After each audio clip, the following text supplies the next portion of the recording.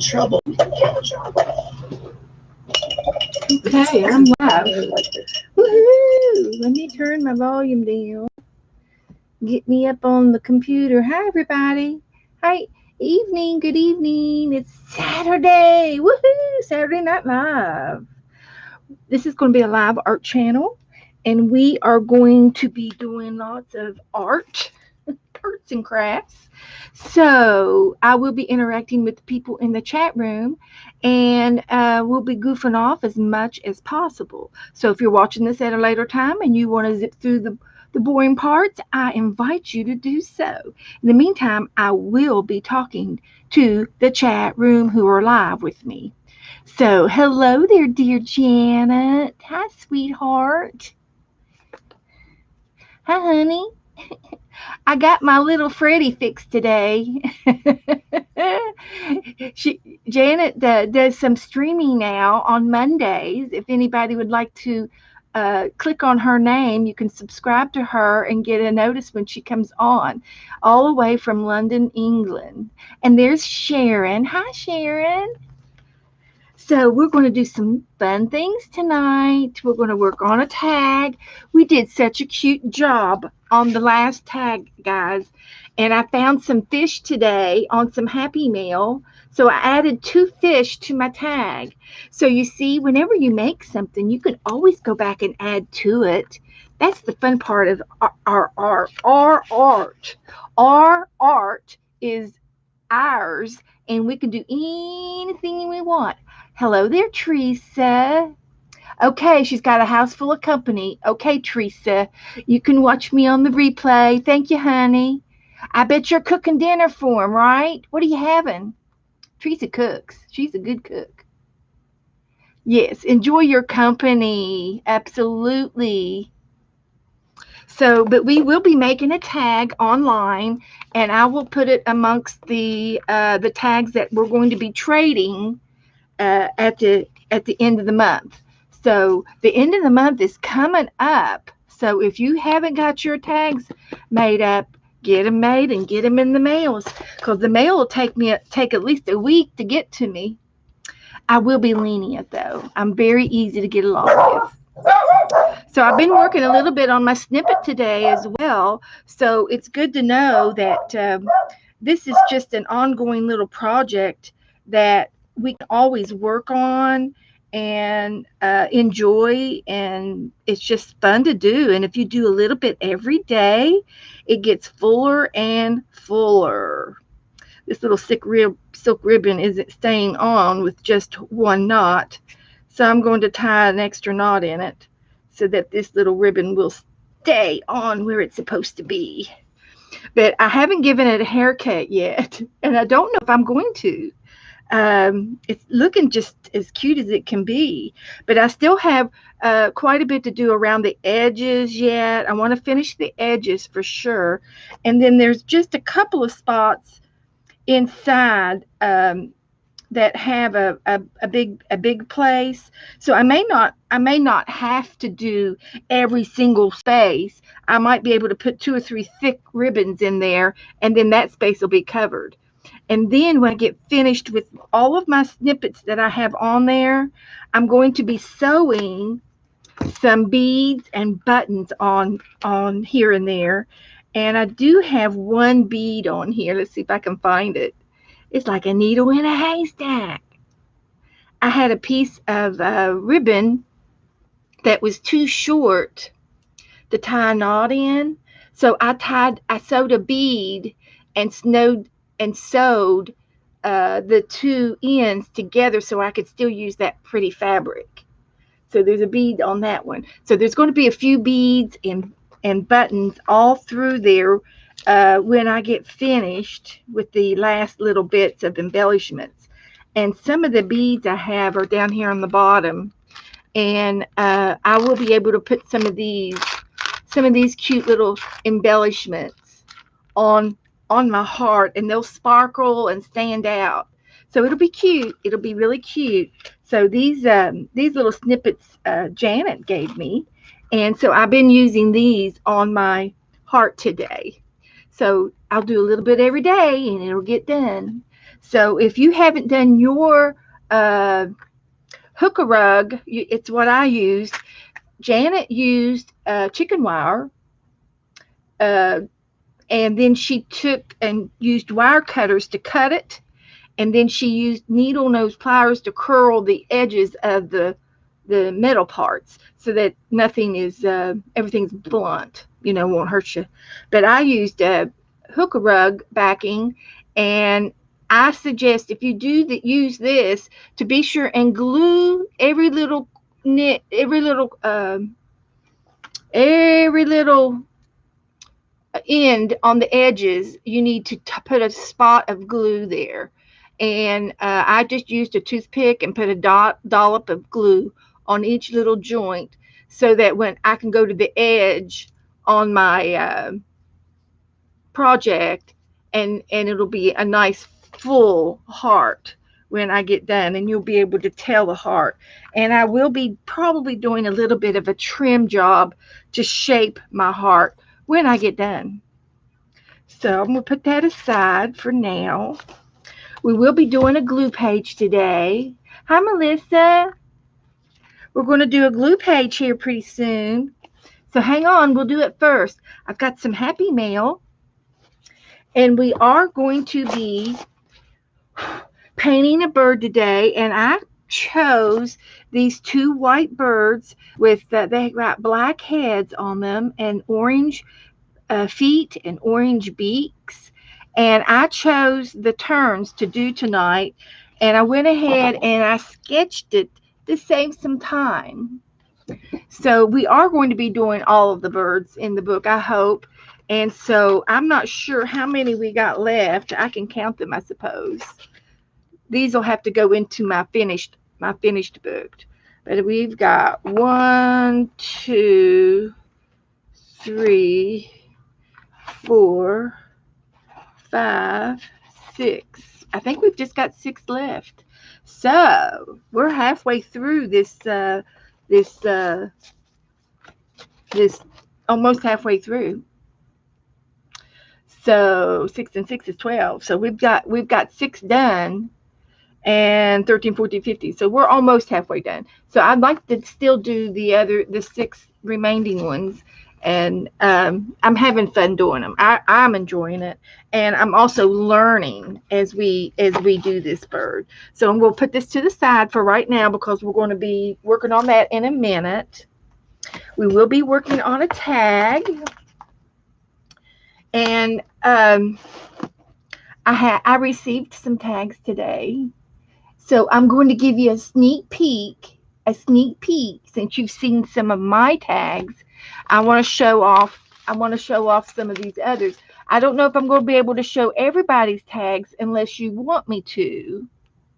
I don't want to embarrass anybody, or if somebody's shy, they might be shy. So I'm sure Sharon won't mind if I show hers to you, just to show you what you can do with a tag. Okay, and we will be making another tag just in a moment. Okay, we're going to show you how to make a tag out of nothing. But this is what Sharon did, and she lives in Oregon, and she made 4 tags, and then she made me a tag. But I was going to keep one anyway. So now I don't have to. So that's more for you guys. So 4 of these tags, all 4 of these tags will be going out to you girls who are playing along. I don't know who's going to get them. They're going to be round robin. I will treat everybody fair. I'm just going to be like my mother. I'm not going to show no favoritism to all 5 of you kids, because there was 5 of us kids. And she says everyone is created equal. Okay. So, but this one is a beautiful tag that Sharon made, and she has these nice little cellophane baggies that she purchased, and you can probably save these from some of your products that you buy. Thank you, Sharon. And I'm going to use you as an example. And I got a beautiful story to tell you about Sharon. When I first started on streaming online, before I started streaming, when I first started watching online, I was on somebody's channel. Don't know who it was. Sharon might remember. And they were doing a, was it a tag swap or some kind of Happy Mail swap? So I said, I'll play. I had never done a tag before. I've never done a swap before. So I did, and I do have her original tag with me. I just don't have it out. I should have, but I'll show you these tags instead. But she made me my very first tag ever to swap with, and she sent me this little keychain fob. It was a little tag, and it had uh, a hook on it, and I put it on my keychain, on my keys, my car keys. It's still on there, okay? And this is like probably a year and a half ago, almost 2 years ago. So, and she sent me a tag, and she put a few little extras in it, like she has done with your tag, with these tags. She put some extra little ephemera in here, extra love. Uh, these are stickers, and they're like stamps. These are like little stamps because they've got the little edges on them, and they're little geisha. It looks like a little. They're rose Victorian roses with some ladies on the stamps. Aren't those lovely? So if you receive this tag, you will receive a beautiful little tag handmade by Sharon. And she will, this is all in her little bag, and she's got some rickrack on here. She's got a safety pin that's called a light bulb. It's a light bulb pin because it looks like a light bulb, and it's a safety pin. And then she put a charm on the tag, and it's a sun on a cloud. She's got bling. She's got some background fabric paper that is just beautiful textured paper, like wallpaper of some sort.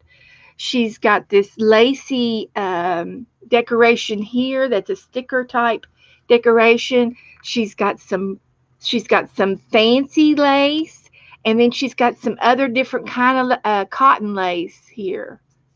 And then she's got a word and a gemstone, and of course sunflowers. Isn't that just so sweet? And then of course she put a little silk ribbon at the top, and it's flat. It's not real bumpy, so that this will go into an envelope. This is perfect. It's nice and flat, but yet it does have some texture. So Sharon, you outdone yourself, girly. This is a good example to show people. Uh, you every time you make a tag, you can upgrade your tag next time a little more. And it's the same way when I do my art. Okay, when I paint, when I first started painting a year ago, a little over a year ago, I don't think I was as good as I am today. I think I got better. I think I'm getting better, and I'm still getting better. And I'm loving it. I'm having so much fun doing it. And my first tags that I ever did were not this elaborate, but they're cute. My tags are cute. I've got lace and tassels, and I've got a flat knot. It's not a real thick knot, so it'll lay flat in an envelope. And I've got my other bling, a different kind of bling, and I had a theme. So this is still a good tag, and this is a good tag too. This is beautiful. So I'm going to show you the rest of them, and they're all different.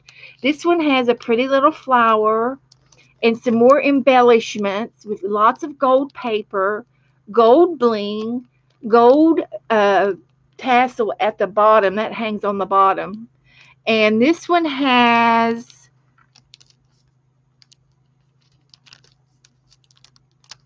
beautify on it. the word beautify. So isn't that pretty? And it looks like a little cluster of beads right there. It is. It's a cluster of gold beads in the center of this flower. Just beautiful work. It's all glue. It's all mixed media. And it's all done by hand. So after you get started on your tags, you can do it. And Cheryl, that's a good point. I'm glad you mentioned that. I have another tag here that I did, and I said the same thing. I need some Mary on my card. I need a little bit of Mary. So I took a stencil and just did a little bit of a stencil right there in gold paint. Right there, and again right there. So you can add to your tags. I still have time to add to my tags if I want to add some more things to it. But everything is mixed media and it's made by hand. I use stickers. I used a lot of paint. I did a lot of background color on the back. So you can still work on your tags too. But these were just beautiful, Sharon. Beautiful tags. Here's another one. And it's got some, these are things, I have some of these things. They're they're they're not a patch, but they remind me of a patch. The patches my daddy always wore on his front of his shirt that says his name. My mom had to sew those patches on his shirt. Well, you can buy these little embellishments, and they're usually where the buttons are. And these little embroidery embellishments, you can buy them separate, and they're just like that. And you can sew them onto your shirts and your sweaters and things. And she's got them on her tag, and she's got a beautiful little butterfly, another safety pin. So grateful, so grateful. This is a piece of washi tape that's just real sparkly. It's just a piece of washi tape, lace, two different kinds of lace, and some pretty purple paper that has a pattern on it. Beautiful, just beautiful. Beautiful tag. And here's another one.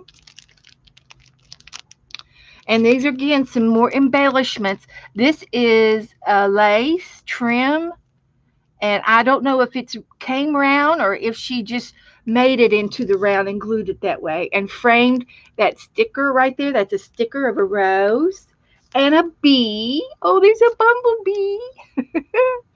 And just very, very sweet. Very sweet. Lace, some more lace, some more scrapbooking paper, and another little flower there. Wonder. Isn't that sweet? And here's another one. It's black and white. And wouldn't this tag be pretty to put on a wedding gift? And then the bride would be able to keep this tag and put it in her memory books. Isn't that pretty? Dream big. And it's just two people dancing. It's black and white themed, white tag with white lace, some silver sequins, and some black sequins, flatbacks. These are called flatbacks. And some just real pretty lace, and a black flower and some black lace. Isn't that just lovely? So Sharon is my example today for tags, okay? So I'm going to put these all back into her little envelope. And these are the first tags I received so far.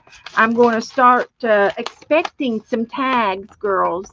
So be sure and get your tags in the mail and get them going so that I won't have to wait till next month. But anyway, I will wait on you. Don't you fret none. If you're having a hard time, just go ahead and get your tags made up as simple as you can. Hi, Deborah Brown. Hi everybody coming in. Suzanne, Cheryl, Sana, Candy. Hello everybody in the background. So anyway, that was my little tag interlude.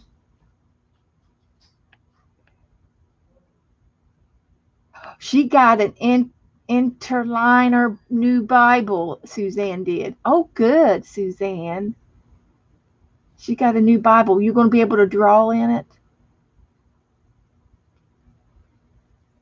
Hi, Rebecca. Rebecca's got two done. Good girl. Good girl. Good girl. So anyway, just wanted to share that with you. I'll put this over here now. And but I thought I had some more tags coming. Oh, but no, they're not tags. This says, Beth, these are not my tags. This is Happy Mail. Now, Candy, you should have put your tags in there, and then you wouldn't have to mail twice. So I thought that since I had this out, that I would try to decorate my something in my book. And I'm going to show you what I have first. I've got this. And Sharon had this lovely fish tape on her bag, so it got put on under the C tag. I used these fish right here and recycled and put two of the fish on the tags. So just to let you know, I did that. I thought that was fun. Total fun. We did. That was fun. So anyway, Candy, our very own Candy here, Candace, sent me some Happy Mail. And I now have her address. Woohoo! I will save her address. And let's see what she brought me. See what she gave me. And I think I will be able to use everything, most of it tonight. Woohoo! I will use all of these little pretty things. There's a kitty cat. And I will be able to use some of these pictures on here. That was a pretty little girl and the flowers. I will be using those things as we... So everybody say thank you, Candy, for sending me this Happy Mail. She sent me this. I kind of got excited about this. It's a charcoal infused cleaning cloth. So it's Japanese. And I haven't opened it yet, but I'm opening it right now as soon as I find it, where to open it from. And it must be sealed. It's sealed. Here it is. So anyway, this is a cloth, and it's got charcoal infused in it. And it says, the more you wash it, the softer it gets. Do not dry in the dryer. Just hand wash by using a gentle cycle. The more you use the cloth, the softer it gets. It's fiber made from wood pulp, and it's combined with cotton to make a fantastic cloth for both household uses and for bathing. This cloth will be gentle as a facial washcloth or serve as an ideal cloth for the kitchen or in the kitchen. I am going to probably I will probably start using this. So thank you, Candy. I've never seen it before. So I think I will be trying this. And if it gets really soft, I might use it as a dust cloth. My bedroom gets so dusty. So I can't get that back in. So thank you, Candace. And then she sent me this. Now, Candace, tell me what this is. I can tell you what I think it is. This looks to me like Japanese handmade paper, and it looks like it's like mulberry paper. Use it in collage, of course. And I'm thinking I'm going to use it on my tag tonight. she sent me this, and it's like mulberry paper. It's got some thin spots and thick spots. And if you look real close, there are some strings inside, and there are some little bits and bobs. And sometimes these are leaves, like tea or flower leaves, and I am all into this. So thank you for such a large piece of it. I would have been very happy with just a little piece of it. But you can see the backside has the threads in it. And you can see the leaves. And these are from the garden, like pressed flowers and things. And so it's usually done. This is like a buff color, but it looks like it might have a little dash of yellow in it, paint to tint it. And you can color this. You can spray it with some inks if you want a different shade of it, but it's called mulberry paper. On Etsy there is bark paper. Oh. Well, anyway, moving on. Speaking of bark, she sent me some painting papers, and it has wonderful texture on it. And I can't wait to decide what I want to do with this little piece of yumminess. So, but she also sent me a piece of bark. No joke. Where's my bark? And I'm thinking I might have to try to use a piece of bark on my tag tonight. Oh, wrong kind of bark. We're going for the tree. Yeah. Well, now the dogs like the tree bark, Rebecca. So anyway, I'm not sure what her intentions were, but I will probably try to use that on a card. She gave me a card, and it looks like she made the card, and she's got stickers on it, and she made a kitty cat, and there's a little piece of bark for the tail on the cat. So you can use your natural fibers from the yard in your art. And she's got these cute 3D butterflies. And then on the kitty cat, she's got beads and beads. These are two beads. This one might be a button.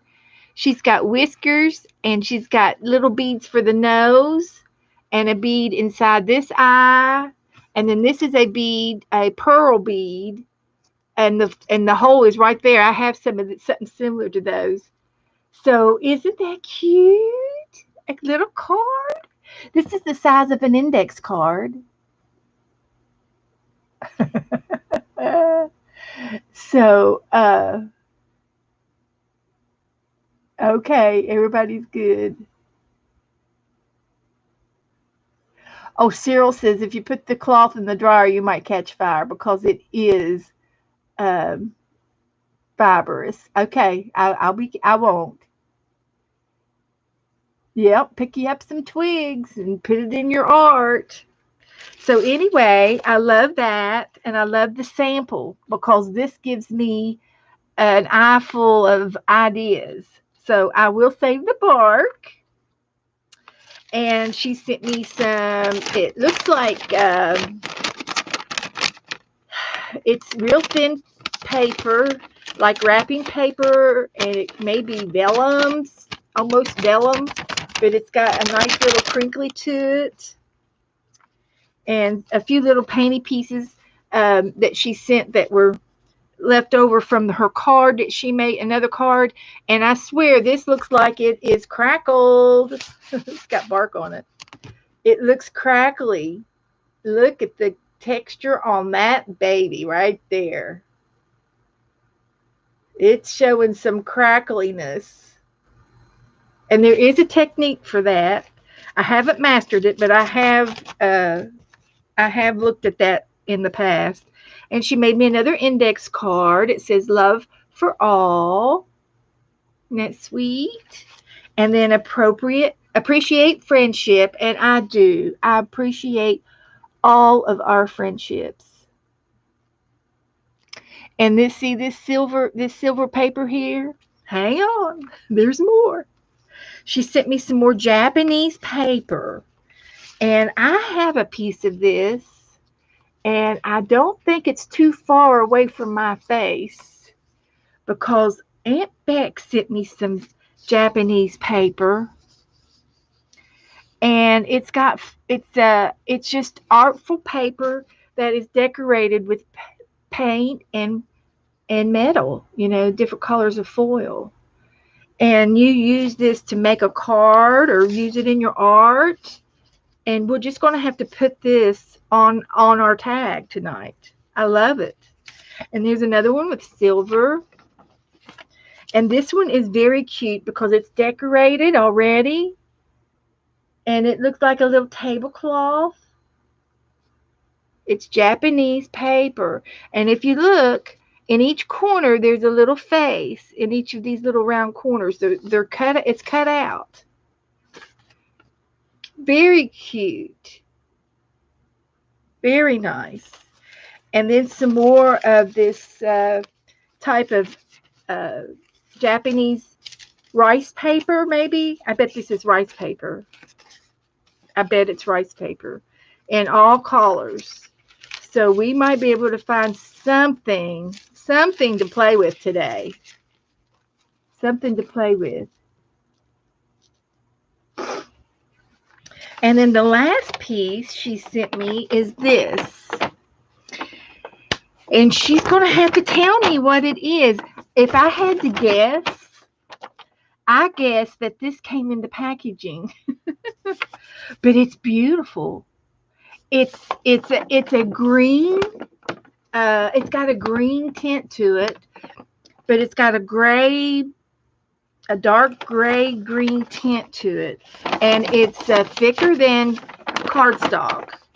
It's more like an envelope texture, and this is going to be awesome. I love this. I love this.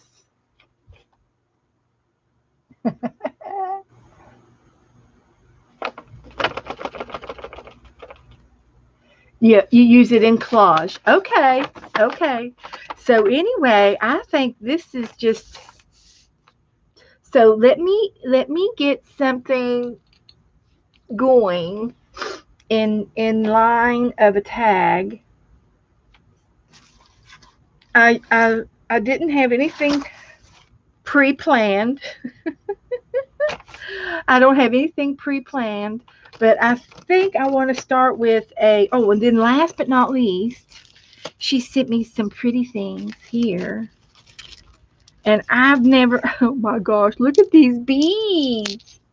Look at these beads. Aren't they awesome? These are so pretty. They're glass beads. And they might be homemade beads. I know. I'm touching it for you. I'm touching it all for you. These beads look like they're homemade. And I do have a bead making kit.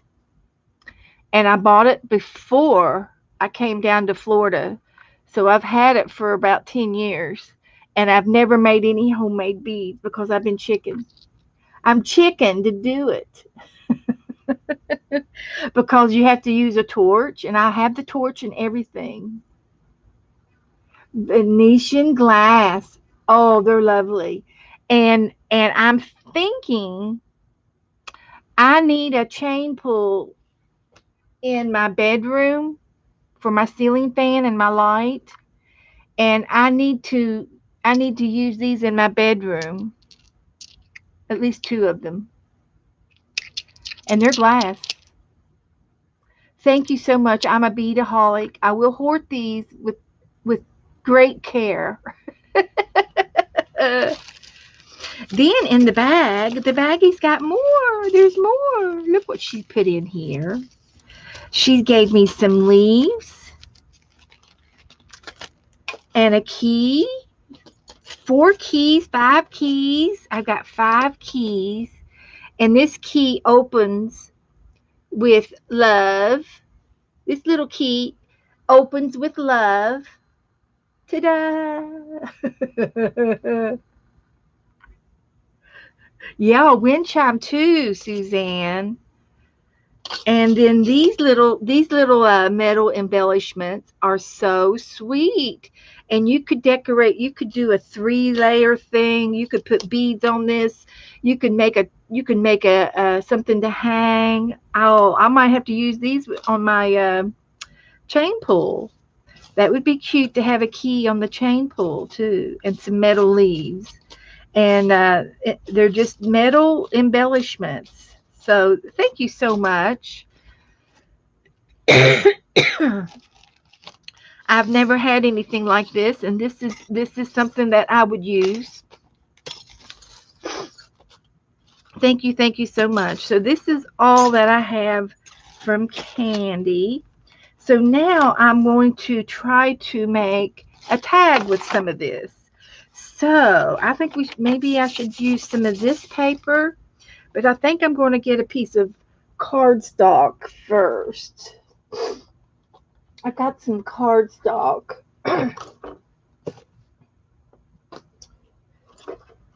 Wonder what size this is. Got a bright idea.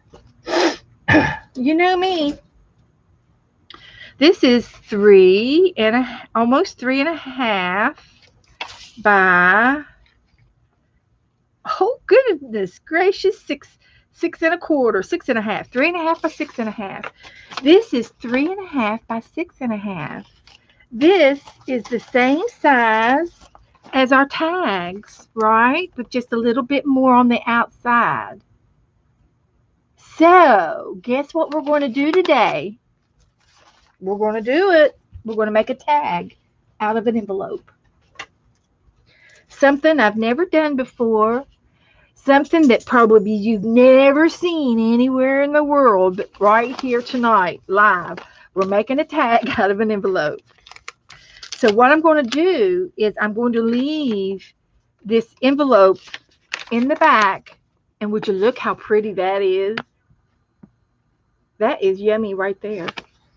The inside part of it, I'm going to leave the inside open, and I'm going to close it and put I can put a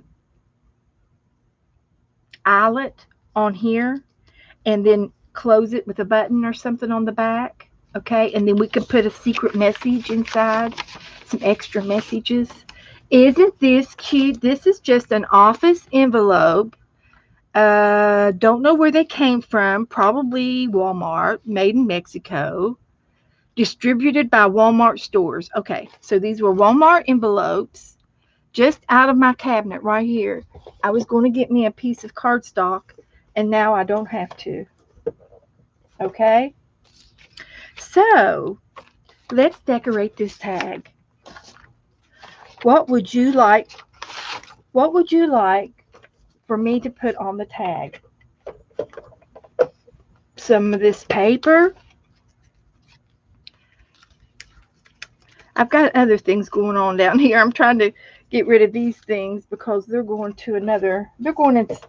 into some Happy Mail. I've got a letter going out to one of my pen pals, and she's going to receive that. Okay, so we've got our tag, and we're going to decorate it. So let's just start decoupaging it. And I'm going to take a little bit of this paper. I'm going to tear right into it.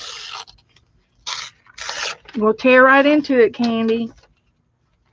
I'm not going to use the white because I've got a lot of white. I'll save it for later. But I do have this, and I'm going to tear some of this off.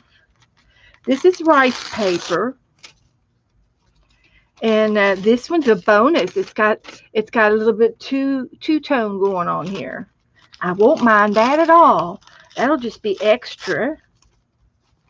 Tear a little bit of that off. I'm going to tear a little bit of this purple off as well. And the green. I love the green. A little bit of red. We're going to use it. We're going to use it all. And I lucked out. I got 2 pieces of green or yellow. She probably didn't even know I had that extra piece. Woohoo! You can use extra of that. Now, I'm not going to tear this one. We'll lay this to the side. And I'm going to lay these over here for right now. But see how she did this? It looks like she had some of this gold or metal paper, and she used it a punch and made squares. And she put the negatives over here and the positives over here. Nice. Nice, nice, nice, nice. And she's got this, looks like this paper here, this mulberry. It's more like a cloth than a paper. It's more like a cloth. It reminds me of a coffee filter. But we're going to definitely use some of this too. So I'm going to try to tear it. I haven't tried it yet, but I think it will tear. And then we've got some of these papers extra to use on our.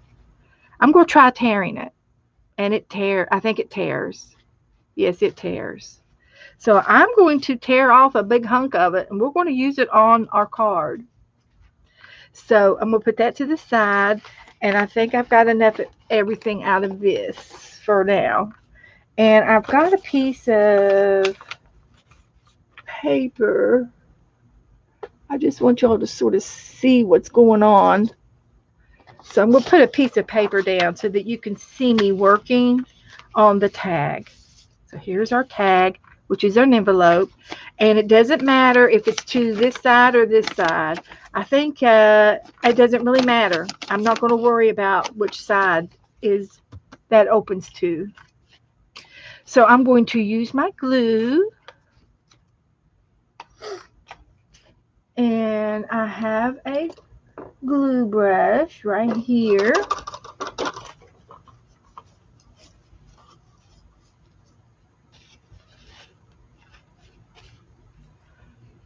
And I'm going to go ahead and put some glue down on our tag. And we're making it. We're going cold turkey here.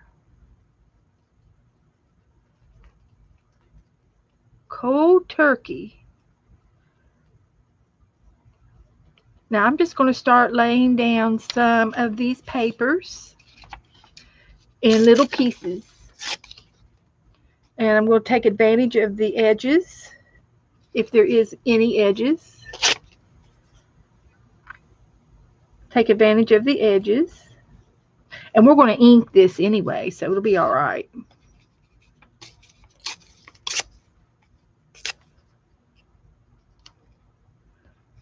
There's an edge. There's an edge. Here's another piece.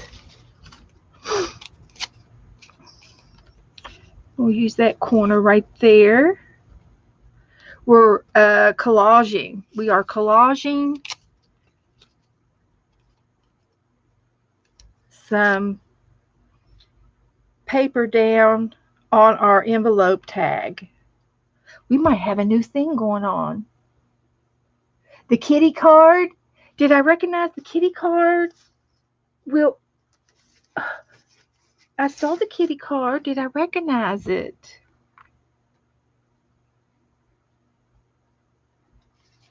No, I didn't recognize it. I don't recognize the kitty card. Did I send you some butterflies or something? I don't remember that paper. I have seen butterflies like this. You'll have to tell me. Rebecca does. Oh, Rebecca, is this something that Rebecca knows?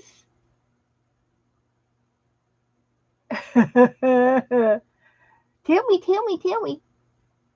You made it with Rebecca. Oh, How nice. Well, you know what? I'm going to have a kitty book now.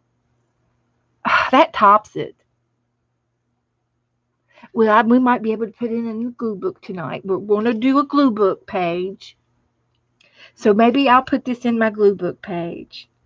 Oh, that's neat. Rebecca has a channel called Crafting with Rebecca, Crafts with Rebecca. Go to her website, look it up, and you'll see a picture of her face. And she does live streams Monday through Friday in the mornings. And she streams for 3 or 4 hours. So if you're late, don't worry about it. Just go on in. That's what I do. I get up late and I go right on into her room sometimes. And I catch the tail end of it. Thank you, Rebecca. It's Create with Becca. And she is a channel that I recommend. It's my style. She does my style of stuff.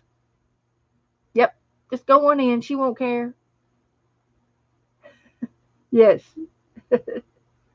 Yep. She's got a dog named Jughead, and the kitty, she crafts around the kitty on the table.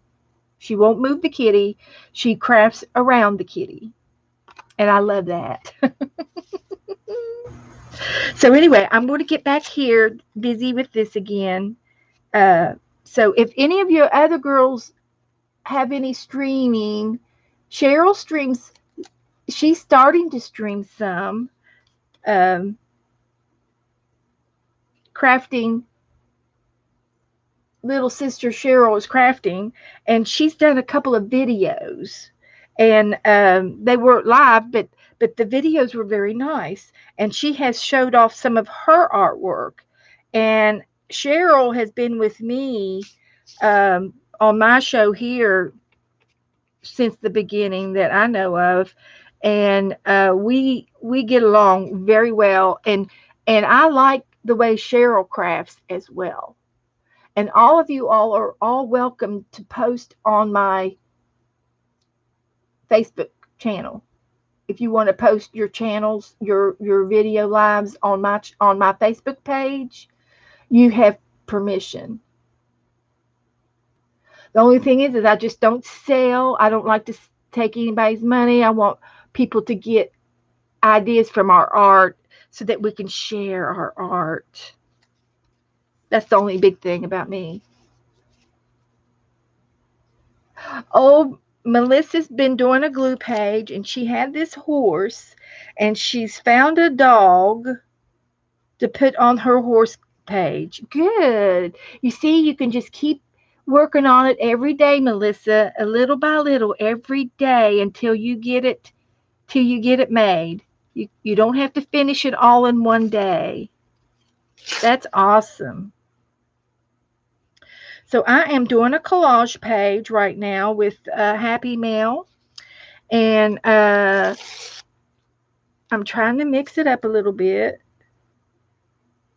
This is going to be a tag made out of an envelope to show you all that it can be done.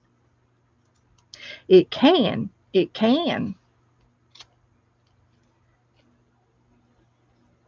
It can be done. It's going to get done. So anyway, I'm getting excited for some reason. You all get me excited. What's going on with that? What is up with that?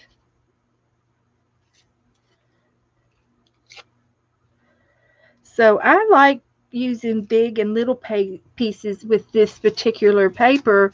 It's rice paper, and it's really cool. It's easy to tear, and it's easy to put down, and it seems to be working good. And then I'm going to put a final coat of glue over top of it all when I get done. But in the meantime, I'm mixing it up. So I was watching Sharon Marlowe earlier today. She come on about 5 o'clock, And oh, she is so cute and funny. I tell you, I just can't get enough of her sometimes. She does a lot of nice crafting things, and she was working with Lori. Oh shoot, Painty Girl Lori is her name, and they both have been in here before, and they were doing the jelly plate, and I thought that was fun. And I haven't done that with you guys, jelly printing with you. So if you guys ever want to see me do the jelly plate, I do have a jelly plate, so I can. Uh, we can get into it sometime. Not today. I'll add it to my to-do list. I'll add it to my to-do list.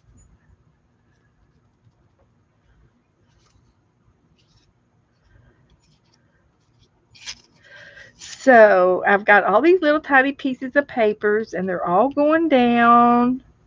They're working out. Doing a little overlap. Need some more yellow. Oh, I haven't done any of this paper yet. I might have to make oh, it's got some stickiness to it. Is this a tag? Nope. Uh, this is homemade paper is what it is. It's a sticky piece of paper. You know what it reminds me of? It reminds me of those photo books. You peel them back, and your pictures stick to the page. That's what it reminds me of.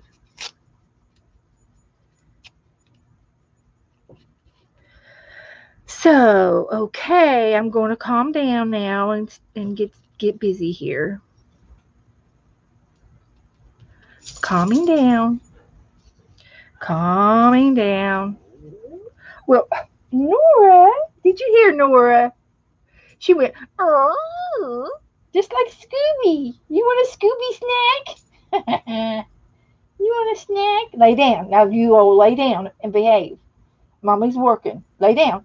Lay down. You're fine. Lay down. You got to lay down for a little while. We'll wait for your dad to come in here. He'll be in here in a minute. I know, Abby. Okay, I'm just filling in the holes now where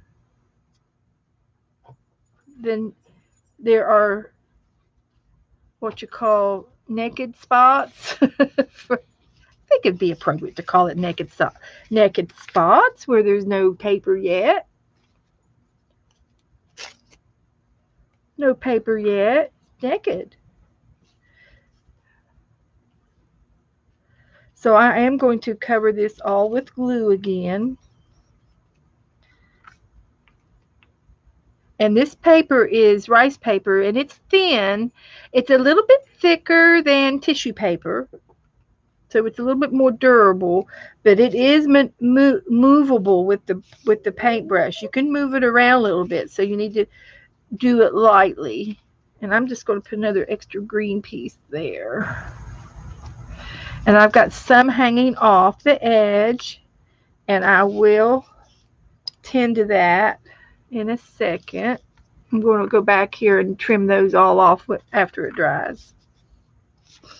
So let me get one more piece of yellow on here and down here. But these little pieces they tear nice, and they make a pretty collage. It's pretty. I like all of that in there. So I like it.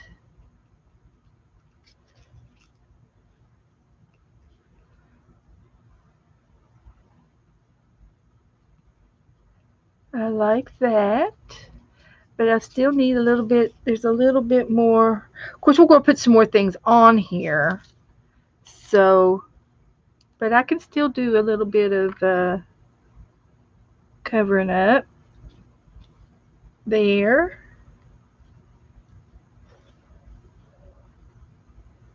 And there. And I think the rest of it looks like it's just like the edge of a paper torn. So I think that'll work. So I'm going to let this dry while we decide what we want to put on top of this. This is our tag. It's going to be our tag. And I am going to be using a hole punch. And I'm going to be using an eyelet maker. I've got an eyelet maker.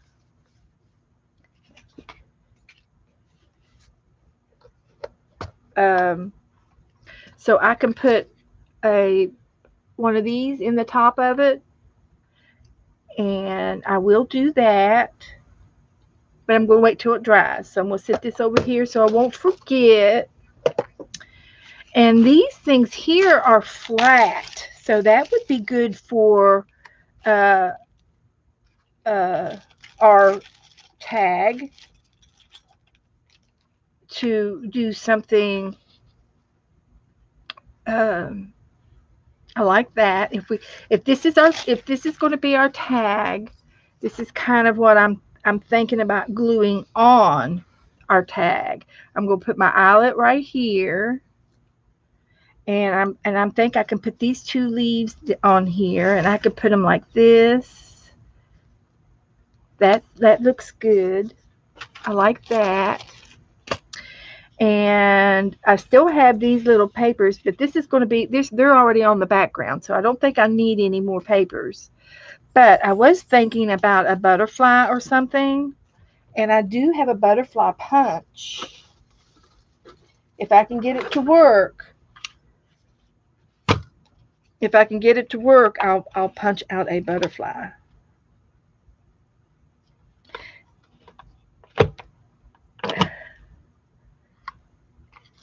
And it worked. And I got that hot pink. Look at that.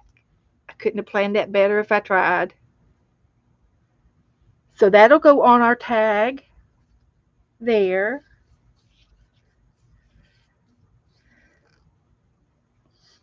Clean my little mess up. My butterfly made a little mess.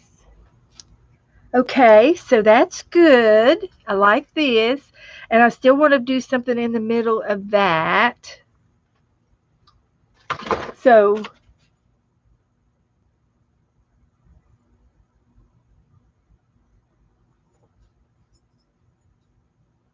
okay, looks fun. Okay, I can. Oh, right. That's right. That's right, Melissa. You cannot go live on YouTube because you have to have 100 subscribers. If it's a lot. It's a lot of people, and that's on your phone. Now I have a hard drive, a big computer, a desk computer. We had that computer first before we had our phones, and so I've always worked on the computer when I do stuff, and I have art programs and things like that on there. So we've always had the computer, the big monitor. So I have YouTube going through it, and you don't have to have 100 subscribers to go live on your hard drive, but you do have to have the equipment, and it's expensive. So, and now I can go live. Well, actually, I've never gone live on my phone, so I don't even know how to do it. But if you stream from your phone, you have to have subscribers, and it might be even more than that. It might be even more than 100. I'm not sure. Okay, so I still want to put this. This is my mulberry sheet. I still want to put it on top of my tag, and I can put it all in one piece, or I can put it in little pieces. Do you all have a preference on how I should do this? If I just should put a few down everywhere, every which way, like this, and glue them down, or one piece? I want to do it in several pieces, and that way you can see the rice paper. I've got more of it, but in some big pieces. Can you hear Abby? She's growling, and that's her play growl. I think it's 1,002. Yeah. It used to be like 500, and now they've upped it because so many people were doing it on their phones and they were slowing the system down. So this made it more fair. So anyway, I've got some of that down. Good, Cheryl. Okay. I think that'll work. And I didn't have to put any more glue down because it held, there was enough glue there. So this means that the fibers of this mulberry paper will be fluffy on the card and give it some texture. I am going to cut that little bit off there on the edge. I am going to cut him off like that. Just a little bit. And see, I can decorate the back of the envelope too. As soon as this dries, we'll do something to the back. I might paint it or stamp on it or something. I think it needs to be colored. But I really love that. I think that's pretty. So that's part of our tag. And we're still designing our image to put on the front of the tag. And I'm still working on that. I'm trying to think what I want to do. I think I want to go to my sticker book. Let's see if we can find. This is such an easy go-to thing. It is. It's so easy to go to it, and let's take advantage of it. Why not? We could put people on it. We can put there's a dancing group here. People are dancing. And then our word on the front of the tag can be just dance. Just dance. JUST dance. DANCE. And I might have, let me see, I've got some stickers over here. I've got some real stickers. Well, all stickers are real, but I've got these. This was what we used the other day. We'll put it back in my box. But I've got these other little stickers laying on top, and they are letters. And there's not very many of them in there. Ooh, this was Happy Mail to me too. That would be pretty. I'm getting that out. We might have more than one or two things going on. Who sent me this? I forgot all about that. Somebody mailed me this. It's a box.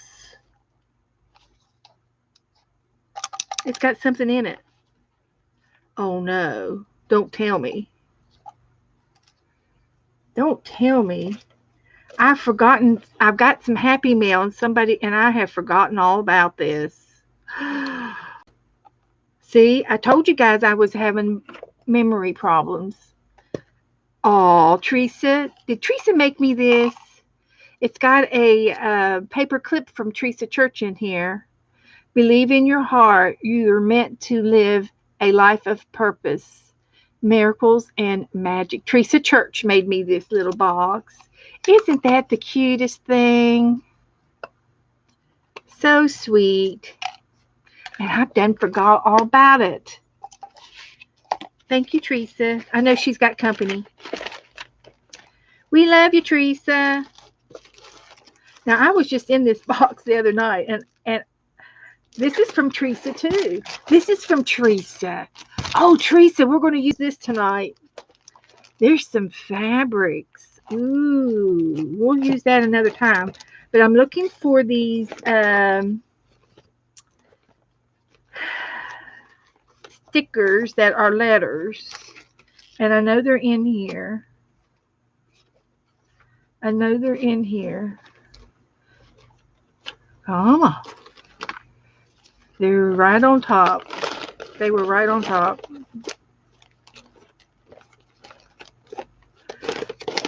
I really do enjoy all of y'all's happy mail. And oh my gosh. Yes, I was looking for these. I know where these came from. These are from our very lovely girlfriend, Violet. When the coronavirus started, we became isolated. And I haven't been out.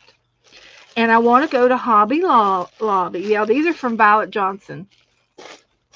And I wanted to get a shadow box so that I could put some of these things in my shadow box. Violet made me these. And I'm just about ready to get out of quarantine just to go up and get me my box. Hobby Lobby has these frames, and I have several of them in my bedroom that are narrow, and I hang my jewelry up in them. And then I can hang them on the wall. And when I want a piece of jewelry, I can see my jewelry, and all I have to do is open the glass door, pick my jewelry, close the door, and I'm done, and I can wear my jewelry. Well, they have these shadow boxes, and you can open the front of them, and you can add to it. And there's one it's about this wide deep. So I guess that's probably 2 or 3 inches deep. I'm saying it's closer to 2 inches deep. And the door opens up. It's black. It's a black square box with glass in the front of it. And then the back of it's got a little bit of a tweed or some sort.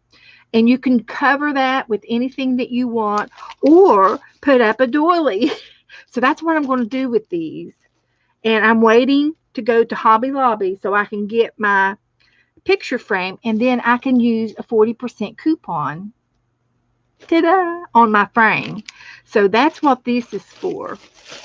And then when I get some cute things, whether I make it or whether I receive something, like I received this from the hospital when my mother died, my little angel.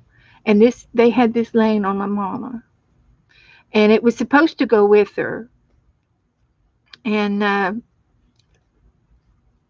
she was going to be cremated. So I kept the angel. And I said, I want the angel because this was my mama. And it's the last thing that touched her. So anyway, this would go in my box. This would be perfect to go inside my box with my doilies.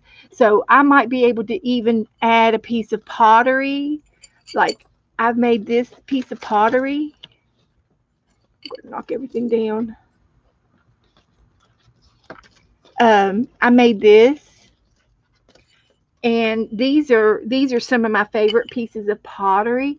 So wouldn't this go in the shadow box? It would be perfect to match and contrast. And so this is precious to me, and I will put that in my shadow box. And I'll make it online. I'll do it on here when I do my shadow box. But that's just the few of the things that I have set aside for my shadow box. And I need to put this in a box of its own so I can collect for it. I'm sorry, that was a little pickle rabbit trail. Cheryl, you said something the other day about a pickle rabbit trail, and I have said it pickle rabbit trail ever since. So a rabbit trail is pickled. It's pickled, I'm telling you. Well, I'm looking for the stickers, and here they are. Now, I was hoping that we might be able to say just, what were we going to say? Just, was it dream? I forgot now. Or just dance. It was going to be just dance. If we put a dancing couple on this envelope tag, yeah, Joe could make me a shadow box. But these shadow boxes are already made. They're already finished. And they're ready to hang. Ready to hang up. Instant gratification. So anyway, J-U-S, no T. Okay. Well, I was hoping that these little guys I had the letters for to say something, and I don't have. This is all that I have left of it. So just JUS is all I can find. No T, and then there's no D. There's an ANC. ANC is all I have. No D and no E's. So this is a reject for another project. Okay, we tried. So anyway, Just Dance would be a cute sentiment on that. And unless you all can think of something else I could put on my tag, my envelope tag.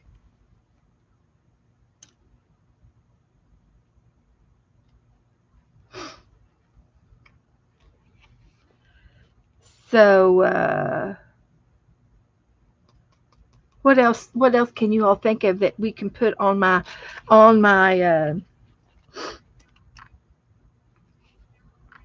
tag? I got a butterfly. There's a kitty cat. If I make this up and put something on it,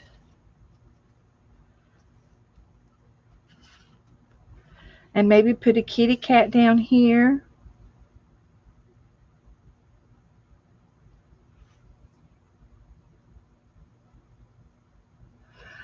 Well, I think they're going to be too big. They're too big. That's a good idea, Cheryl. There are letters in the back of this, but they're all big, and it'll take up most of my tag. I won't be able to put anything else on my tag. But I could. I've got a little J, or I could write it on there.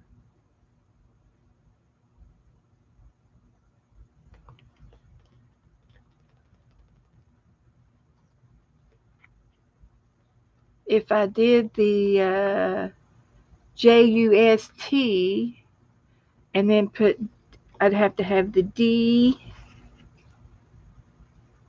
and the E. D, and then I got the ANC, and then the E. Mix them up. I think I'll wait.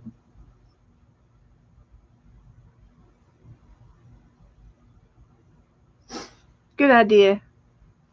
But anyway, I'm just thinking of ideas of things to put on here, and I definitely want to try to use some of these. This is something that Teresa sent me, and I forgot I had it. So we're breaking it out.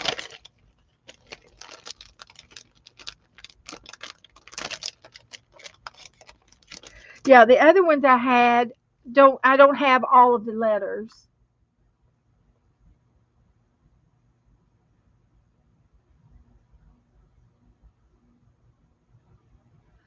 So we won't worry about that. We can write it out on a piece of paper if we need to. So these things here are little pieces of cardboard, and you can take them, and they are stickers. Girls, we have stickers. We've got gold sticker embellishments. Look at that. These are stickers. Well, there's no sticky on it. The paper came off the back. That was just a cutout part. But anyway, they let me read it. Let me read. So we got some birds, and we've got some ivy, and I think I'm going to use them on here. We'll use a couple of birds and an ivy. Let's see. I think they were gluing them on. Embossed metallic trim. That's all it is. Embossed metallic trim. And then you glue it onto anything you want. If you've got a holiday coming up or a wedding, you can take these and glue them on all of your glasswares to make it look festive. Decoupage finish. Yep, you will need decoupage.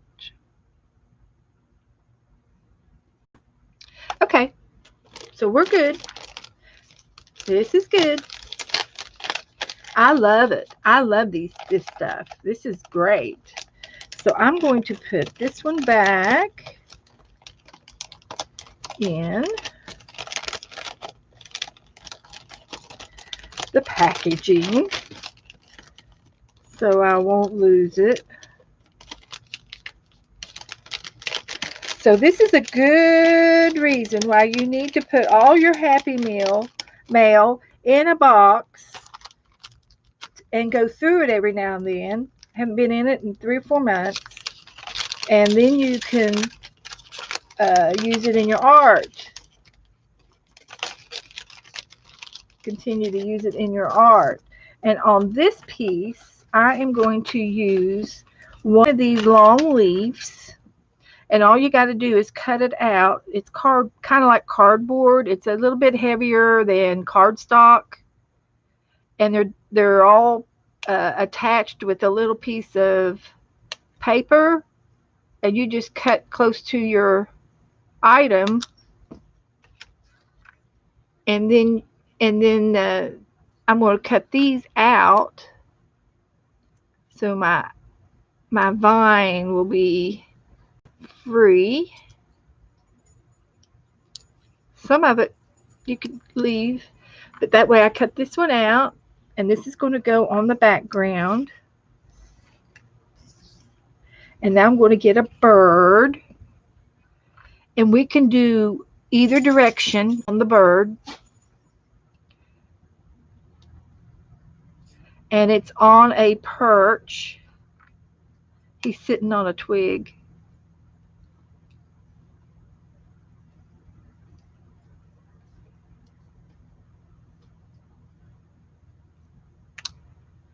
And I'm going to go ahead and cut another one just in case. Just in case we want it going the other direction. We could use both birds.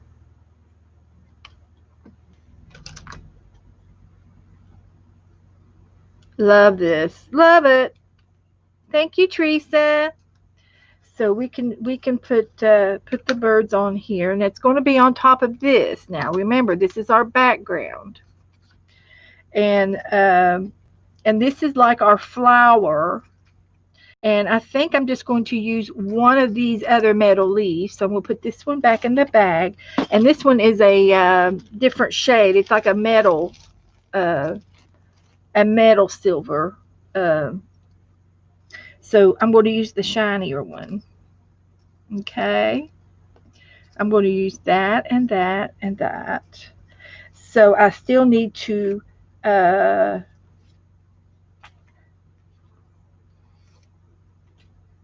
think about what I want to put on that. And I'm going to go with my sequins here and see if I can use some of my sequins. There's a green leaf.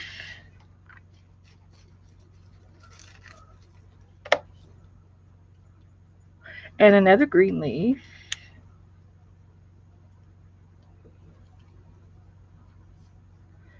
And we can add some color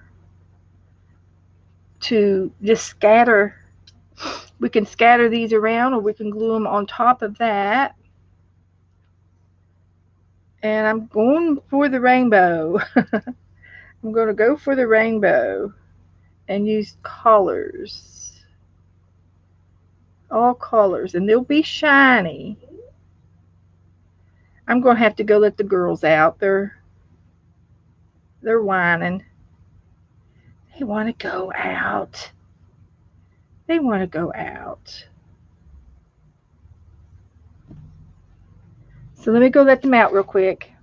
They've been patient enough. So I like what I'm doing here, so I'm going to get some more out when I come back. Just a moment. Come on, I'll let you out. Come on. I know. Let's go.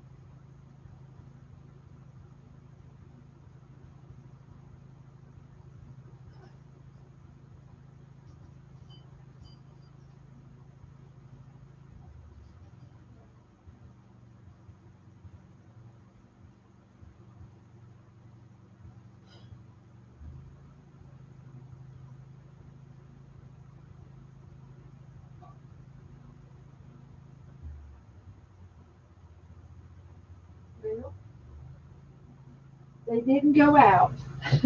I opened the door and they did not want to go out. So I gave them a snack. Okay, so back to my sequence. And I really think once I get all of this on there, I don't have a word. I didn't put the dancing couple on there, so we can put another word. And is this about the size? So if I put this down, scooch it down a little bit,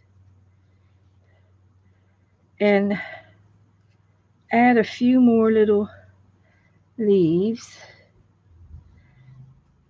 And I think I can get both birds on. And then in the middle of, this is going to be where my eyelet's going to be. And on this little piece, I can write a word. And we can pick a new word out.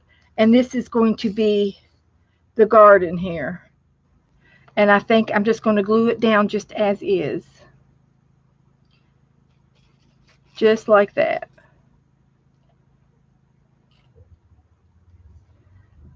Just go ahead and glue it down. I can add another butterfly.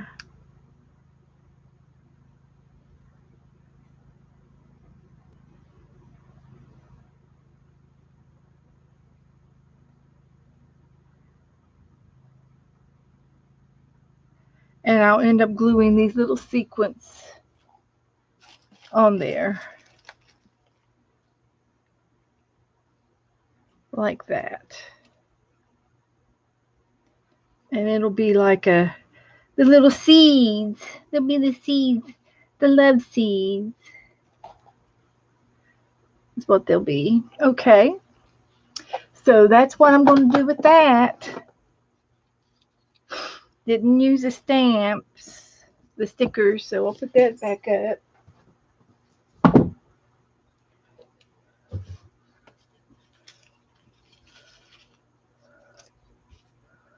Okay, so I'm going to go ahead and lay this down.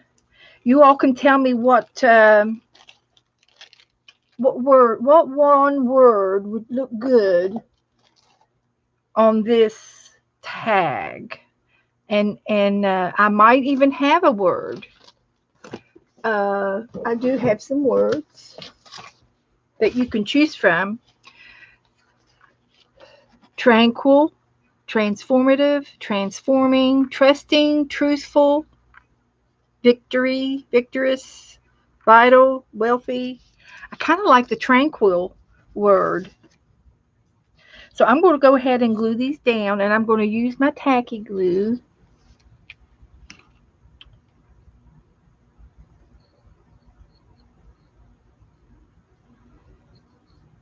It's good and thick, and it will let it all go down. And I'm thinking maybe another piece of lace.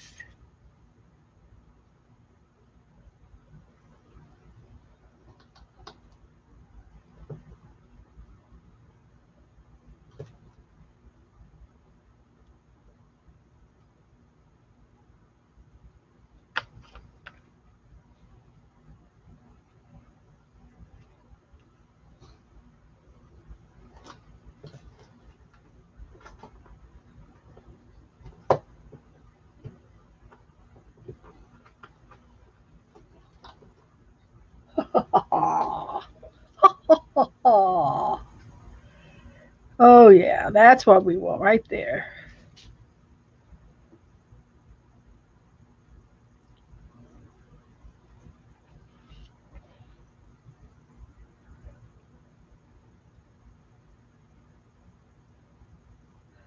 I'm into the lace.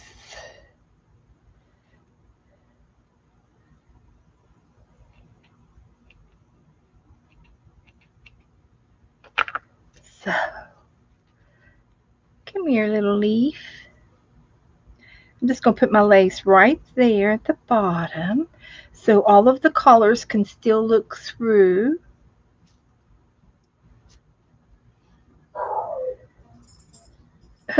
Now they want to go out with that Joe. Joe came in and now they're going out.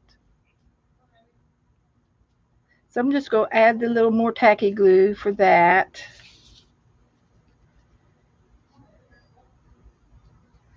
And the things underneath are peeking through. And I'm going to add my gold leaves back on top. Reapplying the glue on each little leaf so it'll glue down, and I'm going to put it over here on the side.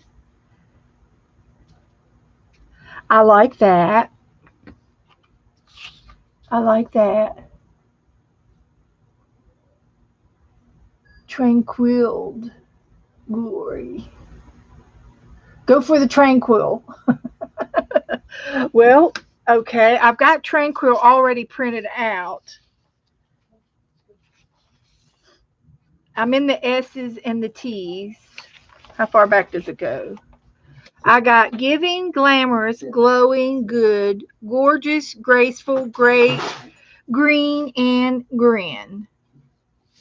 What are you trying to do? I'm trying to take her outside. Okay, she didn't want to go. How do you know? Did she tell you? I've already asked them to go out and they wouldn't go, so I gave them something to eat. Okay. Just don't worry about it. I know it's spilled. I'll get him later. You want to try to get her again?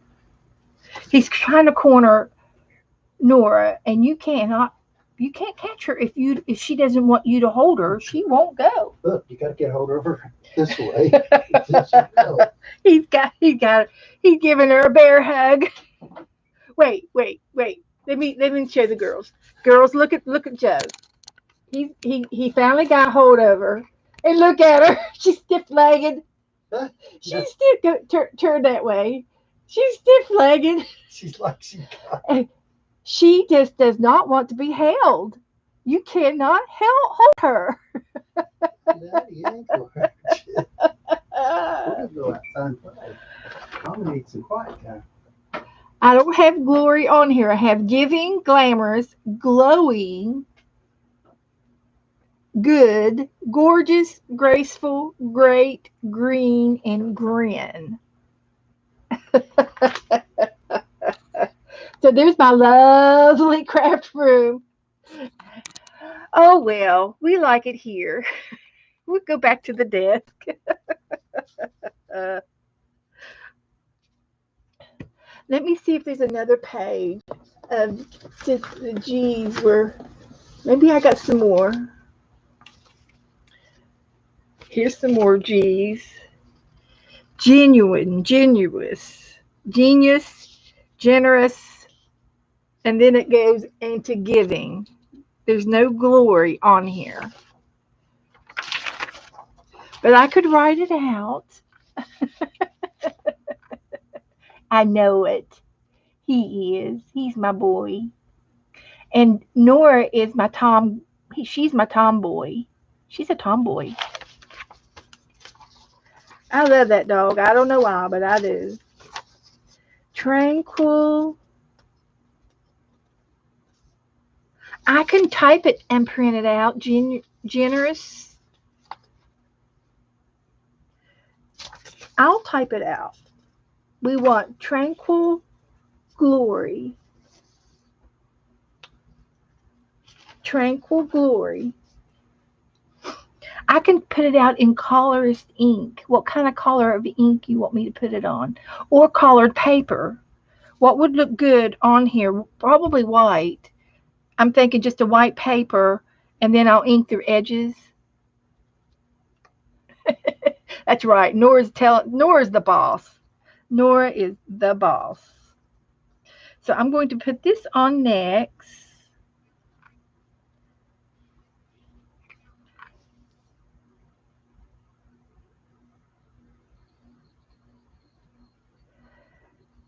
And I'm going to let all the glue squish to the front. And then all I have to do with my sequins is place them down. I will print out a perfect sign. So now I'm just going to put these guys on. put the big ones on first.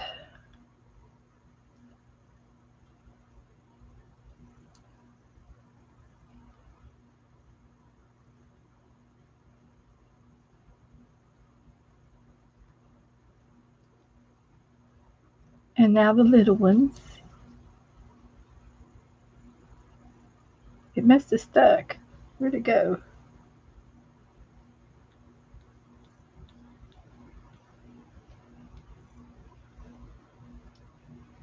It didn't want to stick. Let me see what it's probably sticking to my finger.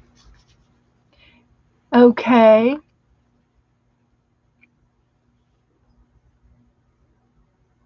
God gave me a heart for her. Yes, it was just meant to be. I wanted a little dog. Got a 50-pounder. I've never had such a big dog before. And that is probably the reason why I think God gave me to her, because I didn't want a big dog on purpose, because I didn't want to be responsible for such a big animal. But God knew that this dog needed a home.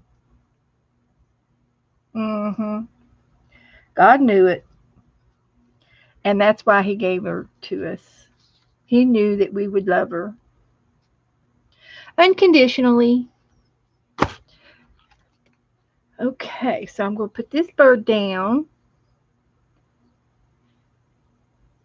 here. And a gold leaf here. And a green leaf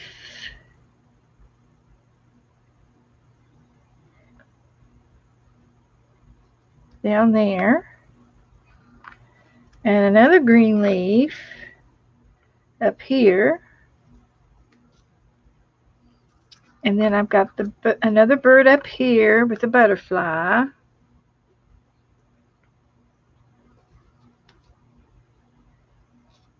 And then the butterfly out of the scrap paper right here.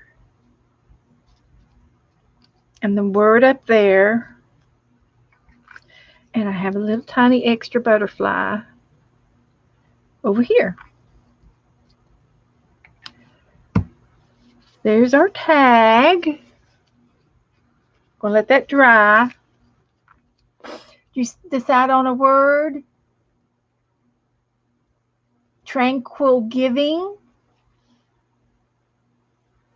Tranquil giving is good. Would that one be okay?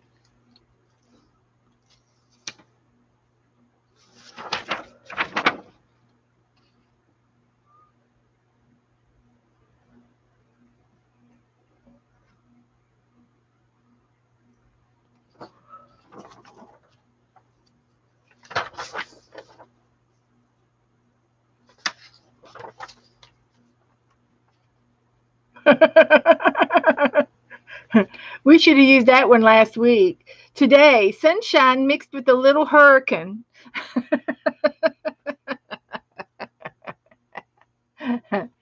We'll save that one for the next hurricane party. Hi, Sue. I don't know if anybody's going over there or not. I think Jersey Crafter is. I think I saw her earlier today.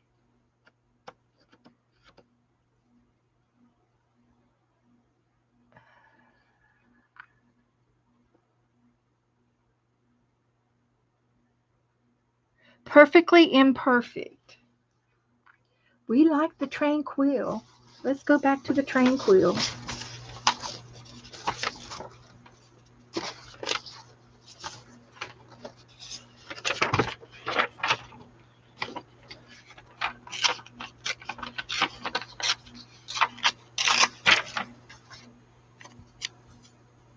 It's over now? Okay, I think they've been going on all day. Okay.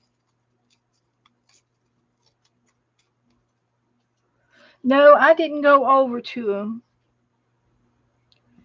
tranquil.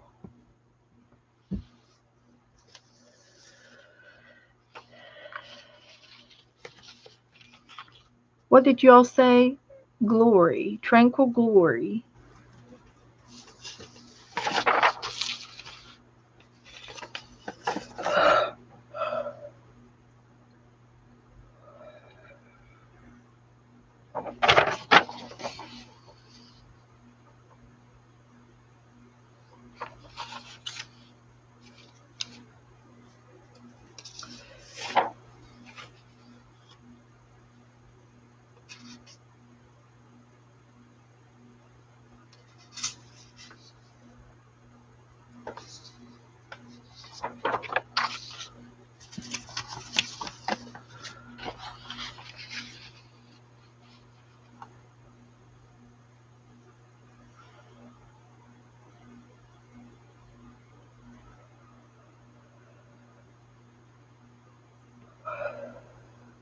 Giving, tranquil giving. Is that going to be okay, Suzanne? Tranquil giving, since I have it. I can always print it out. I don't care. Tranquil giving. It's giving us tranquility.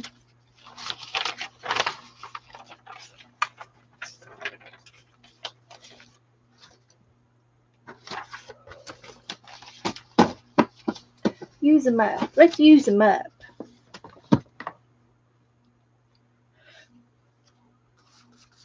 And I'll ink them.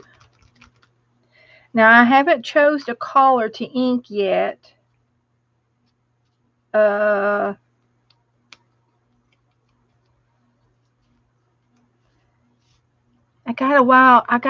thought.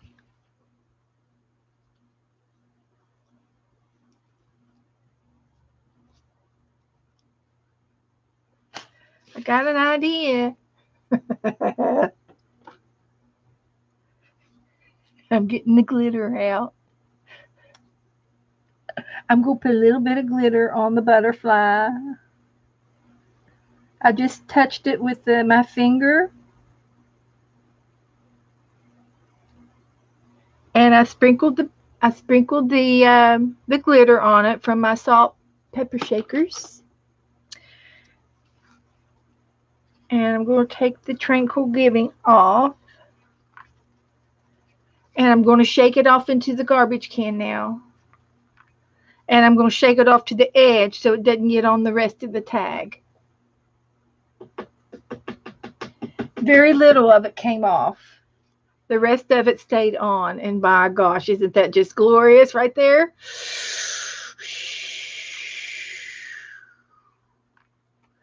In a galaxy far, far away. Isn't that just yumminess? Yumminess. So I'm going to get my little ink pads. Let's see which one I want to get. I don't know that I have a purple one. I got a blue one. Good enough. Matches the glitter. It's a purple blue color. It's like a royal blue. Pretty, pretty, pretty, pretty, pretty, pretty, pretty, pretty. And I will do this lettering in the same color.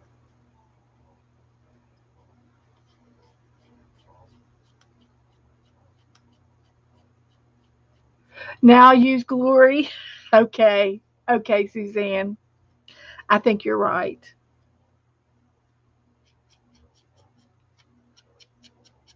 The day is still young. We might be able to use this a little later.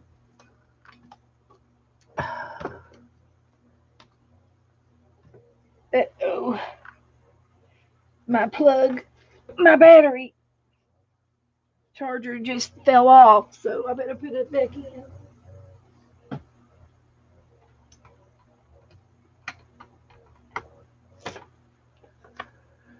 It's charging back now. Okay. So anyway, let me just go back over here and see if I'll do Glory. Glory.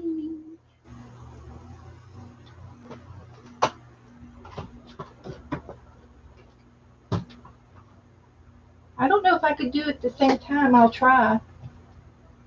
Just a moment, please.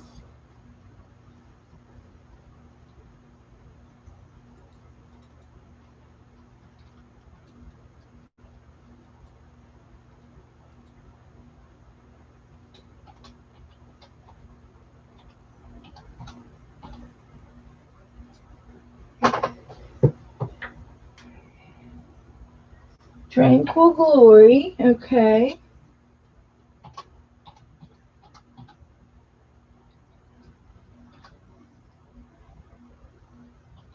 All right. And I can print it out in that same color. And it's kind of a purple. Make it bold and italic maybe. And I can make it at least, the fonts could be 16 or 18 fonts, make it a little bit bigger. And print that out and see what we got. I think I'm going to make it a little bit bigger. I'll leave that one and I'll just copy it. Copy. Paste. And I'll make this one bigger. And go 22.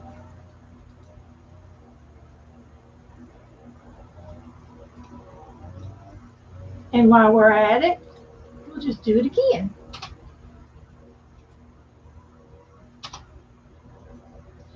Paste. And I'll make this one 36. And now we're going to print it.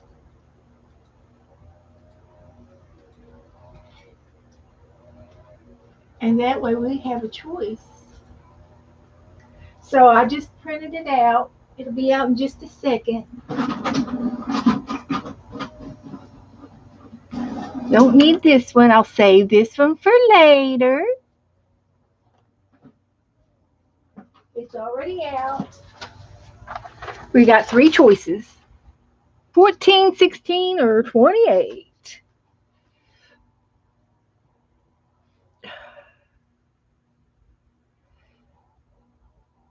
6 new kittens. Oh, I wish I was there. A demo machine. Oh, you mean like one of those printout hand job things that you do it by hand? I've got my computer right here. I got a printer. I got ink. So I'm thinking the big one might be too big. I am going to separate them.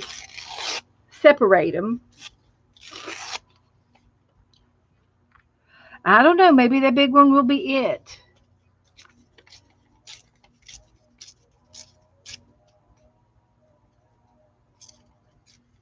And I'm going to put the eyelet in the middle.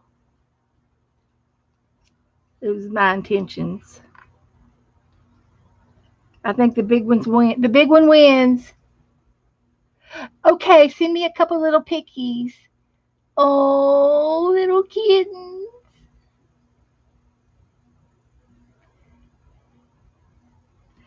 So I still want to use the ink on the edges. And I can just barely pinch this one off just a little bit more so that we can see the back side of our tag.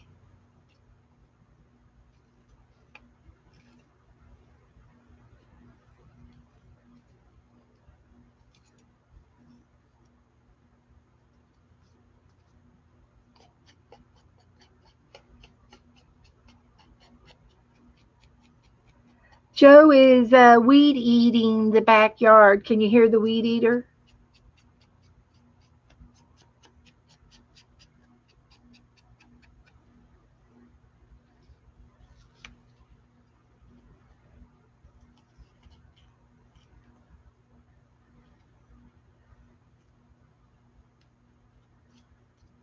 Okay, we got it, girls. So let me see if this is dry enough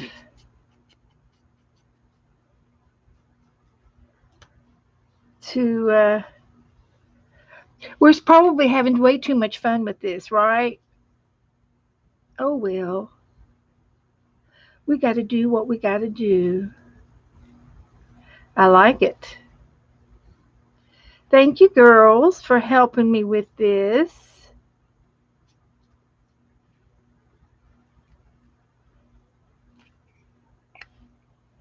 I am going to put a tassel on it. I'm going to put uh, an eyelet in it if I can. I'm going to try to put an eyelet in it. I'm also going to ink the edges of this, see if I can do it without making a mess.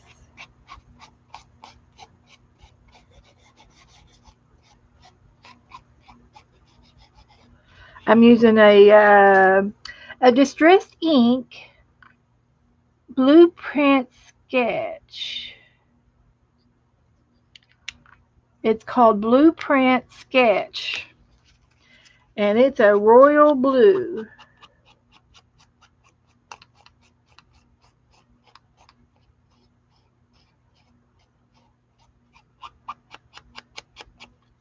And we do have the other side to decorate yet. So how many of y'all going to try making a envelope tag?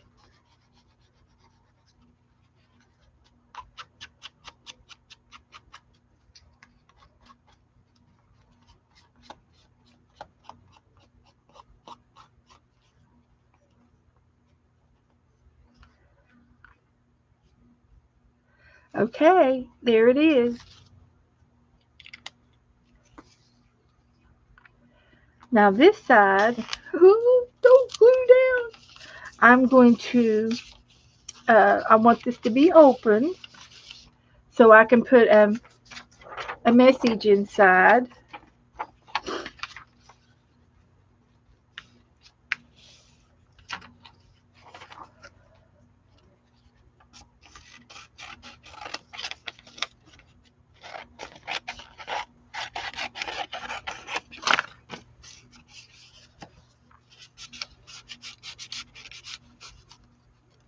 And then we're going to close it. And I'll probably will glue a button down and maybe put a tag on another a eyelet on that side, and then I can close the button with some string.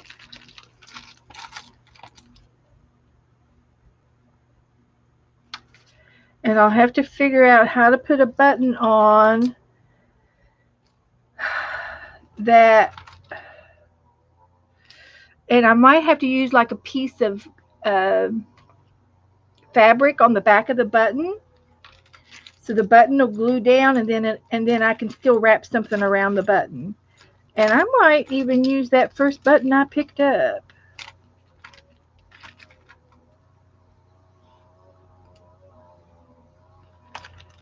I've got a little wooden button.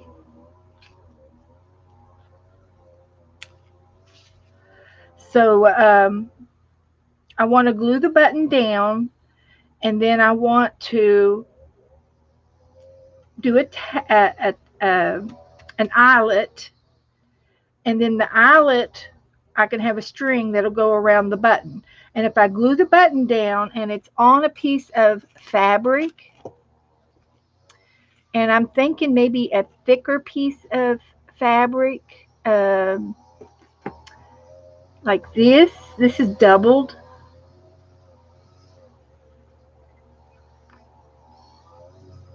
I might even have a piece of felt or something out of my snippet jar. Oh, my wheels are turning.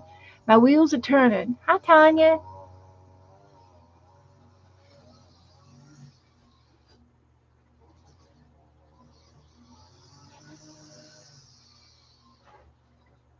Okay, Tanya Woodward is added to the tag list. I need to update my tag list. No problem. Make me 4 tags and send them to me.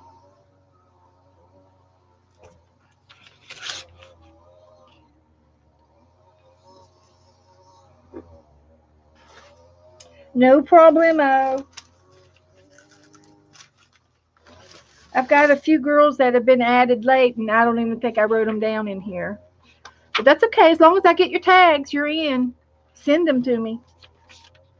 Send them on. Where's my tag list?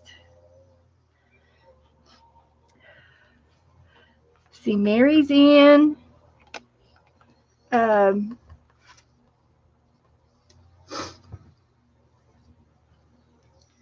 okay, Tanya, you're in.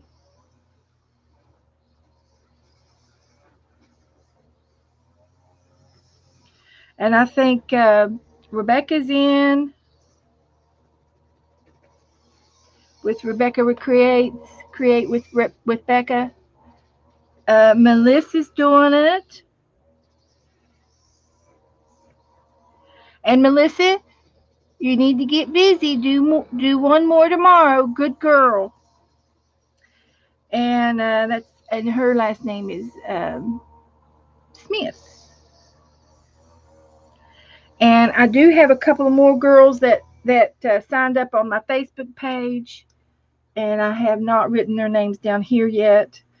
But it doesn't matter. I received Sharon Lumbar's. Woohoo! She's done. She's the first one.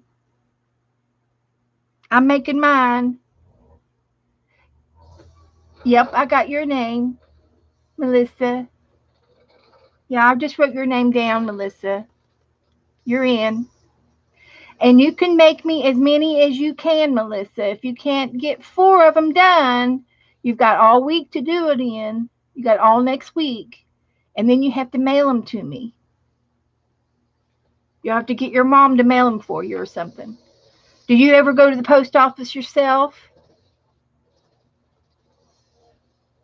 Mary's finished hers, so hers are going to be in the mail soon. Sana, I think, has already mailed hers. And who was it that was in Australia? Was that Cindy? Cindy said she mailed me hers already from Australia. Well, you can get your mom to go to the post office for you, right, Melissa? Great, Suzanne's got her bases done. That's half the battle right there. Won't be no trouble to slap a little bit of lace on there and a sticker. You can do it, Suzanne. I got faith in you.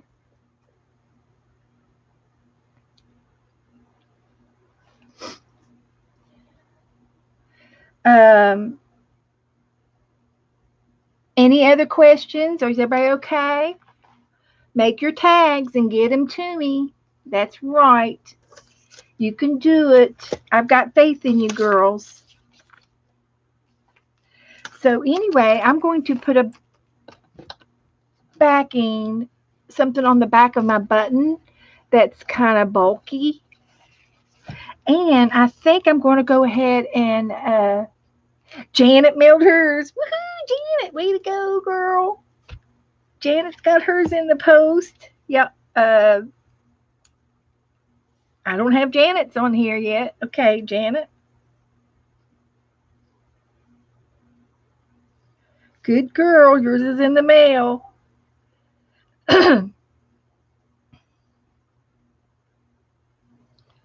So that's good. You're all coming along.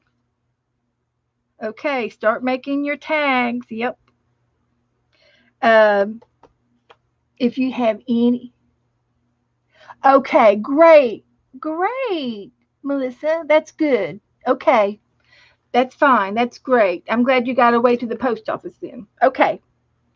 So, anyway, on the back of my tag, I kind of want to decorate it,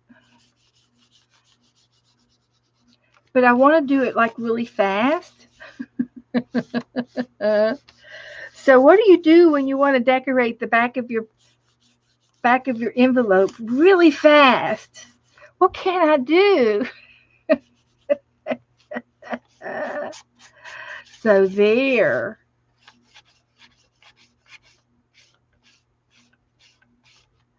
There's my back of my envelope.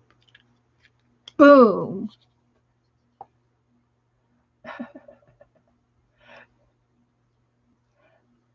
I know, Cheryl, but you got a helper there with you. You got somebody helping you, right? So I'm looking for something that I can put on the back of my button that will glue to the button, glue to the envelope, and raise the button up a little bit, like this thing. So I'm going to take this little piece of, it looks like it came off of a handle, off of a bag. So I'm going to put this back in my snippet jar. Take it out of the way. I don't need that. So what I've done, what I'm going to do is I'm going to cut off a little bit of this and glue it on the back of my button. And I'm going to get my fabric scissors out so that I can cut with ease, because those craft scissors don't cut fabric very well. So what I've done here is I've cut a little tiny circle, and I'm going to glue it on the back of my button. But before I do, I'm going to make a bow on the front part of my button first. This is handy. I'm glad this is out. Let me make a little bow with some thread. And I've got some blue thread right here on a needle. Can you believe it? Looky here. Lickety split. So I'm going to go down into my hole with my thread and then back up in the hole to the front of the button. And I've got my embroidery thread here, and I'm going to just go ahead and cut it, and I'm going to tie a knot on my button. I'm going to tie a good knot. And this could be part of my closure. So when I glue this on the back of my button, which I'm going to do right with some tacky glue. Oh, that's great, Cheryl. Cheryl's got a helper. Suzanne's not allowed to drive. I understand, but you've got people to help you is what I was just trying to make sure she had somebody to help her with her tags. And I'm going to glue this little pad on the back of the button. And now I'm going to just put one dot in the middle of the pad, not on the whole entire button, just on the pad. One little dot in the middle. Now, when I glue this down, the edges are going to be up a little bit because of this little fabric, right? It's going to be up a little bit. So when I use it as my closure, you're going to understand in just a minute that this is going to go around the button after it dries and hold it closed. So I am going to go ahead and put my button on my page right there. And I'm going to leave it alone and let it dry. Okay? I'm going to let that dry.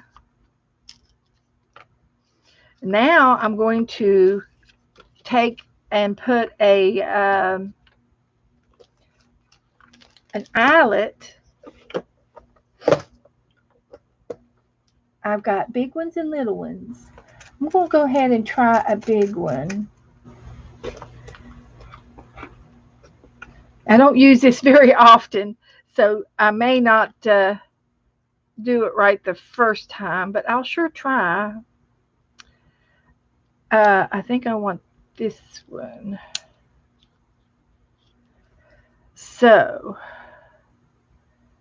I take and I punch a hole in my envelope. I've got a hole puncher. And then I take my eyelet and I push it in the hole like that. And now I'm going to smash this eyelet to smash the back of it into the hole. So I am going to go like this, I think. We'll see. I'm either doing it upside down or right side up. And it's a trick every single time. Every time I think I have to go it upside down. Let me try it this way. So now, all I have to do now is squeeze real hard and flatten the back of the eyelet. And I did, but it didn't go all the way down. So I'm going to try it again. And this might not be the right kind of eyelet for paper. This might be an eyelet for clothing because it's allowing some space. But it did work. And I'm going to put a little bit more elbow grease on it now.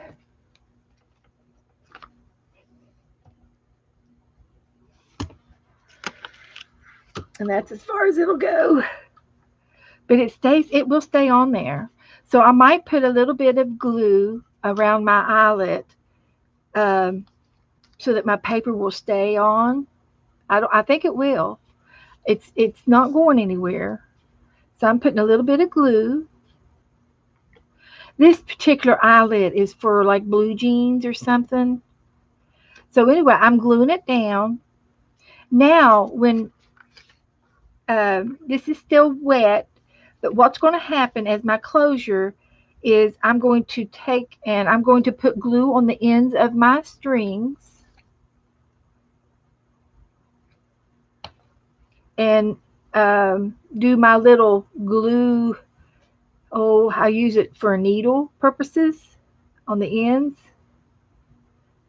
So these will go through this eyelet now with ease. And then as a closure, you would wrap this around the button to hold it closed. And that's your closure. I have it on there very lightly done because it's still wet with glue. So, but that's basically how it's done. And this will keep your back of your envelope closed. It's a closure. Now we just need another sequence or eyelet up here. And I have another one that is made for paper. So I'm going to do the exact same thing, but I'm using a different eyelet. This one's made for paper. I just need to make my hole.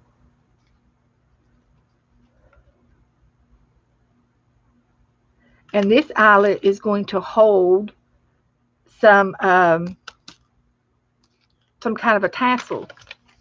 So I'm going to put I need to check my note on the inside because I don't want to leave it in permanent. See, I have to have a note that's shorter than the eyelet because the eyelet's going to take up some space. So whatever I put inside, this is the right size of note that I can put in there. It has to come down below the eyelet because I'm going to tie something in the hole. So that's good. That's good to check. So now I'm going to put my eyelet in the hole like I did the other eyelet. So there's my eyelet. And now I'm going to squeeze my eyelet and squeeze the back part of my eyelet.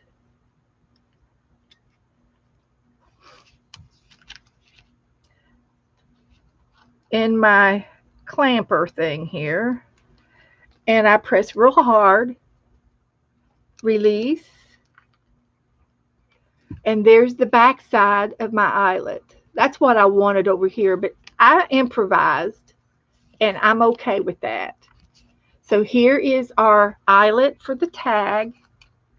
I'm done with my crimpers. This is a We Are Memories Keepers eyelet packet box that I bought for myself. My crimpers go in here, and I keep them in here. Those are extra holes. So they go in here a certain way. There we go. And I can keep a few little things on the around my in here in my box.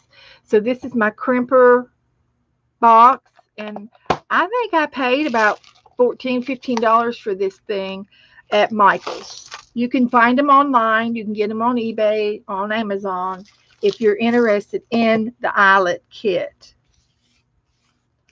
So let me just clean my desk off just a little bit. So now we're just about done with our tag here. There's a piece of thread here I'm going to just trim. And it looks like it might have come off of the paper, the mulberry paper. So I'm liking everything on my tag. I can't think of anything else besides a tassel. I have one little piece of ribbon here, and I'm going to put it in my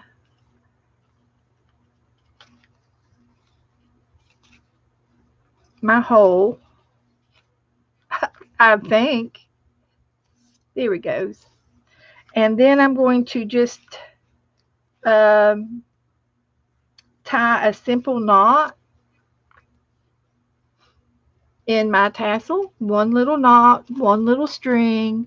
I think it doesn't need to have much more than this because it's got so much on the tag itself. But I tied the knot in my ribbon, and I pushed the knot closer to the top of the tag. And here's my tassel. And here's my tag. And that is just really cute. Cute. Nothing else to say but cute.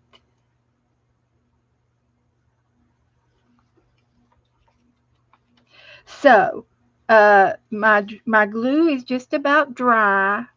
Just about, not quite. I'm still tapping off a little bit of the glitter, and that's okay. It will continue to dry, and I will take a tissue and just lightly go over it and knock off anything that's real loose. And you can see I did just a little bit there. And that way you don't have glitter everywhere. This is really fine glitter. It's super fine. And I like to try to be as clean as I can with it. And you do not want to rub your eyes at all around this stuff. Because if that gets in your eyes, it'll scratch your eyes and you'll be sorry. Just saying. You'll be sorry. So don't rub your eyes around your craft supplies. Okay, so I don't know what else can I do? What else can I do? I'm taking so much time with this tag. I'm having a ball doing it, guys. I love it. I love crafting. I'm going to look in here and see if I can't find something to put inside my tag. Suzanne, remember this guy? He's a cow dog. I've got some things in here that I'm just going to look through and see if I can find something cute to put inside my envelope. Looking for something cute to put inside my envelope. He's too big. She might go in there. I can put her in there. Oh, look, a horse. I can put that horse in there. So I just thought, just something, just a little something to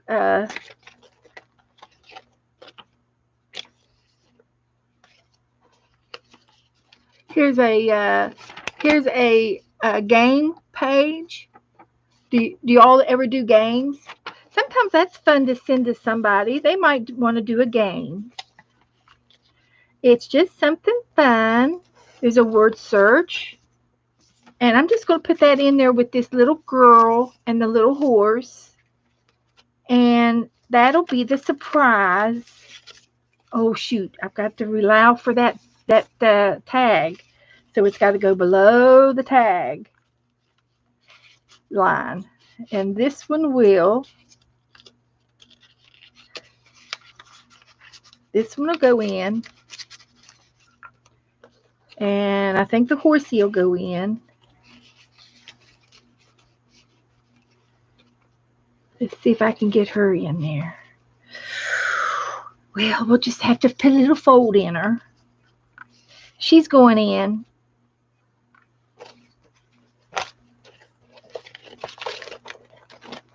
And then I have some of these cardboard embellishments. So I don't mind to share a few of those. Some roses. Some flowers. So then you take and you close your back of your envelope.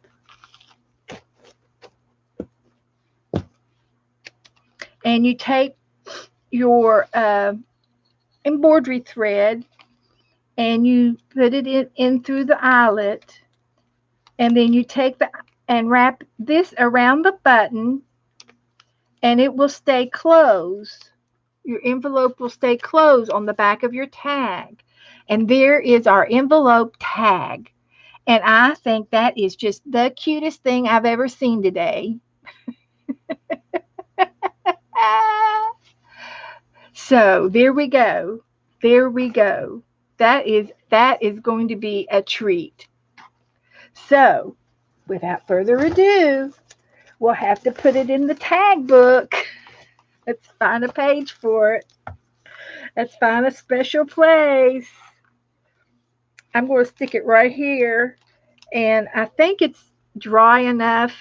It seems dry enough that I can poke it in.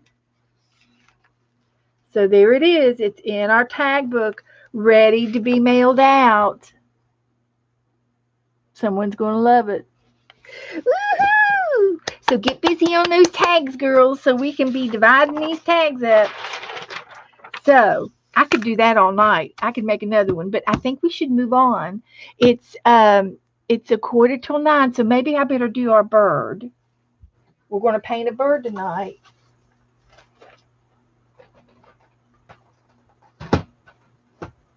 We got to paint our bird.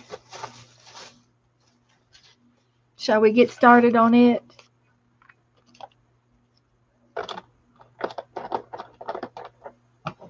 I expect we better.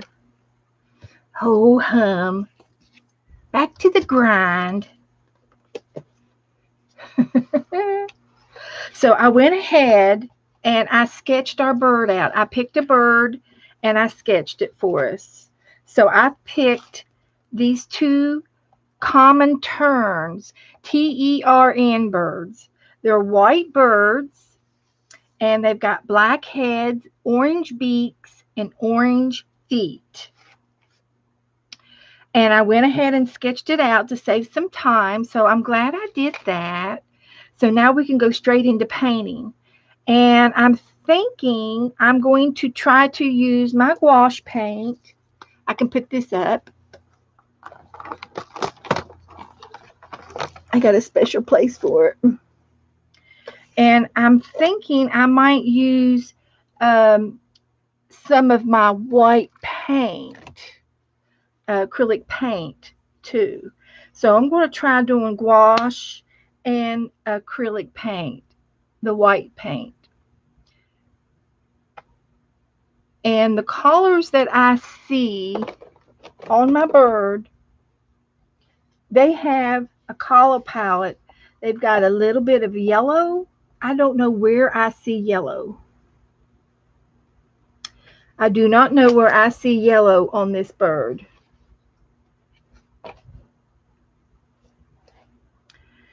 So, but there's yellow, and then there's a little bit of blue, a little bit of purple, the orangey red for the beak. They have a brown, so that orangey red might be the red with the brown might make it that orangey color. And then there's a little bit darker blue on shadowing on the wings. I get the blues and the purples, and then of course we've got the black for the black head. But I don't see where the yellow comes in, but that doesn't mean we can't use it later. So I'm just going to take and go ahead and dampen my purple lilac and some of my blues. And I probably have enough blue on here, believe it or not, to do these birds, because they're mostly white with a hint of shadowing. So I probably will use everything on already in here. I probably won't need to use any new paint. There is a piece of paper, I think, or an eggshell. Eggshell. So I think that's what I'm going to probably do. And there is a little bit of yellow here. I'll put a drop of water on it, and we will see how this goes. And it does have a little bit of black, so I am going to add a little bit of 1 drop of black for their head. And you can see this one's just a half of the head, and then this is the whole head, and it's not that much. You can see that there is not that much to paint. It's going to be mostly white with the shadowings. So I am going to use 1 drop of black over here on my palette for their top of their head. I need to fix my computer so I can see where everybody's at.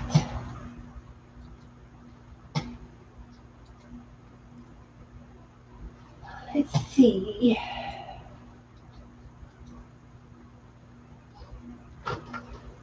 Okay.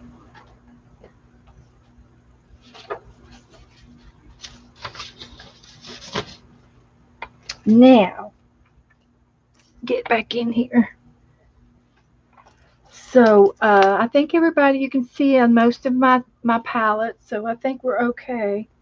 So I am going to use, I think I'm going to use one of my favorite brushes. This is kind of one of my favorite brushes, and it's a watercolor brush that I like to use. And I'm going to go ahead and just paint my entire bird white. Both birds. I'm going to go ahead and paint the white, and then we'll go let that dry, and then I can do the shadowing. Now I added a little bit of water, a couple of drops of water with my acrylic paint. And I'm making it equivalent to a gouache consistency. So it's acrylic paint, but it's really soupy, watery. It's clean water, and it will make the white spread out easier. And I'm going to go do all over, even the markings. Okay, so I'm going to color it all in white over the pencil. My pencil, I'm wanting to show through, and I want the lead to show through this paint. That's another reason why I want it watery. You can use gouache the same way as I'm using the acrylic paint. I am just I'm a mixed media artist. I like to use mixed media. So I'm using my acrylic paint like my gouache.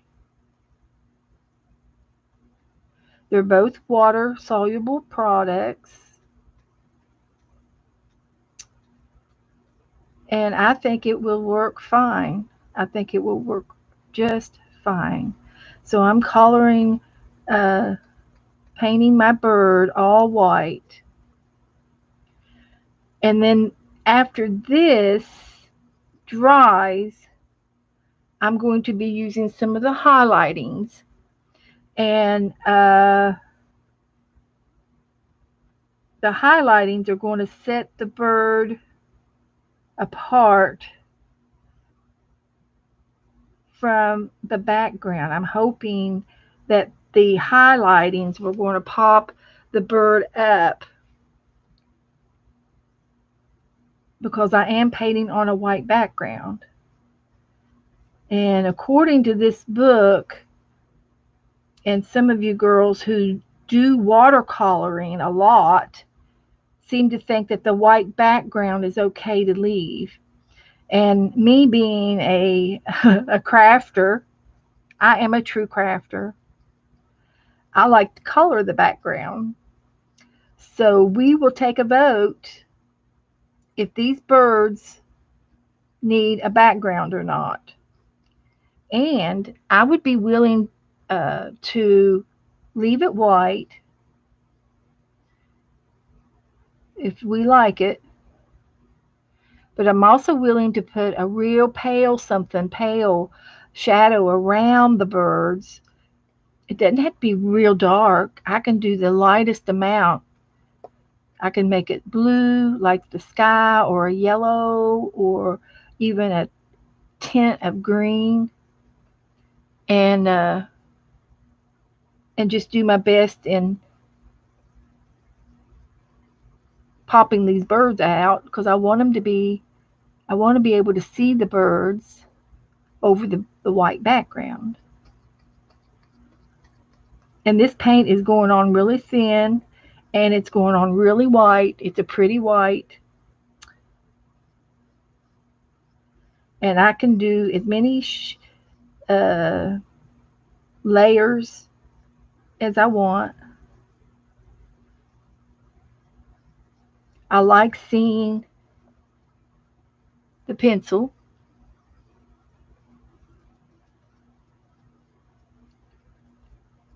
And I'm almost done with this one.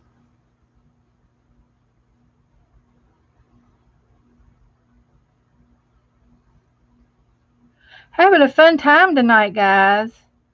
Having a fun time tonight. I hope you guys are too.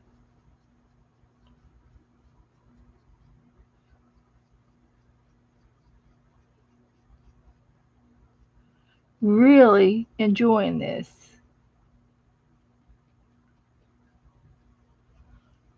And I know it's hard to in the camera to see what I'm doing.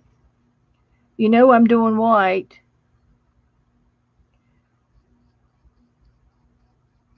And I'm trying to go with the grain, with the way the feathers are going on the body of the bird. Going with the grain. Hi, Susan.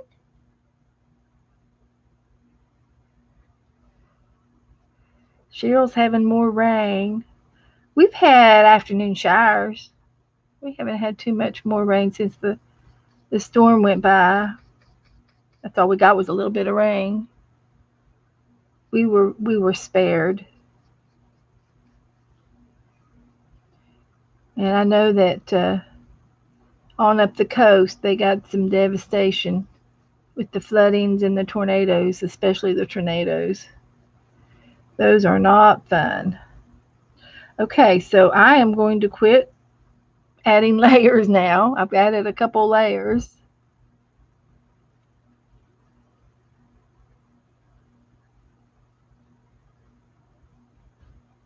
And I'm going to paint the next bird. This guy has his wings back, and this one has Her wings going forward.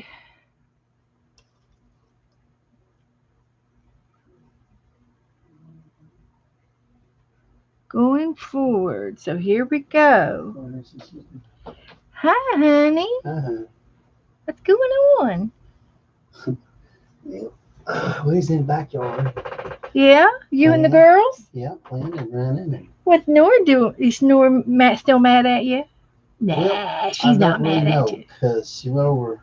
We went through the garage door. Yeah. And I had the garage door open, the big garage door, which that's fine. I mean, if I'm with her, I can get it back in. So anyway, she kind of played low ball and kind of stayed out by the cars. That's out front without the fence. Okay. So, and that's why I hollered. I said, "She in there with y'all?" And of course, Abby, good sweet Abby, was right there with her daddy. Yes, you were. We can rely on Abby. Abby's trained. So I told her, I said, "Come on, Abby, we gotta go get Nora. She's went somewhere." "Where'd you go, Nora?" I said, "I went out to the mailboxes and I didn't have any Happy Mail. Oh. So I went down the road to the next mailbox, and Daddy caught me." Oh. Yeah. Who? T. Bargain Banks time. T. Bar. Oh, T. Barbie. What channel? What channel? She's watching a Western. No. T. Barbie Ranch time. T. Barbie Ranch time. I hope you're feeling fine. Happy birthday on your 11. Okay. Yeah. 11-1. He's talking to his mother. Oh, Andy, the heavyset Andy. No, it wasn't Andy Griffith. It was Captain Kangaroo.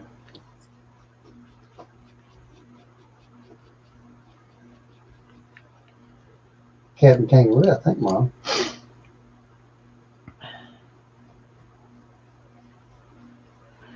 Anyway, I'm painting the second birdie here, and it's coming along fine. And I'm going to let this one dry real good. Yeah. I still got some wet spots, so I'm going to let them both dry, and I can go and do the head and the beaks next. So then, after the shadowing, I should be pretty much done with this page. This should go pretty fast. That's what I'm thinking.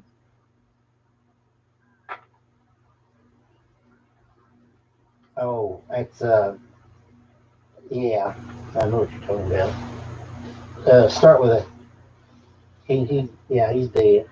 So you all can tell me what you think about the background. Because you know me, I want to color it. I want to color everything. You think it? Well, he's on the phone, Deborah. His mother called him, and he's on the phone, and I didn't want her to hear me. She's gonna say, "Why is she talking so loud?" Yeah. She don't like me much. Yeah.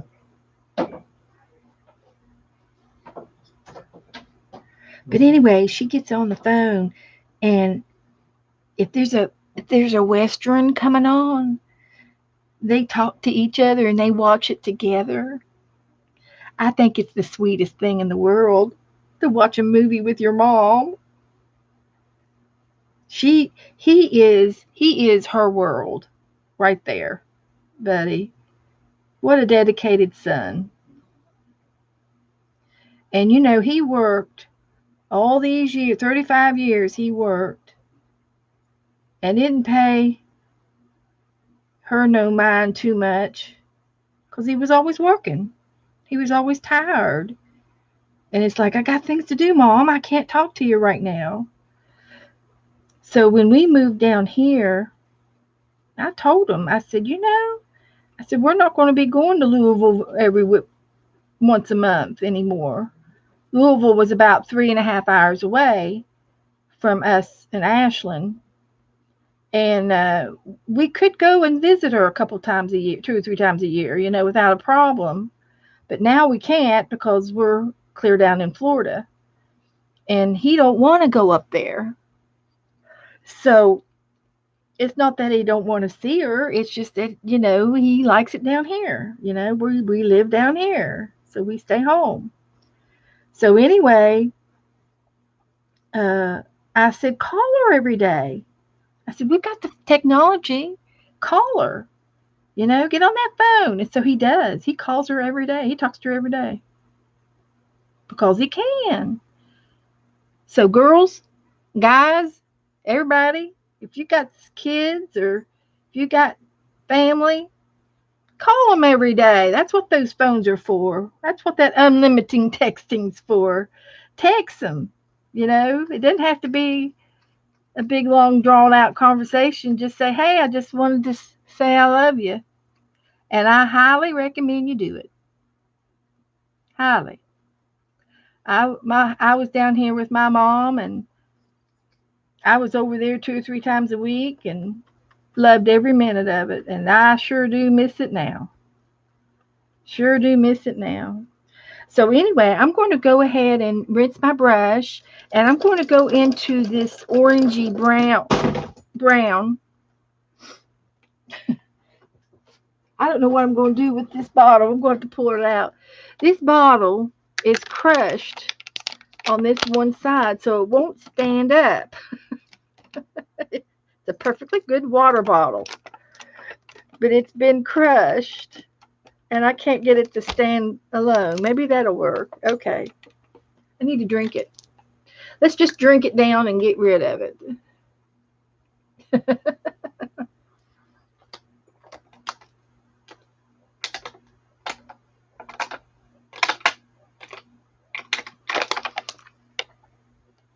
Now that's the way you should do it.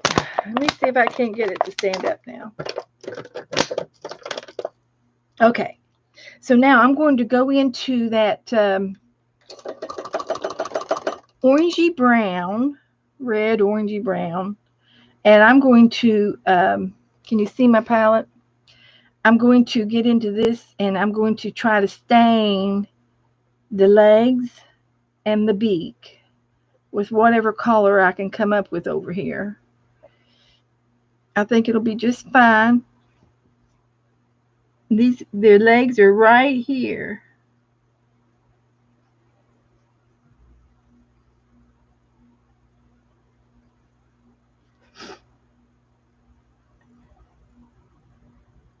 And these are common terns, and they fly with their legs hanging down, just like the cranes.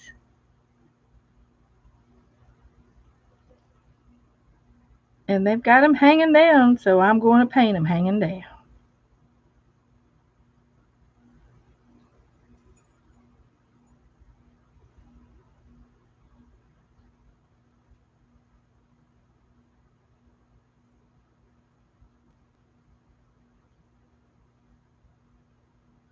Okay. And I'm going to do the beak. Don't need a whole lot. One brush. One brush load is all I'm doing.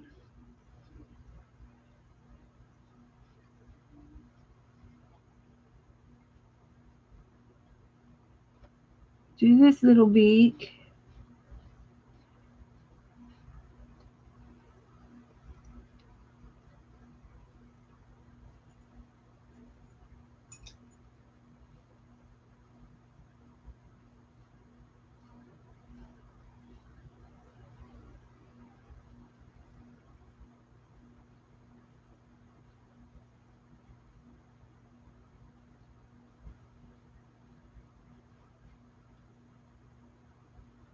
Okay. Just taking my time. The eye is black inside the black hat that they have on. And the other day when I did an eye, I put purple in the eye. This really dark purple, full strength. And it turned out really good. So I might do that on top of the black. So I'm going to get the black out next. You can see the orange.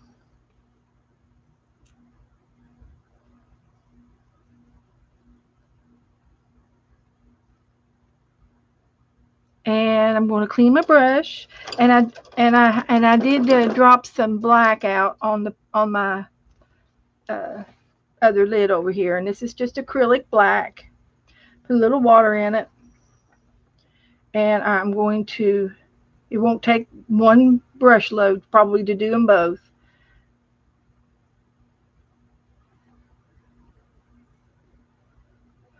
And I rake off most of the water. And now I'm going to do the hood, their hat.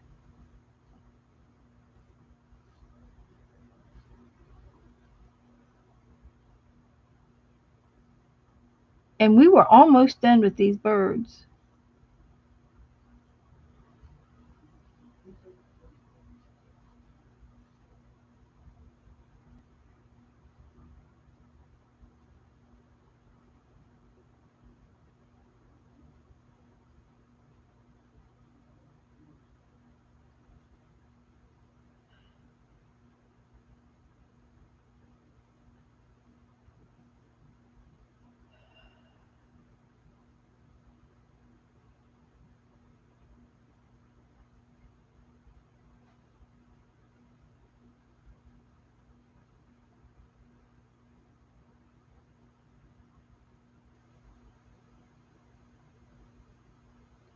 Okay. Can you tell?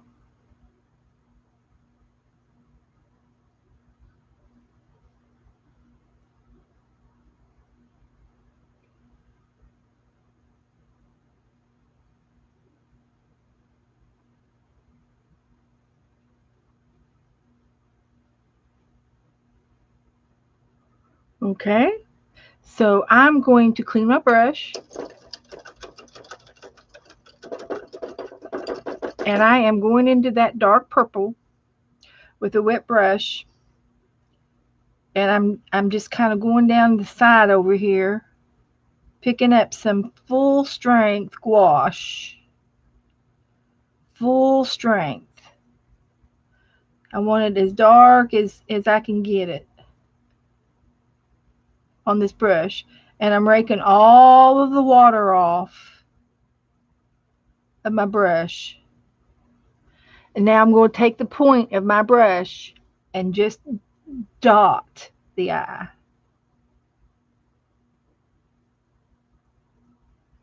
And it's a little bit of a circle, but I dotted it. And I let the made it into a bubble. And that's that dark purple.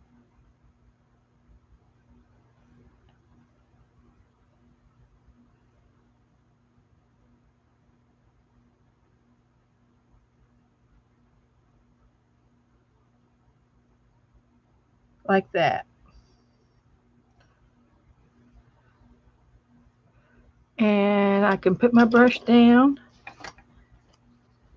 and show you what I did. See the eye? You can see that little round bubble of an eye.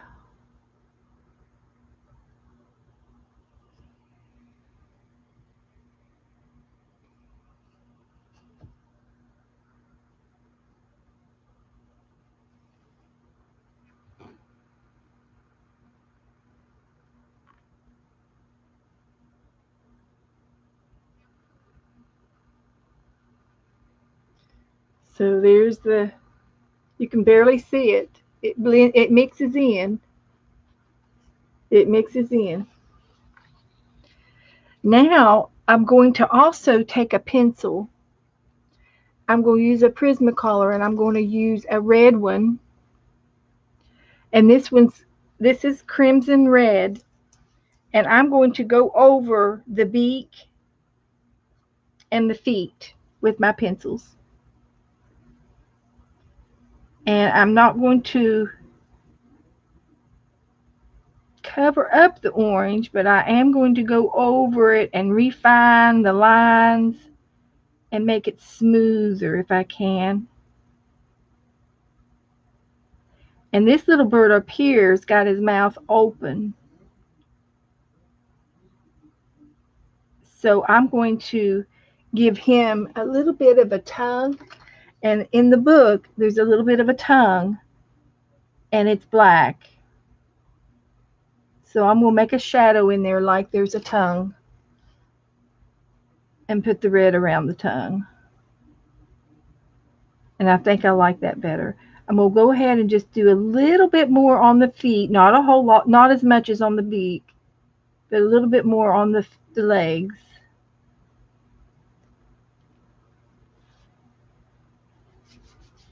And I'm going to do the same thing to this one down here. A little bit more on the legs, but not as much. And then do the beak a little bit harder.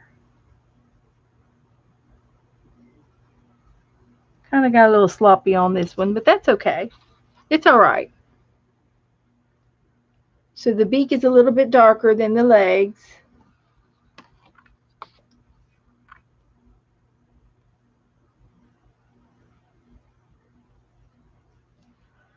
And I'm going to quit with that on those. Now the only last thing I have left to do is the shadowing on the feathers. So I've got a clean brush, and I am going into all of these blues down in here and purples. And I don't think there's a rhyme or reason to any of it. I'm just going to just start. This is a purple. And I'm just going to start with a little bit on the edge of these feathers. And I really want a dry brush. I don't want to leave any droplets.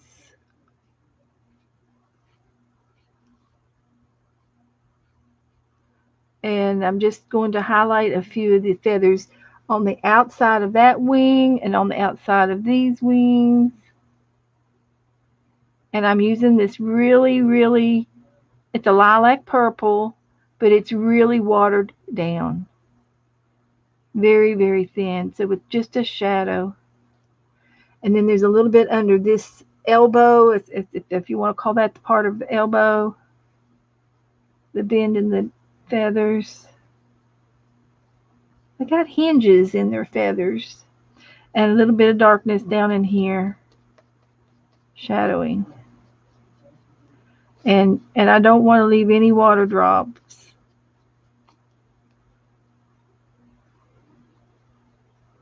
And I can even do that if I think painting it on there and then actually blotting it off, that's okay. If I want to, if that is the look that you're looking for, go for it. Like I like that, but I don't want the watery streaks. So just touch it with a napkin. And I am going to do a little bit more highlighting here. And I'm just looking at the original feather, the original picture here. And then there's a little bit here and a little bit underneath his body on up this edge.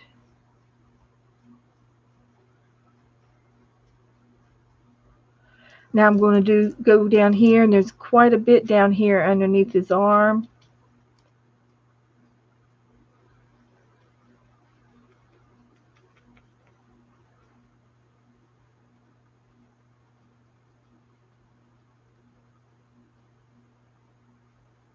Like that.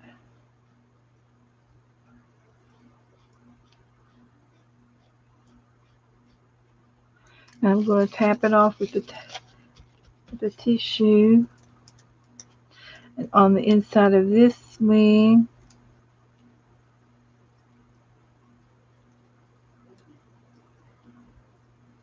And on the edges of this swing, you'd be surprised, just one load of, I did one for that one and one for this one, the same brush with the same amount of moisture on there, and just it's still moist and the color is still coming off of the brush. The color is still there. Now that was the purple shades. So now I'm going to go back into the blue shades over here to this side and see if I can't pick up some blue colors now. And I am raking off all of the liquid off of my brush if I can get any off. And if there's any, if you feel like you need to use a tissue, please do. And I'm just using the blue off of the tip of this brush, and I'm kind of going over the purple a little bit with the blue now. And I'm shadowing the rest of the feathers in this blue. And there's enough moisture on the paint brush to do the rest of the bird. I think there is. I can see the blue coming off. I can see the blue. And I'm kind of doing the rest of the feather, the rest of the bird. And I need to get a little bit more. Just a little bit.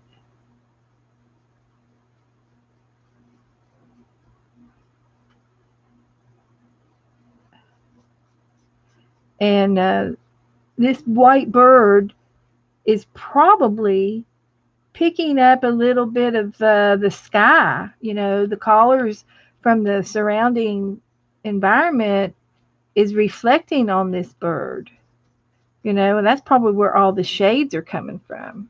So it's really not a white bird. It's more of it's a colored bird.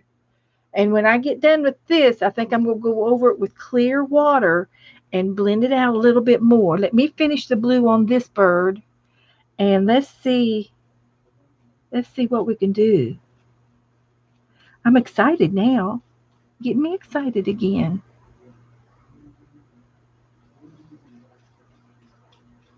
Getting me excited. So we're working on our tern, Tern, tern birds.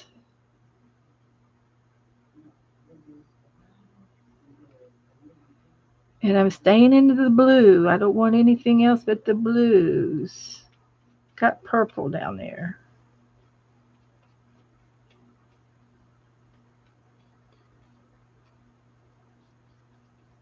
And we're done. This is it. I am going to use plain water to do the rest of my magic.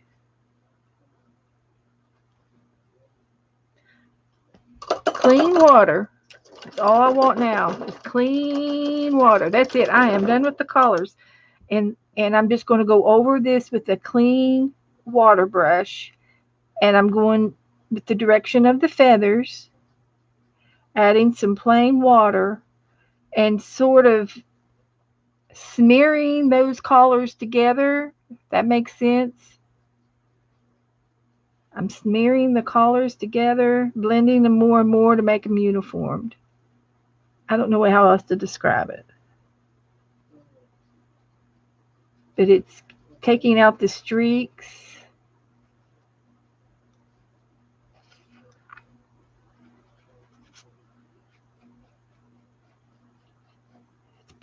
It's blending.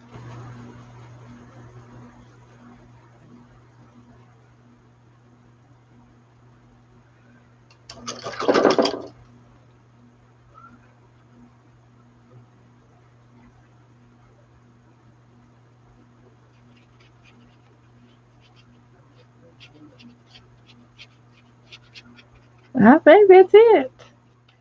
I hate to say it, but that's it. Now, I still think it's too much color on these birds. So, Let me give you a little close up to it. They look great on the white. They look great on the white. They're a real pale. Uh, they're more colorful than the birds in the book, but they look pretty daggone good. Okay, Teresa, go back and read the chat. Okay, Cheryl, I will. Anyway, I'm almost done with this, so I'm gonna go back a little bit and read chat.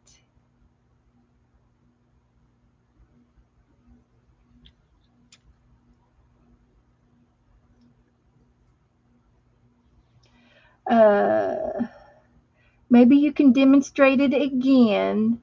The pocket. The pocket. The pocket in the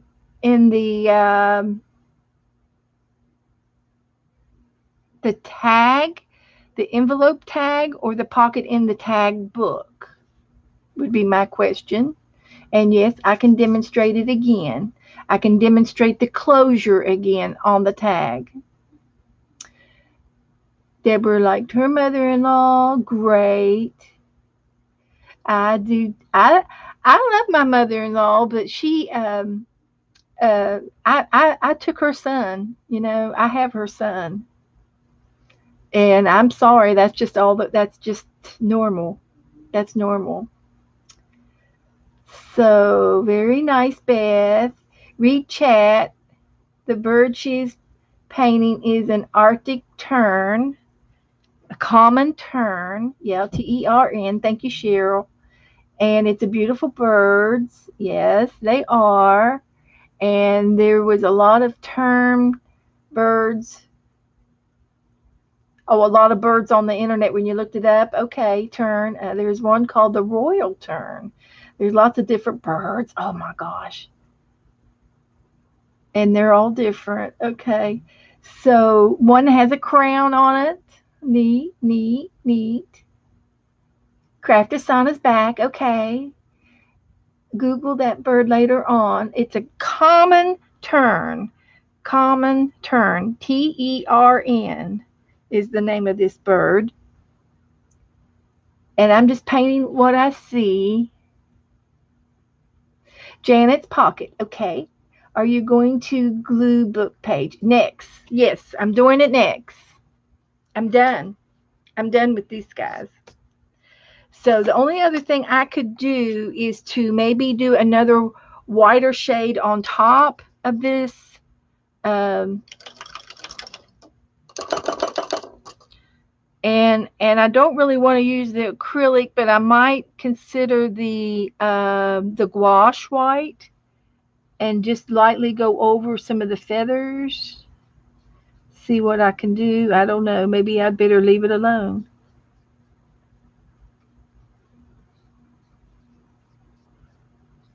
But it looks okay it looks better in the camera than it does in person.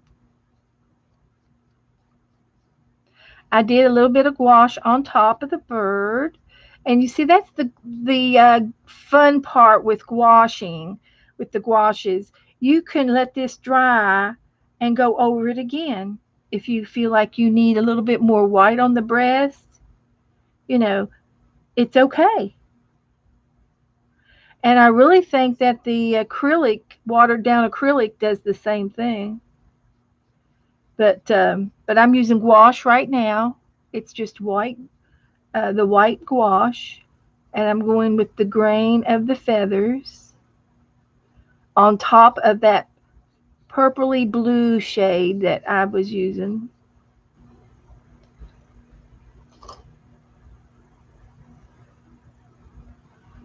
I like it.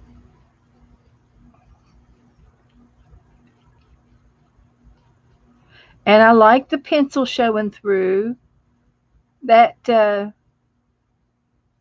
saves me from having to do any outlining to it after you paint. I like putting it underneath.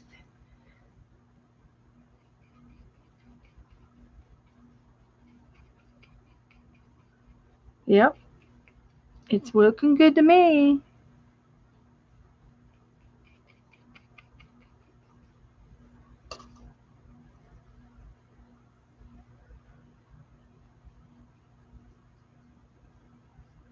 Okay. So anyway, I'm going to quit on our birdie, and let's do a glue page.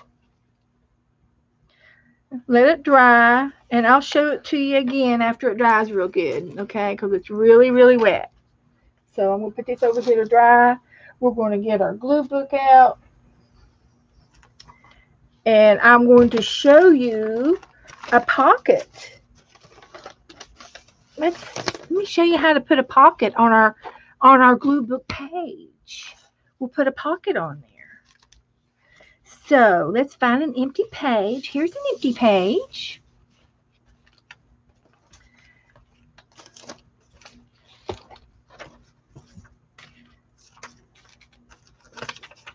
Here's an empty page. So we used this for our tag. So we're going to use it now for a pocket.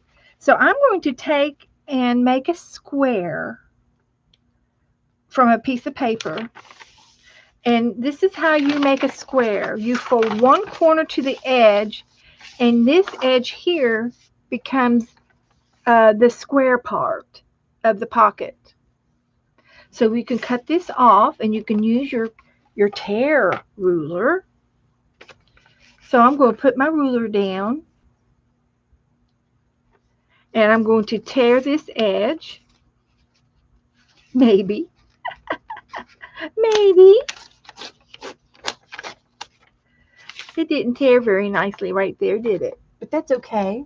We're going to fix it. We just fixed it. And now we're going to fold it again. And we have a pyramid. And our page is completely square. It's folded in 4 parts. And we're going to take one part, and we're going to make a punch hole halfway through. Just halfway.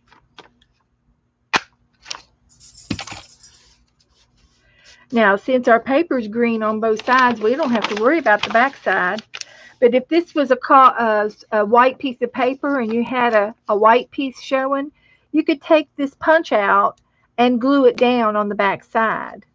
Okay?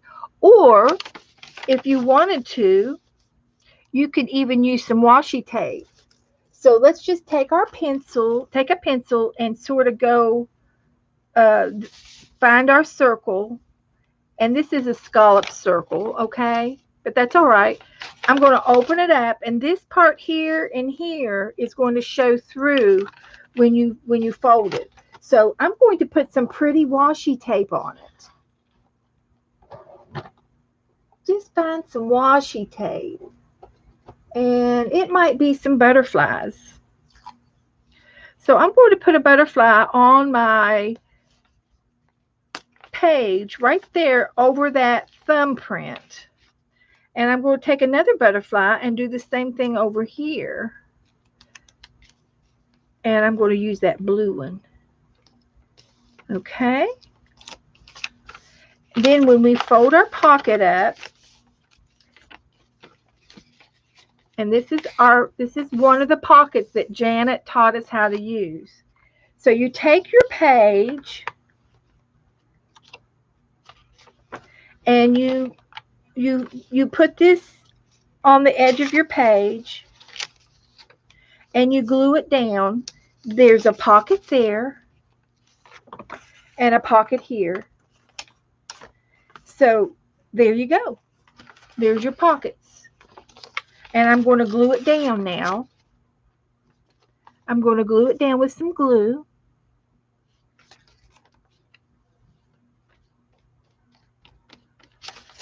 It's just simple as 1, 2, 3. I'm going to put some glue on both sides because it's going on 2 different sizes, 2 sides of the paper.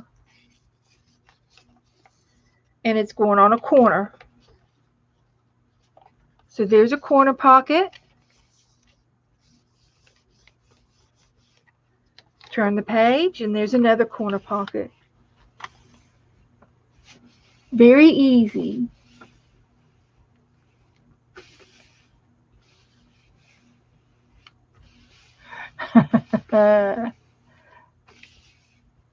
Okay, making a square. Very easy. That's it. It's the triangles. And so we're going to do a glue page right here. And I am going to probably put this in my pocket. This is a tag that I received, an index card in my Happy Mail today from Candy. Need to put her name on that.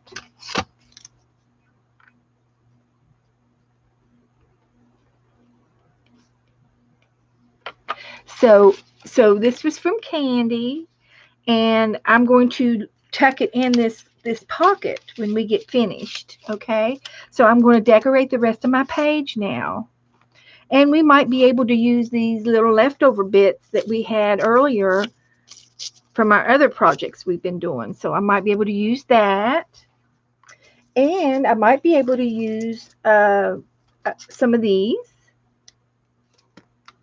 So I'm going to get my scissors. And I might as well leave this out. I might use a little bit of washi tape. So I'm going to pick this leaf.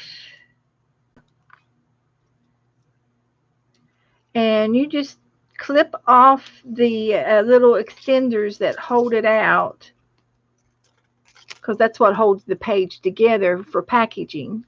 And now I'm going to cut the little extra pieces off. Very easy to do.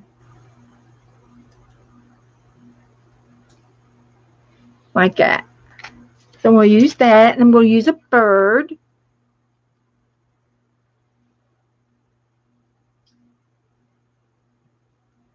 I'm going to use a birdie.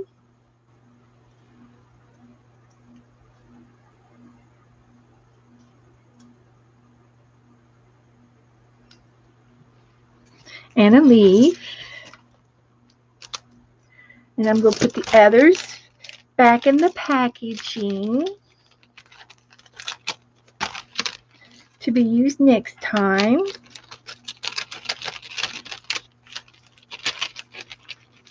This was from Teresa Church. Thank you, Teresa.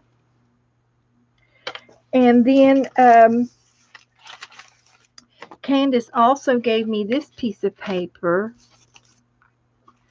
And I'm thinking this might be good for the background. So I'm going to trim this out and put this in my book. And I'm going to probably, I don't want to hide my pocket, so let me just try this. I can use a pencil and just mark from here to here. I'm going to cut that. And then I'm also going to cut this edge. And I can fold it. So I'm going to cut this edge. And then I can fold this down and cut this edge. Or I could tear it if I wanted to just do a tear. I could use my ruler. See if I can't tear it on my ruler. This is that aluminum foil edging that sort of gives it a rough tear, but that's okay. I'm going to trim that. 4 little things. And I'm going to tear this side.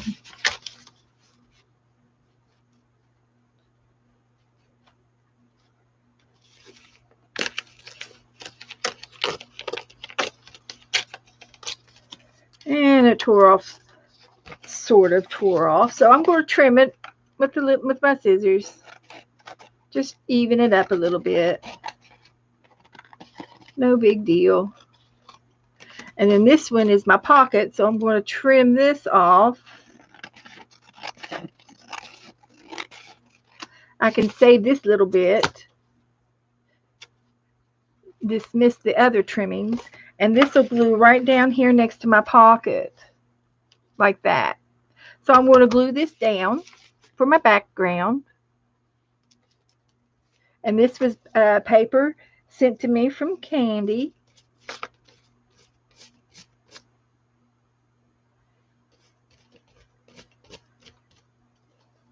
We had so much fun making our tag today. I had a ball. I will show it to you here in a minute, the tag that we made. We made a envelope tag. I'd never seen an envelope tag before. I just happened to pull down some envelopes and I measured it, and it was 3.5 by 6.5.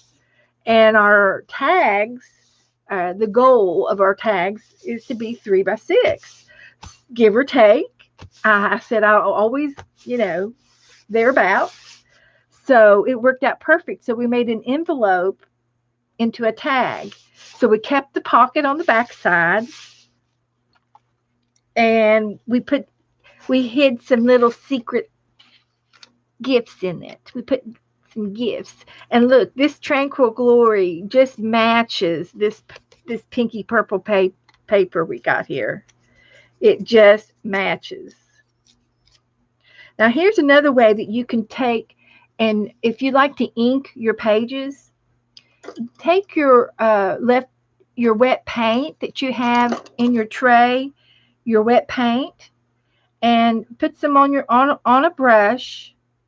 And I'm taking off most of the water, but I got a little bit of paint on here, and I'm just touching the edge of my paper with my brush, and I'm inking the edges of my paper.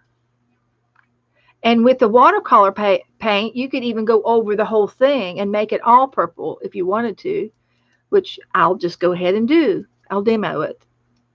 So now my paper is completely stained with color,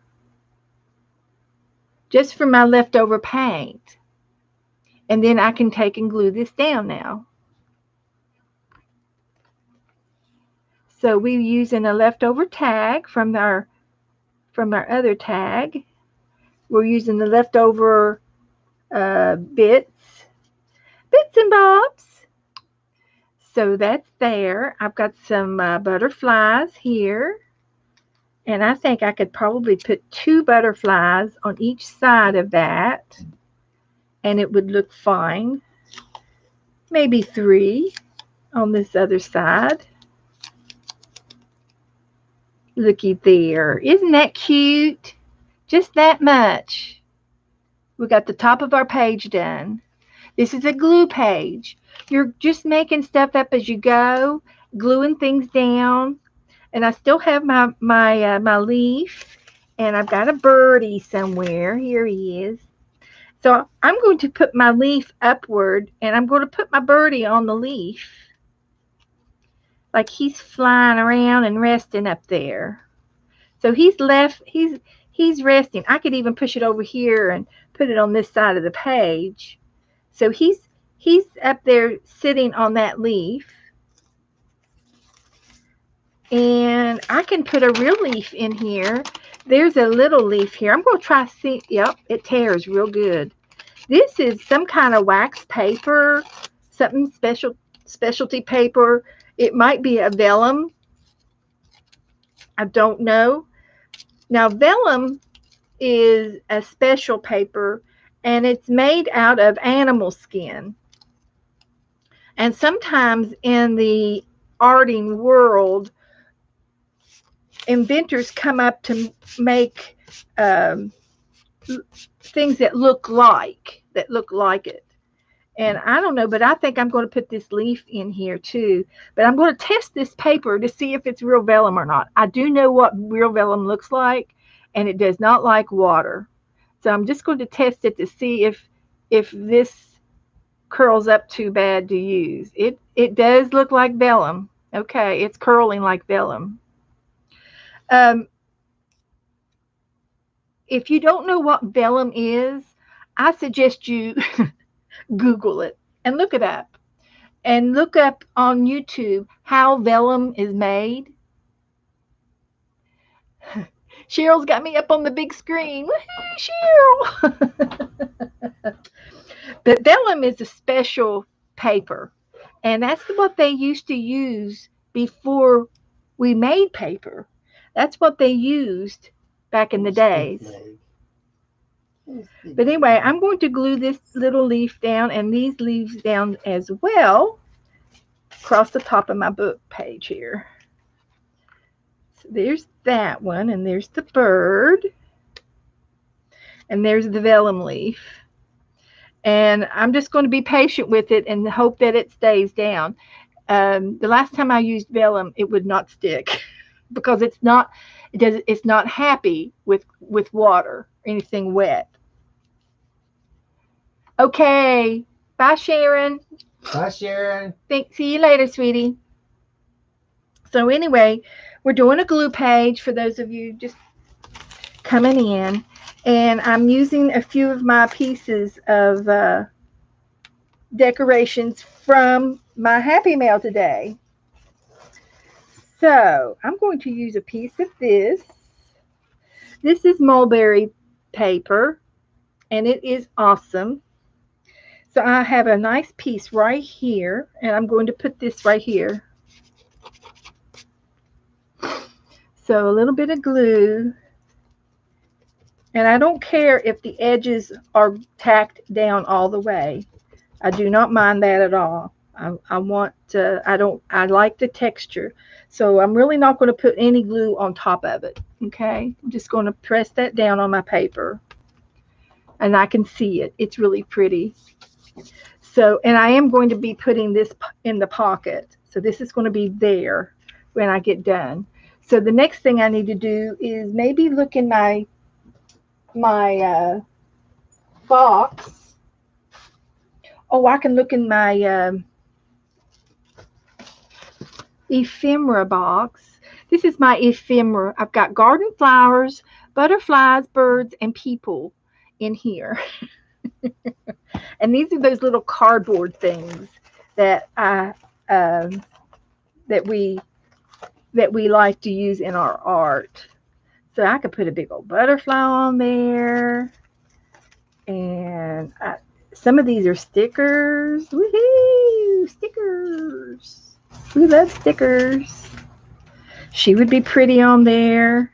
And look, this is a stamp that somebody sent me. Somebody sent me this in some Happy Mail.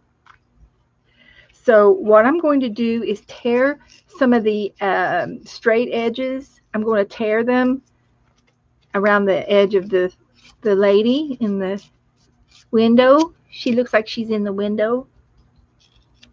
Like that. And now I'm going to use up some of my leftover paint. So I'm getting my water brush back, and it's clean, and I've got this orangey red color now. And I'm going to just go ahead and go around the edges of her with my brush, like I'm inking the edges. Isn't that fun? Love it. I'm using everything that I have is out on the table.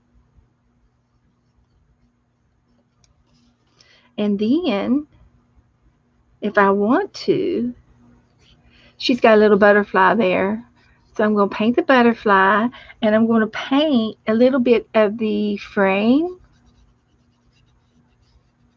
with my water brush in the purple, just to give it a little bit of color. I'm not painting the whole thing. And then I need a little bit of pink for the or yellow for the flowers.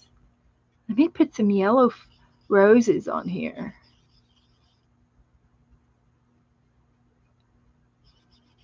They're mixing with the red and the purple. That's all right. I got some more yellow over here. We'll get some more yellow. There we go. Got some roses going on there. And maybe a little green on her shirt. She's got a little green shirt.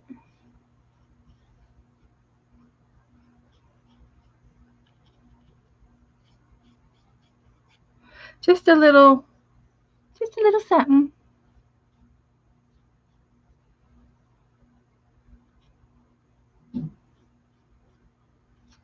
Okay.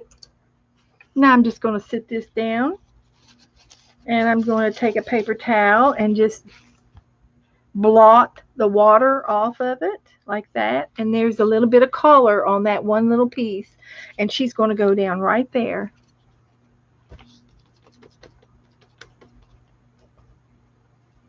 Perfect. I don't care if the edges go down all the way, just tack it down. Same thing with this butterfly. I'm just going to tack it down. And I've done a glue page. Now I've got this corner pocket here, and I'm already going to put this in the pocket. So I can decorate this pocket too. And I can use do anything I want. I could doodle. We can doodle on it. We can doodle. Yeah, let's doodle on it. So, do y'all remember how to doodle? We can go and I have my doodle cards, playing cards here. So I'm going to pick a random doodle. Not going to look at it. And we're going to doodle this flower. So let me show you how to doodle the flower.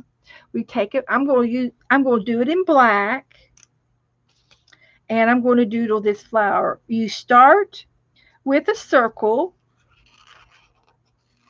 And in the circle, you make some boxes like that, cross hatches. And then on the flower, you want to go up and a point, and then down and to the center. And you do this all the way around your flower, up, down, and around, up, down, and around. Gotta hold your mouth right. You gotta hold your mouth right. Like that.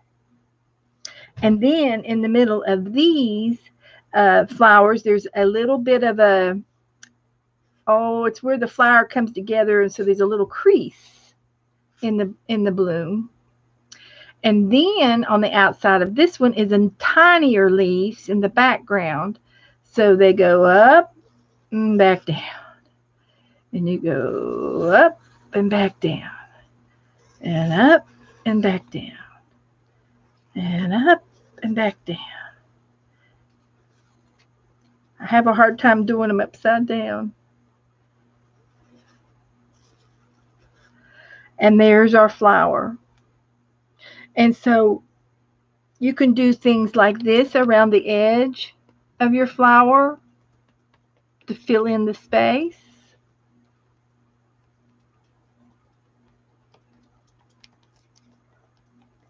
And we just doodled a flower on our pocket. You could use some scrapbook paper, colored paper. You could have colored it in with markers or pencils or whatever color paper you used, So anyway, there's our doodle. I'm going to put this back up in the doodle patch card pack. And we're done with the glue page. This was our glue page. So we just have to let it dry. And when this dries a little bit more, I can put our little card inside the pocket. Like that. And there's our Happy Meal card, our page. Easy peasy. So I'm going to put that away. I could put this away. Put this up. Now we still have our other two glue books to play with. And I'm going to glue something down in them. So I'm going to put this over to the side. I need to sign it and date it because we did do it. So today is 8/8. The date is 8/8/2020. And I want to put Happy Mail from Candy.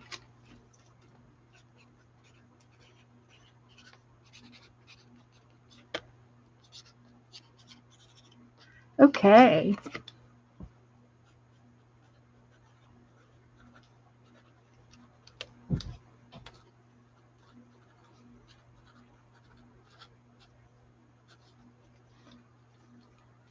So there's our Happy Mail page. There's our glue page. Simple and lovely. And if you feel like this needs to be framed, you can still frame your page by doodling around it. See? Just dots.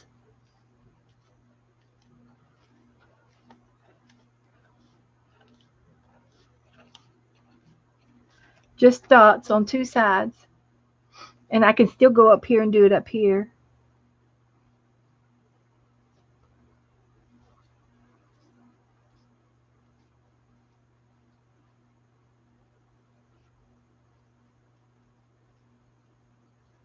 There. How about that? There's our glue book Happy Mail page. I'm going to let this dry. And we're going to work in my little book, the medium book, and the tiny book that we made. We made these all online a couple of weeks ago. For the past couple of weeks, we've been working on these books, and we've been gluing in them on, glue pages and things. So I'm going to look in here, and I found these earlier, so I'm going to cut these apart and put these in my glue book. They're like little stamps. They're cute. And I do have some scissors that look like stamps. Not those. Not those. Decorative scissors.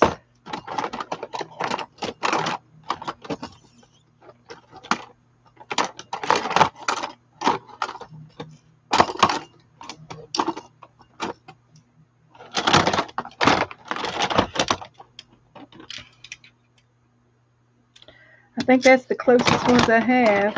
Here it is. Here they are. These were my decorative scissors and my hole punches. I keep those up there. But this is a stamp decorative scissors, and when you cut them, it makes it look like the stamp. So I'm going to cut the edges off of these papers, and they are going to look like a stamp, just like a stamp on an envelope. And it makes them look really, really cute. And if you can't see it, you might want to highlight it.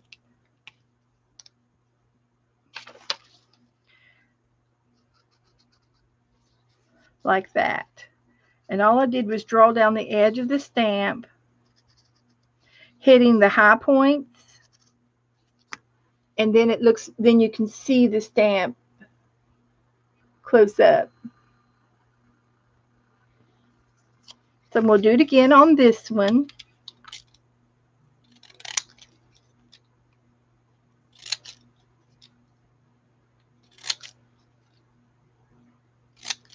And I'm going to highlight the edges with a Sharpie.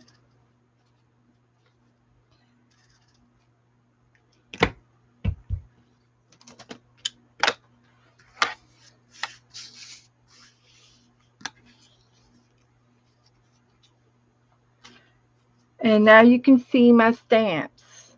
And they're just little pictures, okay? But these decorative scissors will turn anything into a stamp. So I'm going to put these in this tiny book. I think I've got room. So I'll put one back here.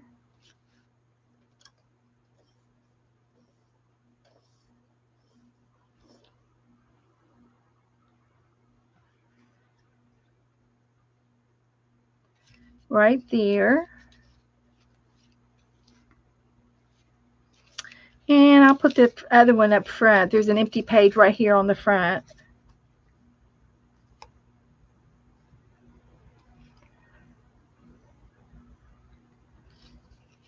Right there. That's where the next one's going. So that one's done. Let's see what we can find to put into this little book. And I'll look and see what we have in the box. I'm going to go down to the bottom. We miss out on things from the bottom.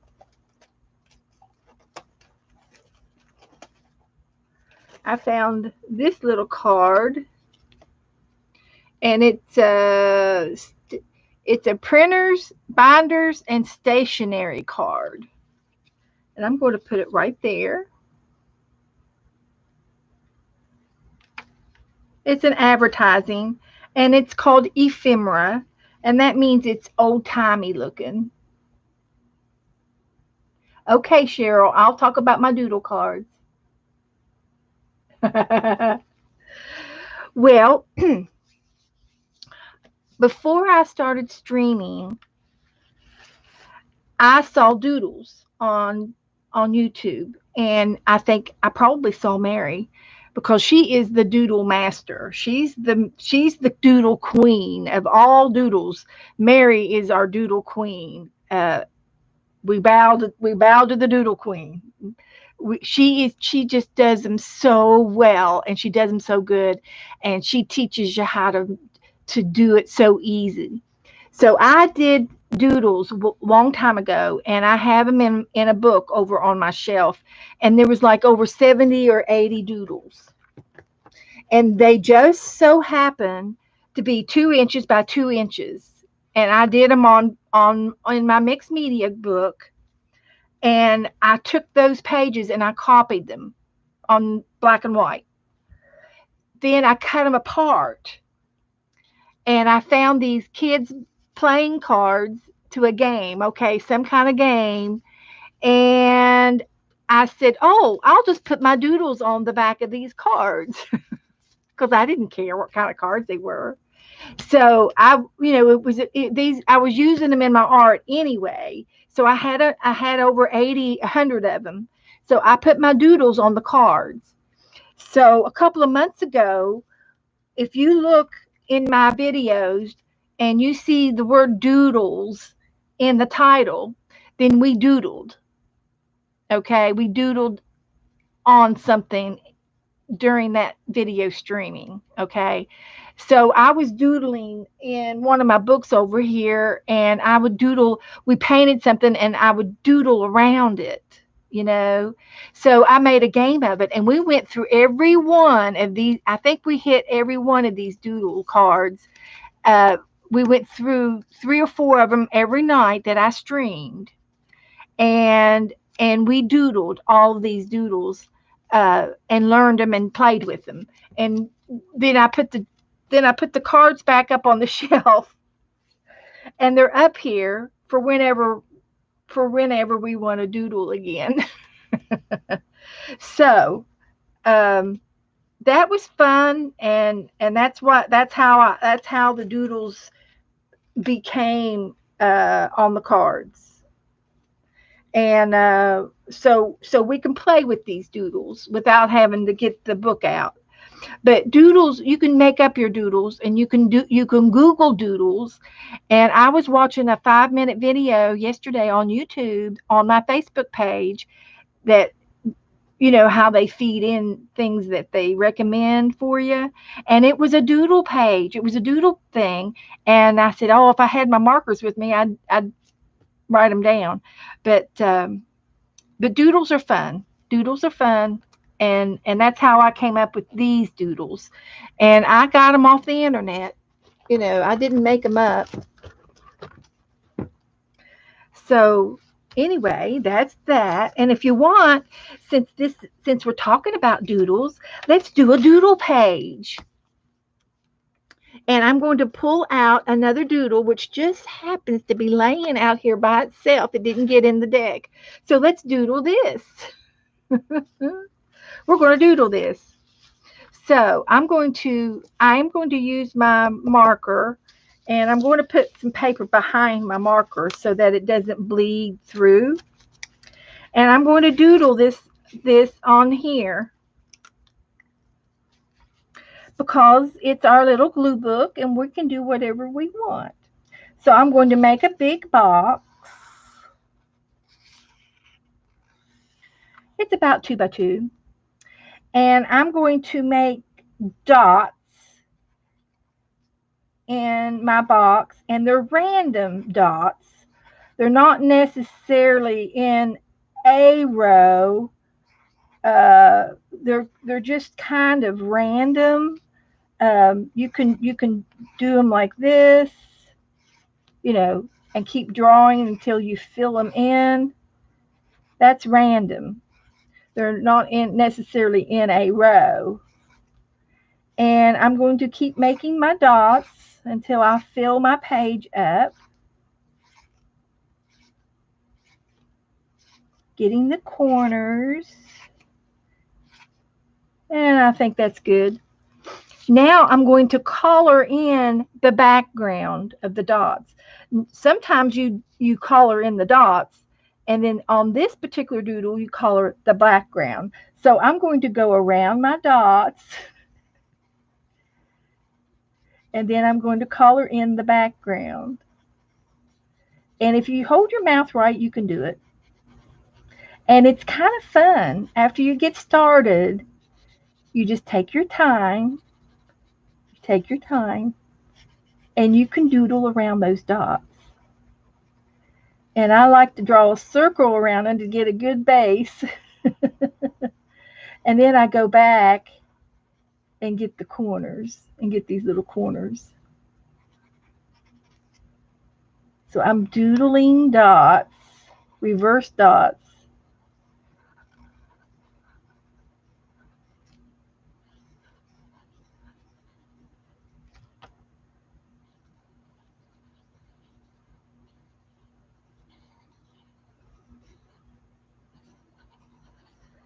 So now we did a doodle in our glue book.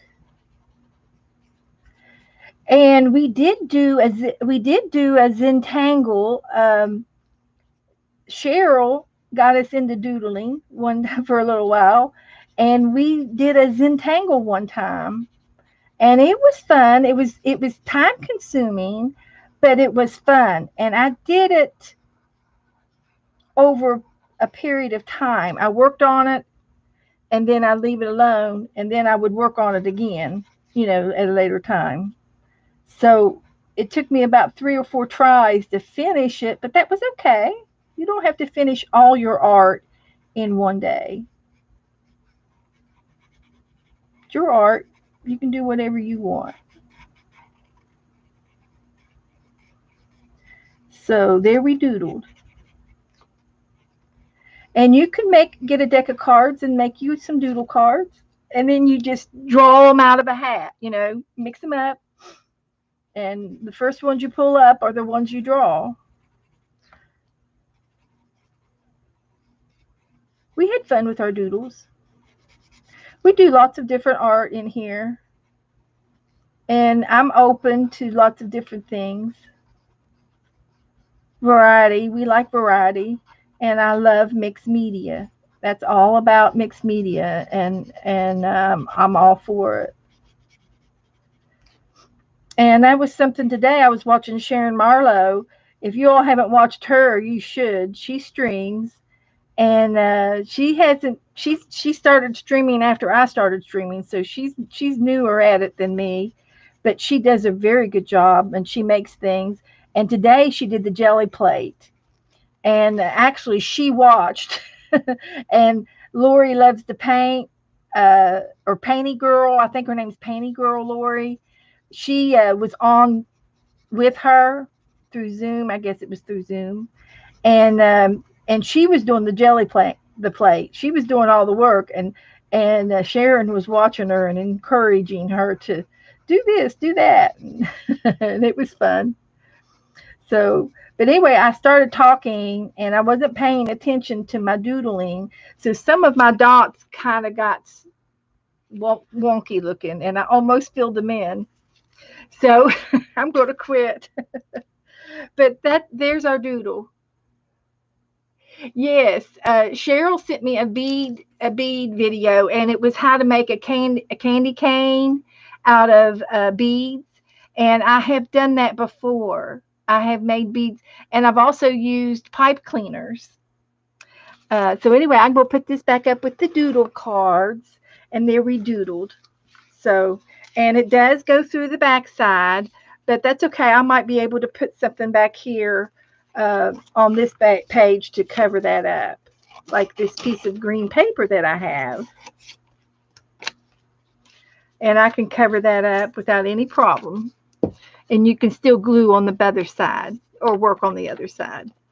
So that's good. So that was fun. Anyway, I'll share that, or Cheryl, if you want to share that on the Facebook page, the other girls might do it with you. I'm not going to. I don't have those kind of beads. If I do, I don't know where they are. I'm not going to make it right now. I'm not going to do it right now. But anyway, it was a candy cane, and it was real cute. It was made out of butterfly beads, and it's a type of craft beads. And but you can use pony beads. You can use any kind of beads to make a candy cane. And they used jewelry wire. But you can also buy gardening wire, and you can also use Chanel wires. And I did when I was doing Sunday school with the kids. I took a red and white Chanel wire and twisted it, and then made a hook. Okay, and then the kids put red, white, and green pony beads on the candy cane, and some of them would load it up and some of them would just space them out, and then they got to take the candy cane home, and it was with a Bible study with Sunday school. Yeah. Happy Birds Glitter Nest on YouTube. Okay. So, but Cheryl, I think she'll post it on my Facebook page. So if you all want to see the candy cane bead decoration, it's cute and they're easy to make. Yeah. So tassels. You want me to do a tassel?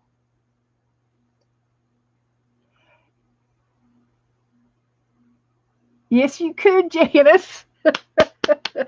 Janice, you got the right idea. Just go ahead and color it all in and then get the whiteout pen and make your dots. There we go. That's what we want to do. After we after we uh, after we get done, we'll just fix our dots with the whiteout.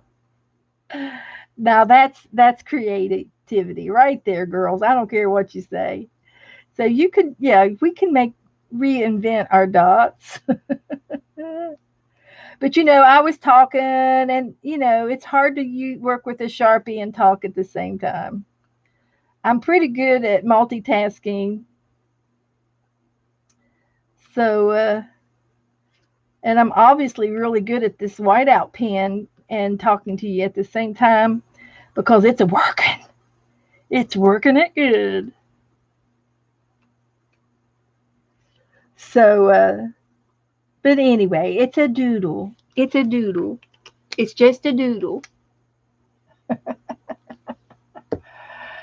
When there's a will, there's a way. There you go. Now, let's see. I kind of done everything I was going to do. I'll tell you what I will do is a flip. I'll do a flip through. I've got a big book down here that some of you all have seen. I know you have. But I'm going to flip through it. Clean my desk off a little bit. Um, put this over to dry. I think we're kind of done for the night. And we did our glue page. I need to take a picture of it.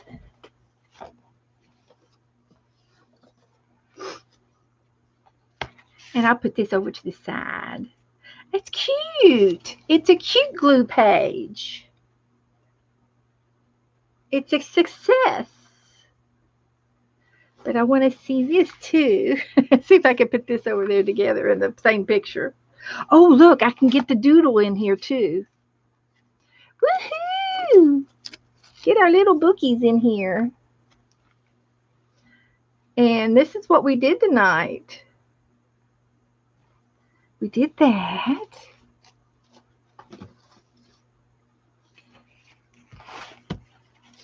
Very nice.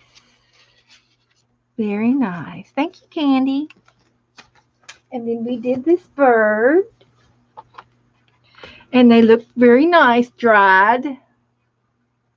And if it's still too dark or purpley, I could still go back over them with some wash, white wash.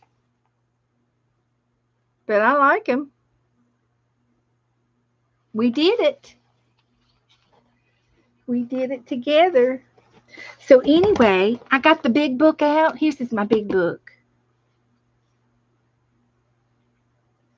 I think I did it. Make sure I turn that off. Okay. So this is just a mixed media paper book it's an XL book from Walmart. And I started it earlier this year. And this was just a piece of, it came off of a scrapbook paper. This did. It was a scrapbook for like if you were doing a picture book. And then the background paper is wallpaper. And I put butterflies. It's a butterfly stamp that I have that I use with my clay. And I put ink on it, and it's copper ink. And then I pressed it down, and I did butterflies all over the background. And then this coffee and it's just a page filler. It's just something I did to do on the page. A lot of these pages are prompts where we did games and did prompt games on these pages. There's most of them are signed. Some of them are just. This was the blank page to this game. This was done in April 17th of last year, 2019. And it's got washi tape, circles, flowers, punch out flowers on scrapbooking paper, butterflies. And I have no clue if it was a game or if it doesn't say what I did. Yes, it does. I've got it right here. It says Aunt Beck's Dirty Dozen, April the 17th, 2019. So this was a Dirty Dozen. And then this page was the blank page. So I decorated it. And I just continued with the butterflies, washi tape, and I found a poem. And this is from Sarah Kay. I don't know who Sarah Kay is, but it says, because there's nothing more beautiful than the way the ocean refuses to stop kissing the shoreline, no matter how many times it's sent away. Goosebumps! Lisa Conley sent me this poem. And I put it in her mermaid book, and I loved it, so I've got it in here too. There's nothing, because there's nothing more beautiful than the way the ocean refuses to stop kissing the shoreline, no matter how many times it's sent away. I love that. I'm sorry, but I love that. That is pure love. Pure love. The ocean is kissing the shoreline. I'm getting sentimental, girls. I need to go get me something to eat. Nothing more sentimental. Woohoo! Okay, moving on. This was a page that was I printed out, and it's Giovanna's painting. This is a copy of her painting. Giovanna painted this in watercolors in a class over a year ago. And when we first met, she wrote me a note on email because she didn't have Facebook or something, and she sent me a copy of her peacock. And I said, "Oh, I love that peacock." And I said, "Can I print it out?" And she says, "Okay." So she gave me permission to print this out. Well, so lo and behold, when I pushed print, it came out on the whole sheet of paper. So I got a big copy of a printed copy of her peacock that she watercolored. Well, when I did that, I said, "Well, I'll print out her lovely." She wrote me a little love note. Okay. So I printed my love note out, and I had this card in my stash of blank. It's a blank card. There's nothing on it. So I said, "Oh, it just goes right with." So I tipped it in, and I tipped her love note in there with the card, and it just went right with.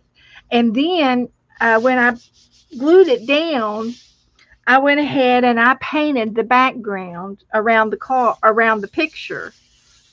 And then for the longest time, I had a white piece of paper over here. So I said, "Oh, I don't like the white paper." So I didn't. I painted it, and I found this in a napkin that somebody sent me because I did a napkin trade last year.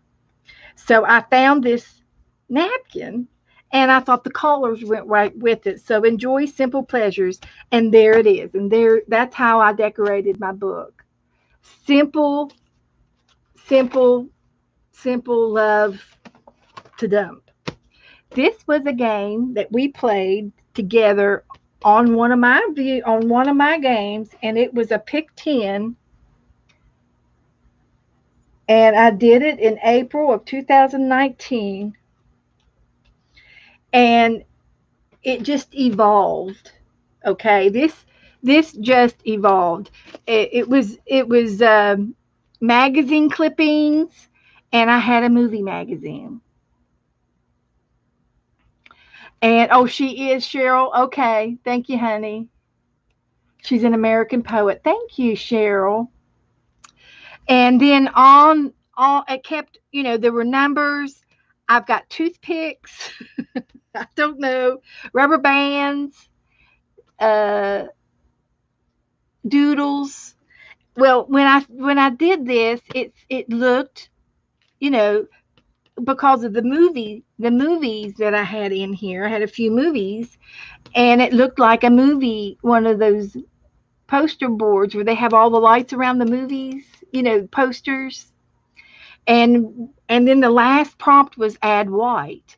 And so I did the white dots all the way around it. So it looks like a movie page, right? So this is my famous movie page, and I love it. It's got washi tape on it. It's got, there's some paint in the background, and it would just so happen to be orange.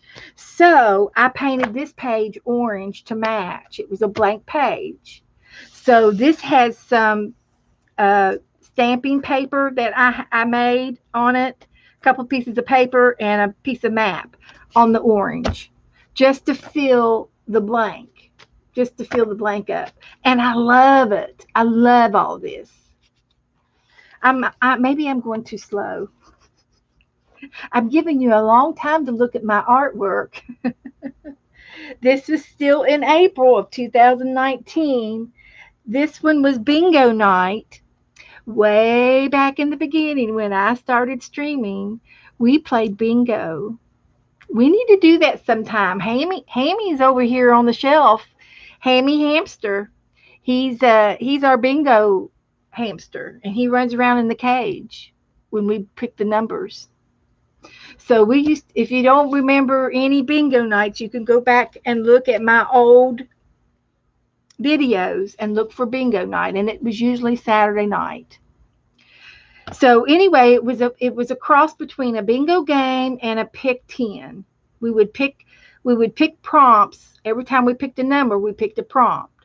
And we would put the prompts down on the page. And then this one was just a plain pick 10 without bingo. And it turned out, it turns out really cute. It's got beads on it. It's got girls. It's got fabric. It's got glitter. So you can see what the prompts were. It's got washi tape, and we put a word on it. Here's another game that we did. It says Beth, and it says, I don't see anything else. I don't see a date. In the beginning, I didn't always sign and date my work. And it wasn't until I was with you girls and you guys said, sign and date your work, sign and date your work. So I started signing and date my work.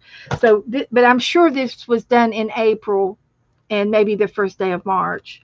So, but I did sign it. And I don't know if it was a prompt game, but it probably was, because I've got torn paper.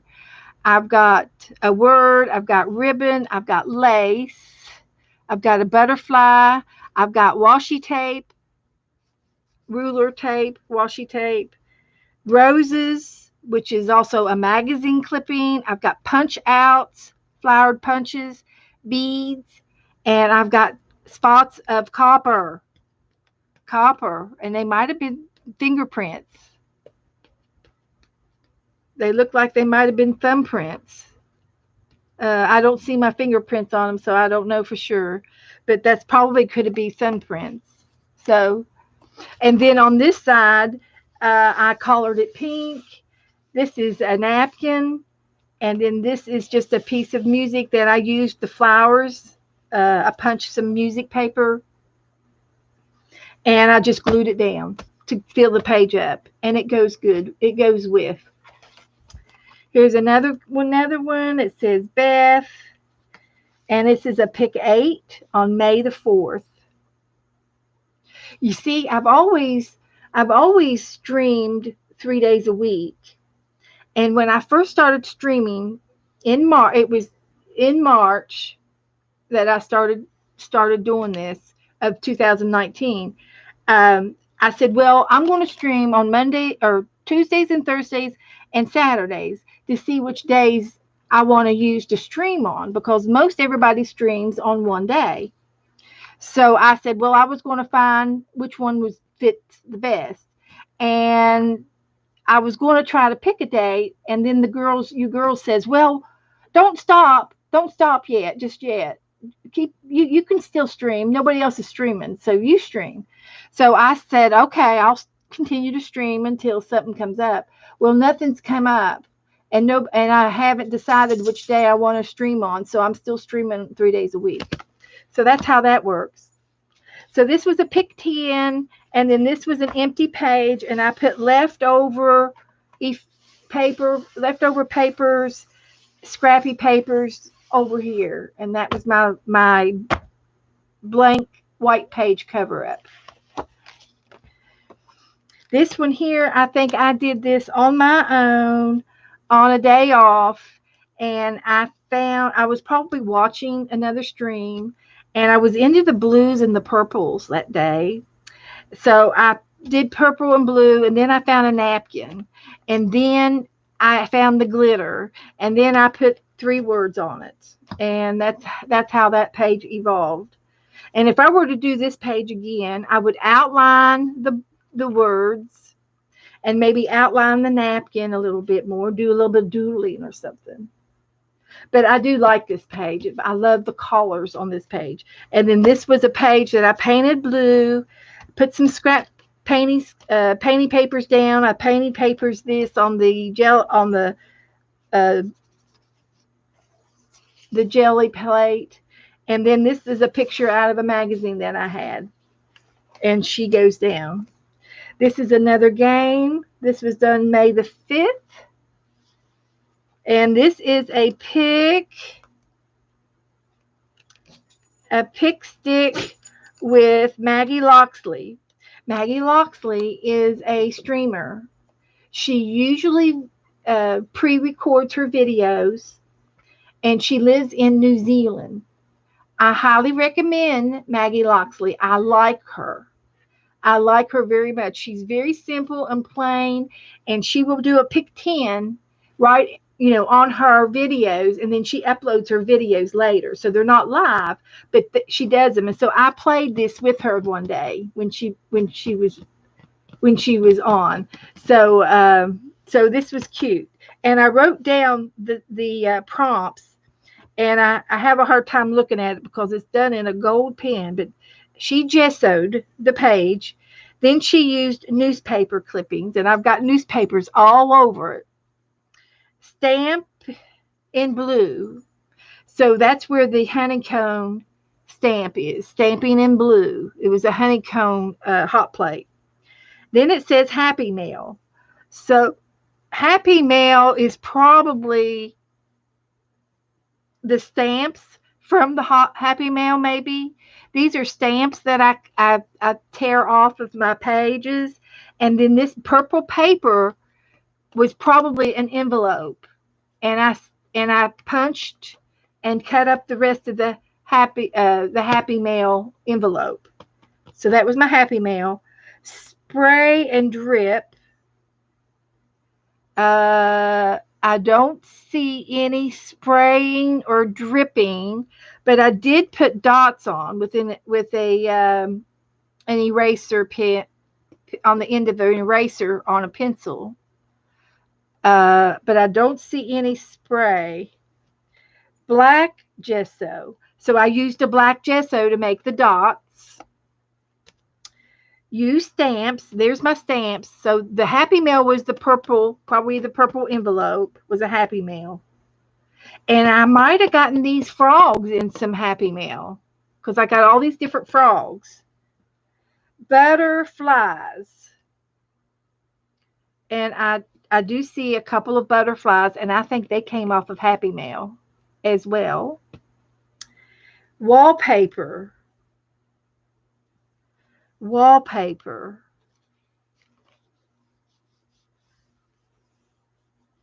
I don't know what the wallpaper is. I don't see the wallpaper unless it had print. Don't see the wallpaper. And then it says add boxes. So here are the boxes. So the Happy Mail has to be these purple things, purple flowers. And I do not see wallpaper. But I got everything else on there. Oh, wallpaper is behind the words. Wallpaper is behind the words. And I added my words. So there's a game. And then again, this was painted purple, leftover scraps in my scrap box to finish that page. This page is still under construction. I painted pink and orange, and I did textured stenciling over here, and I sprayed with some ink sprays. It was white. I gessoed it, did the texture spray, and then I sprayed and those colors. And then these are shades of pink and all kinds of scrap paper that I had. This looks so much better in person. The camera does not do it justice. This was 4th of July. Woohoo! Getting ready for the 4th. Hey, we got Memorial Day coming up. The frog pictures. The frogs were Happy Mail. They were on a card. I might have been junk mail. I can't remember. It was a year ago.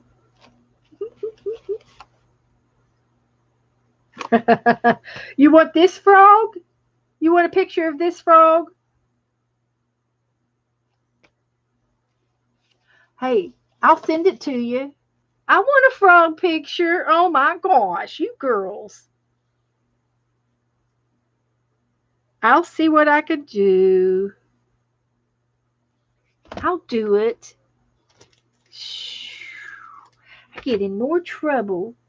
Trouble, trouble, trouble. All right, who wants a frog? Janice wants a frog. Melissa wants a frog.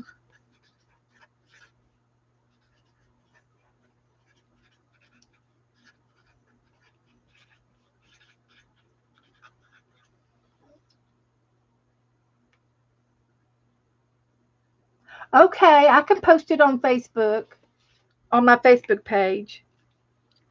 You could draw this. I'll show you how easy it is to draw.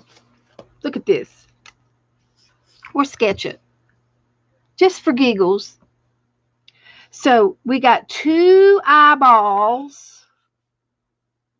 And they're kind of touching each other. And then I got a piece of fuzz in my mouth.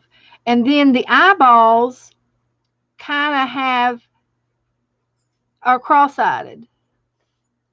Okay?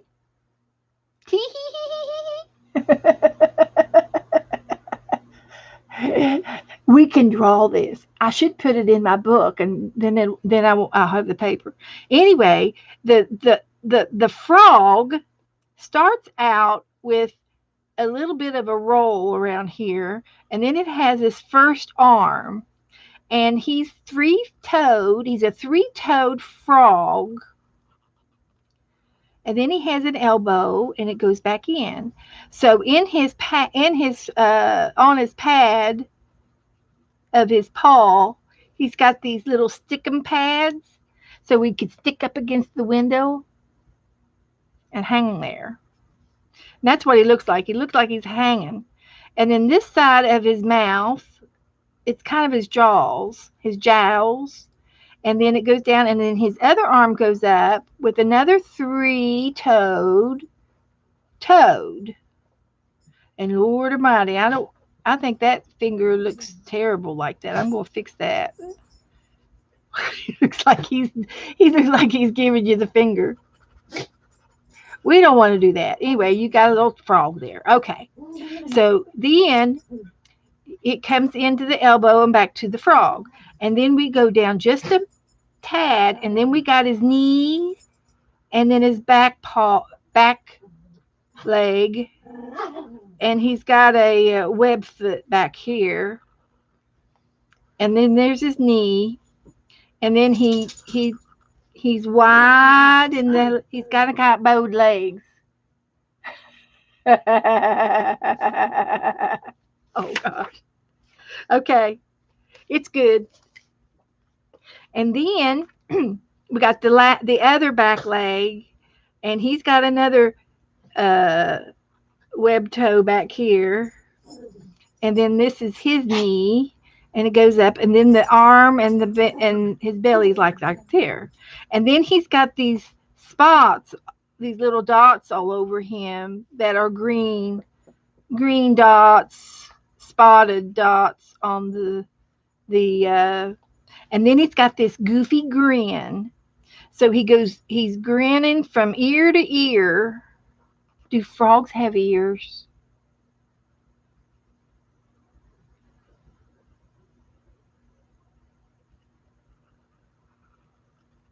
And he's got this grin, and I'm going to color his grin in black.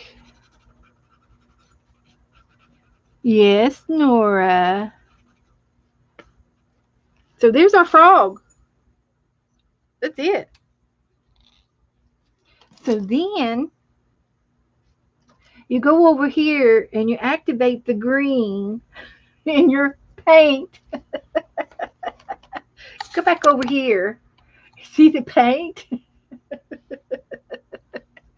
So then you can paint your frog.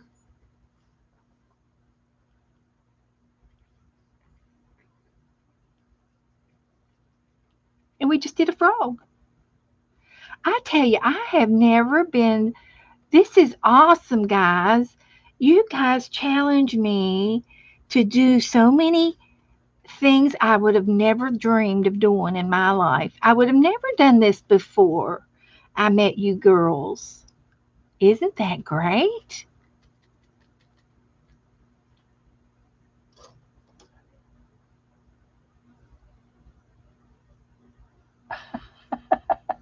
Thank you, Janice. I don't know about that part, but I just did it. I just doodled a frog. I just doodled a frog, guys. Now you guys can doodle that. Melissa, I'm going to challenge you. Challenge you. Challenge you to doodle a frog. I challenge you.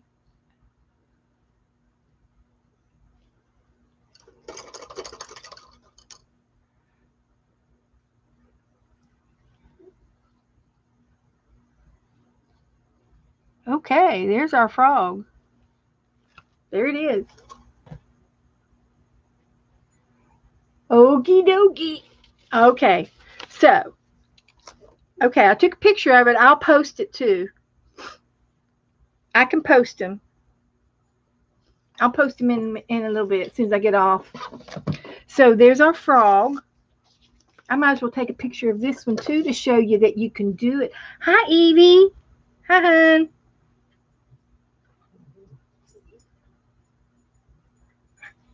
Okay, good. Good job. Good job. Okay, so I'm still flipping. I'll flip a little faster. And I could put my frog in as a tip-in in my book. We're goofing off now, Evie. We're goofing off. We are goofing off. Let me get my camera sticks back up. So we're just doing a flip through this old book from last year. I am with it. So I already talked about that one. This was 4th of July, 2019. And this was a napkin. And this was Happy Mail.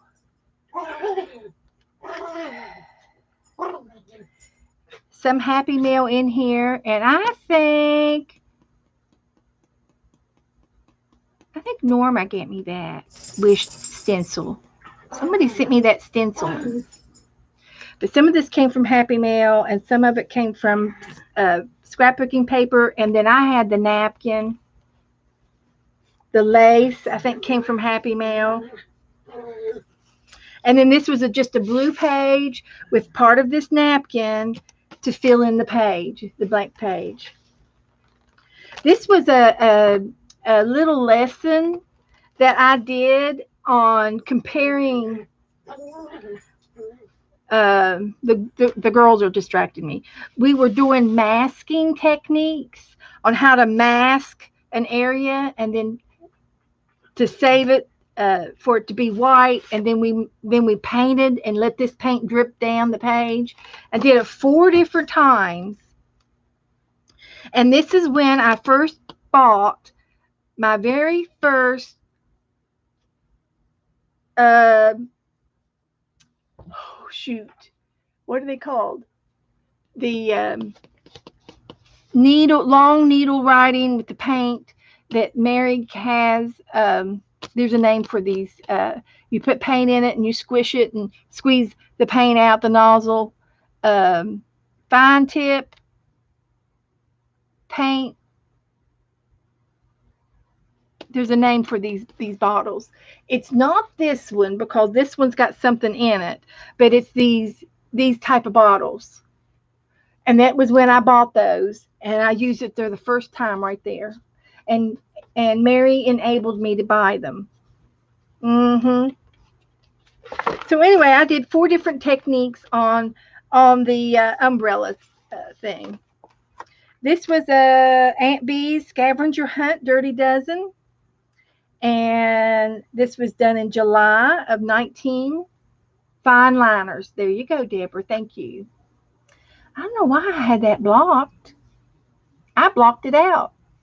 And then this is just leftover tissue paper scraps to decorate that. This was my first acrylic paint-alongs.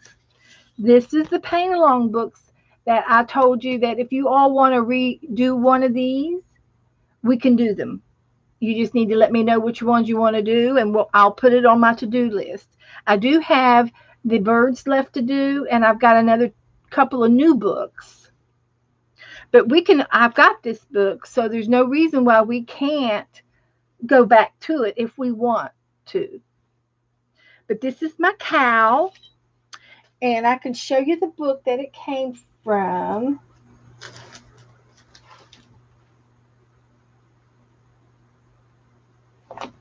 And it comes from this book.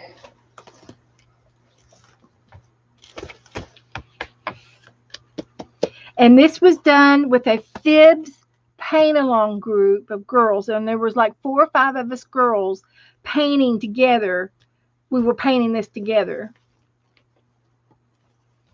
And of course, I had to add a bell to mine. We did a StreamYard hangout. And there was a bunch of girls that we did this with. This is some stencil art that I am probably going to start bringing back around. I have a stencil book. And in my stencil book are those page protectors. And I have a piece of paper in each one. So on each side of the page protector, I've got a stencil. And I did this through the whole entire book. I have a stencil and a napkin and some paper and a few odds and end items. And this is to show you that you don't have to have a whole lot of stuff to make an art page. And this was the napkin, and I made a butterfly out of her.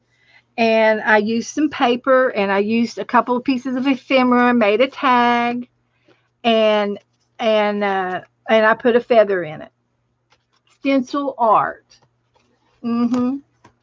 This is another paint along, and this was the llama.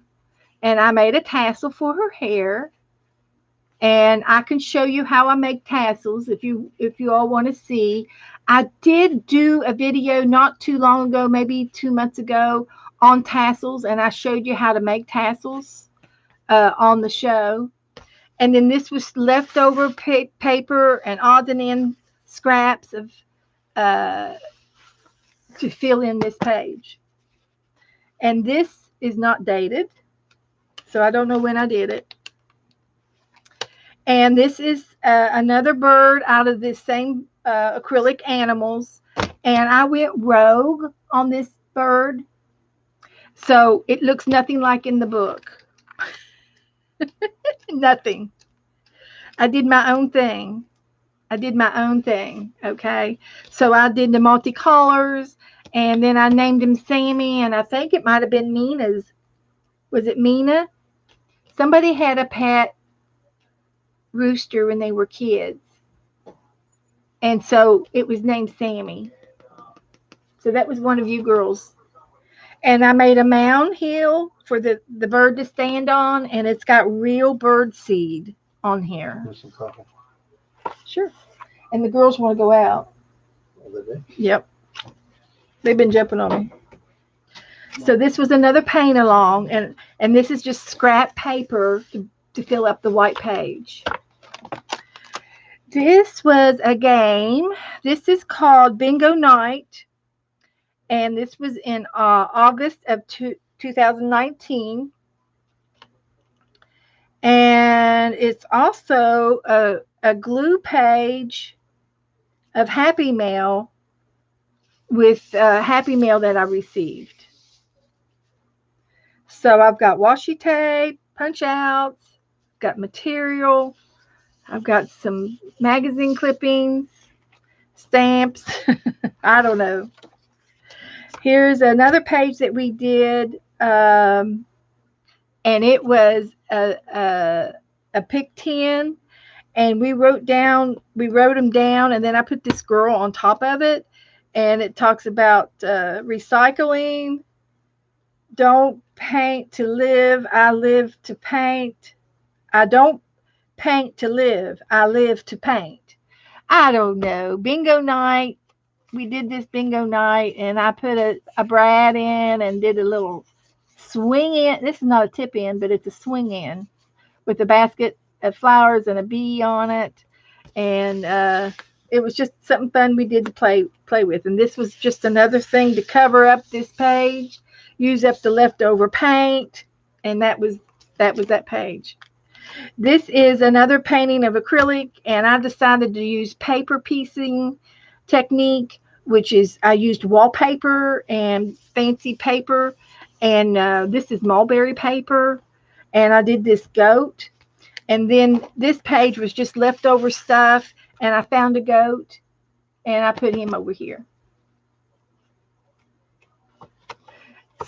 The far out chicken. Hit your live button, Susan. Hit your live button. The chicken was 3 pages ago. This is a pig, and this was also from the acrylic book. And I don't know if the pig was actually in here or we added the pig. And I'm thinking that we might have added the pig. We wanted to do a pig, so we went out of the book and we did our own. We did a pig. Found the picture. This came from Mitzi. Mitzi sent me some Happy Mail, and it went right with the pig. So I've got pigtails down here on the bottom, and I gave her an earring, and I painted her fingernails, and gave her some jewels. And she's got real eyelashes. She's got Dollar Tree eyelashes on. Okay, here's a duck. I did 2 of these. This was so much fun. I decided to do it again. I did this on my day off. I did this one online. And then we decided that a little mermaid belonged on the duck. And so I put a real feather. We had fun doing this one. And I did some mixed media for the under the water, which was lots of fun. I did ribbon and lace and beads. This was Abby, and this was supposed to be a fox out of the book. And I said, I'm going to draw Abby. So this was my first attempt of drawing Abby. And I've come a long way since then. Okay, this was a giraffe out of the same book, and I put a napkin on the background, and then I blinged her up with some jewelry, and then I found a lot of giraffe pictures, and that's why they're over here to go with the rest of the giraffe. Here's our elephant. Had a lot of fun doing the elephant, and it was a very surprise. Very proud of this. I'm very proud of this. I really got into it was unique painting half of the elephant, and to make the trunk seem so much up front. You look like you're just right onto this elephant.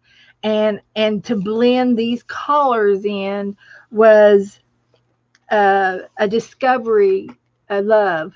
I fell in love with blending right here, and the picture. I thought I captured the picture.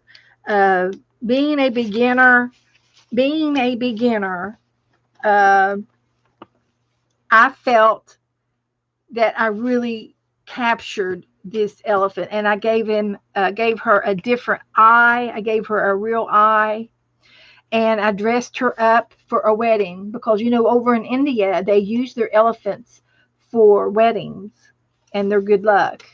So I loved how I put the lace on her, and I just love everything about this bird or this picture. So I just really enjoyed it, and this came out of my old jewelry, and it's an actual brooch. My Don't tell my grandmother; she would have a cow. This is a kitty cat that we did. I love this so much that I did it again later on. This was an accident on how it happened, and I loved it. I loved the two layer. The background layer was a purple, and it highlights the face of the cat, and I love that. I just love that.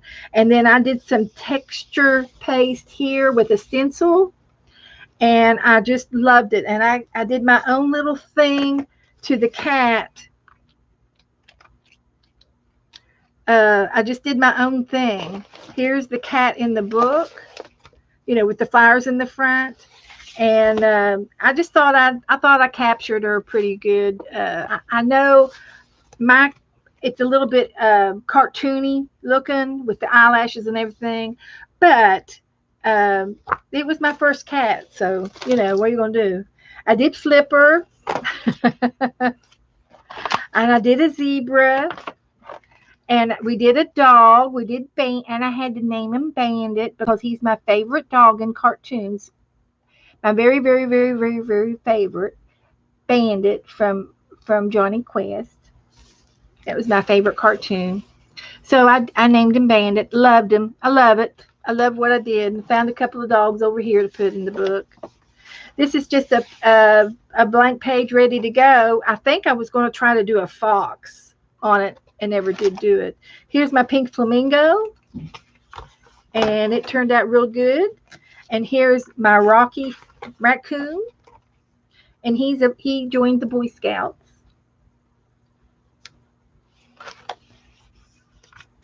Yep.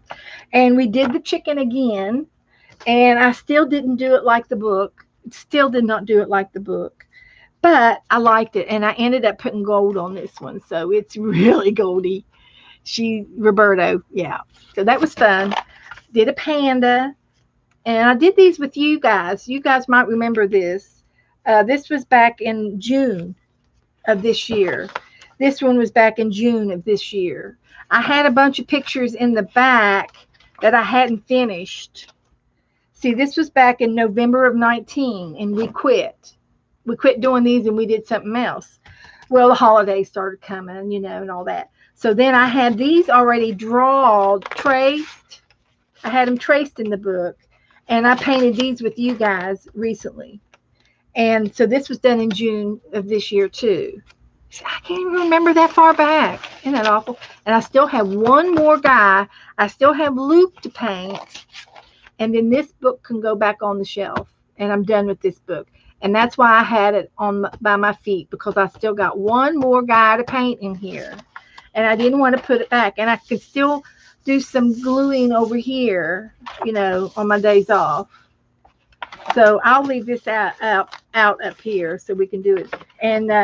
And we did Trixie, and this was Suzanne's dog, and I dedicated it to Trixie, to Suzanne. And then we did this cat, and it was fun. So yeah, you can buy the book, and if you want to do but since I already have the book, and if you want to redo any of these pictures, if one stands out, like one of your favorites or something, I can repaint it again, because this was done I finished up in November out of this book. So, but it was a good book. I highly recommend this book because it's a step-by-step pictures. There's like 10 steps to drawing each one. And and they detail eyes and ears, and it's still acrylic painting, and it's cartoony. It's still cartoony, but it's realistic looking, you know. So you know, there you go. If you need to start somewhere, and they even show you how to grid it out if you can't sketch, and you do the grid, the paper grid, and make all the boxes on your paper, and then you know to put this eye right over top of those two little boxes. If you have a hard time sketching and you want to learn how to sketch, this gives you some basic how to sketch pointers as well. But I didn't have that problem. I didn't worry about that. I just went to the main picture, and I drew her. I drew her down, which is what I do. But it just comes natural. And some of them were harder than others. I think birds are harder. The dolphin was definitely easy. I didn't think I could do that dolphin, but it was so easy because it was just 1, 2, and 3, and it just evolved. So step by step painting acrylics is what that is. But it's a nice book. Hi, honey. Okay. So anyway, I'm going to leave it here now. It's 11 o'clock. And let me go back and see. Janice said she posted a picture. Let's just see what Janice did. Ah, okay, you didn't share it with everybody. I got this arrow. This arrow. Janice, you got something private. You unclick it to public. Please.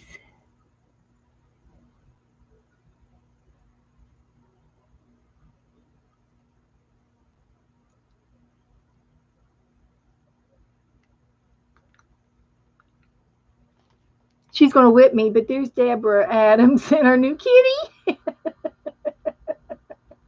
Sorry, Deborah. We want to see the kitty. Oh, that would be so cute to paint. Oh, shoot. Shoot, shoot, shoot. Send it to me in a messenger. Sue sent me some pictures of her kitty. Oh, maybe I get to use one of those. Sue Thomas has a new kitty, and she's showing them off. Look at the baby kitties. Oh. Don't squeeze them too hard. These are Sue Thomas's kittens. 2 baby kittens.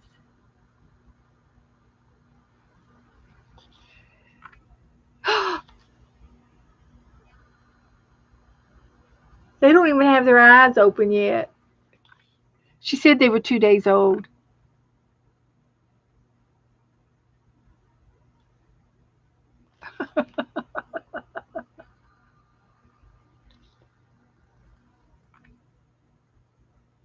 Now here's the mother.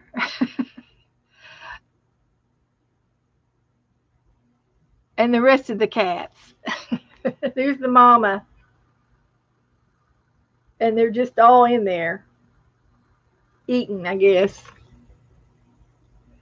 Oh my goodness. Look at the mom. Look how big her legs are. She's like a jackrabbit. Oh my goodness.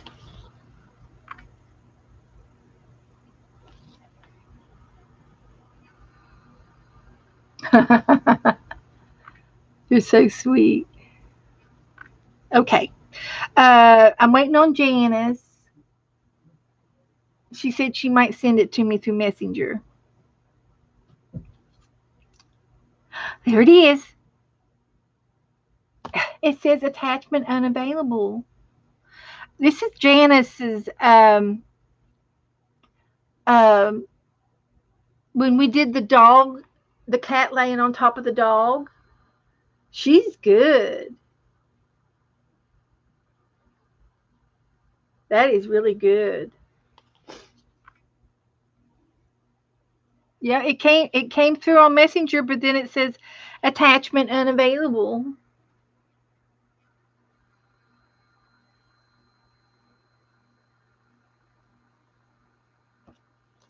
I don't either.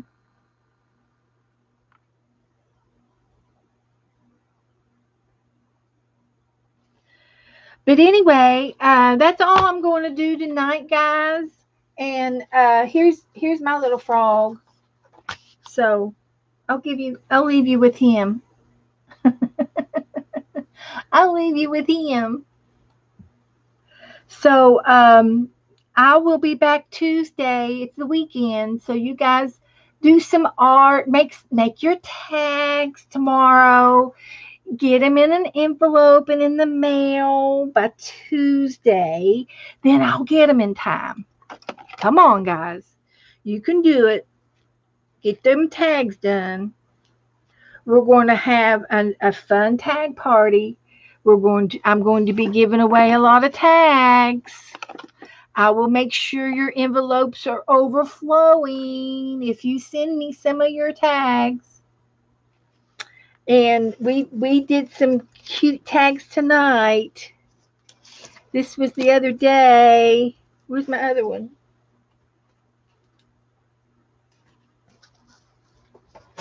Oh, I put it in the book. It's back up in here. Let's see. Taggy, taggy, taggy. Tag your it. Tag your it. Well, you can message me if you need a fix. Here's the tag we did tonight. And it is really, really cute. I still want to ink the edges some more.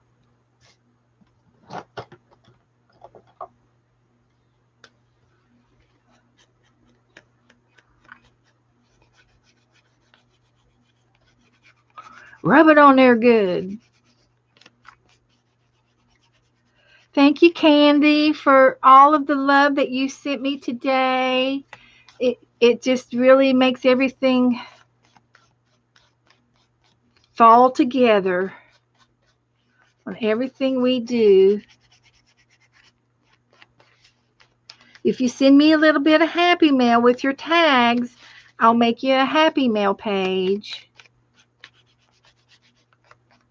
with some of your stuff. I'll do the best I can.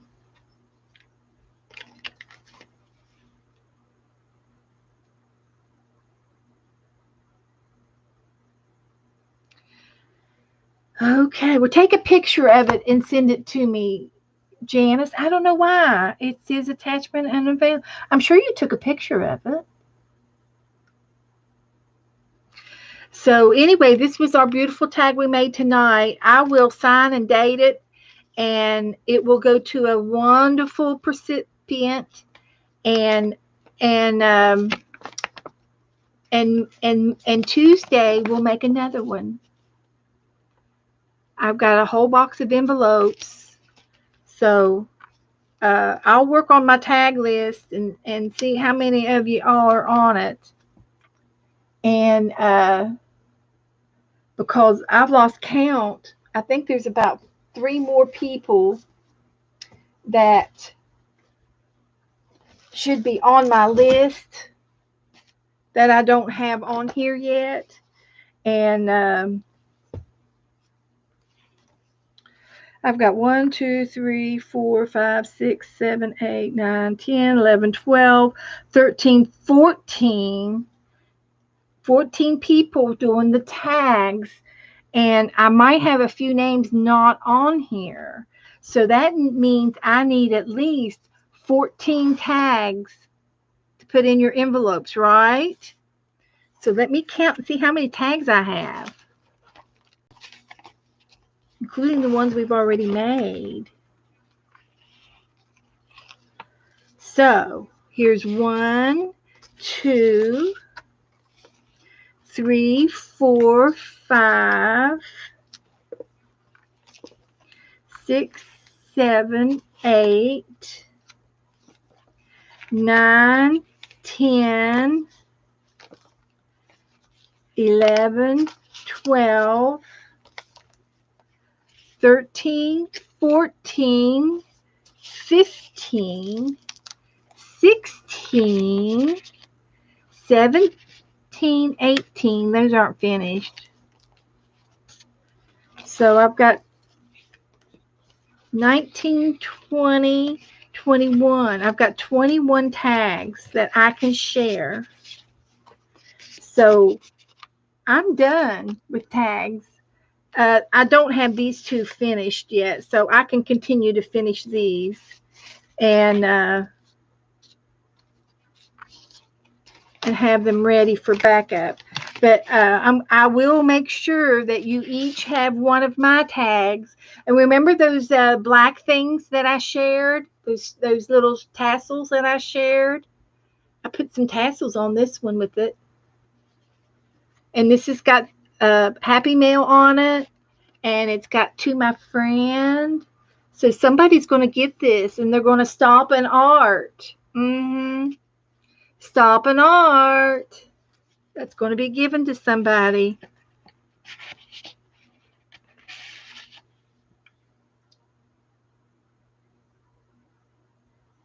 Okay, sweetheart.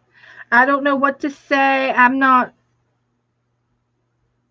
found it. I found it. I found it, Janice. Don't go away. Oh, you did good. There's Janice's frog. Woohoo! I like his eyebrows. There you go. There's your supper. Has anybody gone and watched Pterodactyl that I was talking about the other day?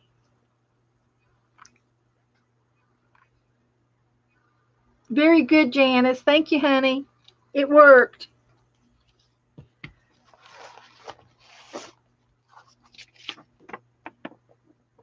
Hey, I'll tell you what I'll do. I'll have to put him in my book. So anyway, I'm done, guys. I'm tired. I'm sitting here yawning. It's time to go to bed and relax. Let me post. I can go ahead and post my pictures.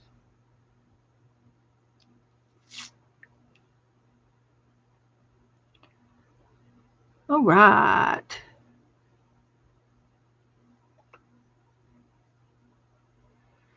We're going to have Saturday night fun here.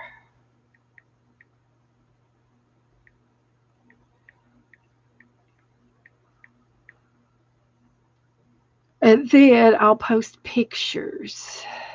We got the frog. I'll do the birds first. And then I'll do the glue page. And then I'll do the frog. And I need to post my tag. I don't have the tag in here. Just one moment, please. I thought I took a picture of the tag, but I don't see it.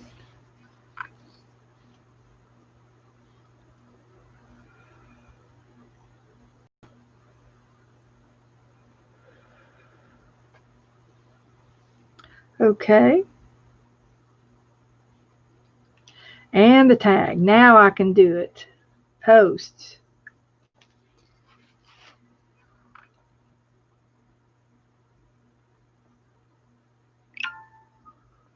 Okay. So there are the birds. We did the birds. Here's our glue book page. And our medium book and our tiny book is in there. We redoodled.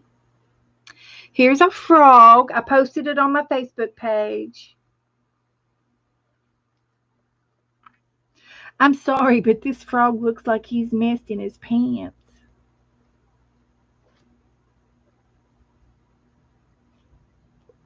I'm not going to show that part. And here's my frog.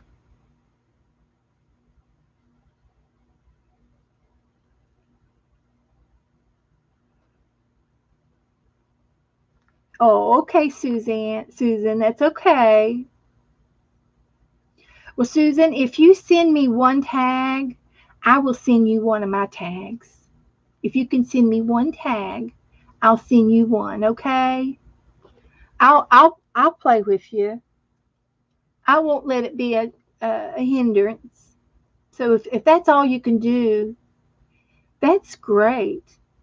You send me one little tag or one little card that you made, and I'll cherish it and I'll put it in my tag book. Carol who? Carol, Carol, Carol who? I don't know. Did I say Carol?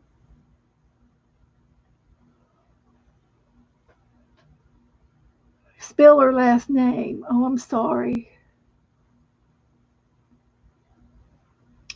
What was the Carol about?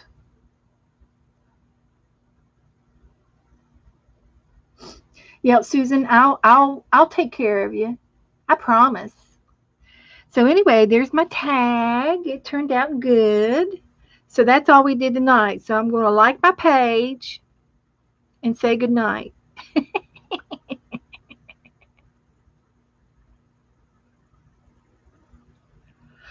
Maybe Facebook was having a glitch, which is quite possible. It's quite possible Facebook was having a glitch.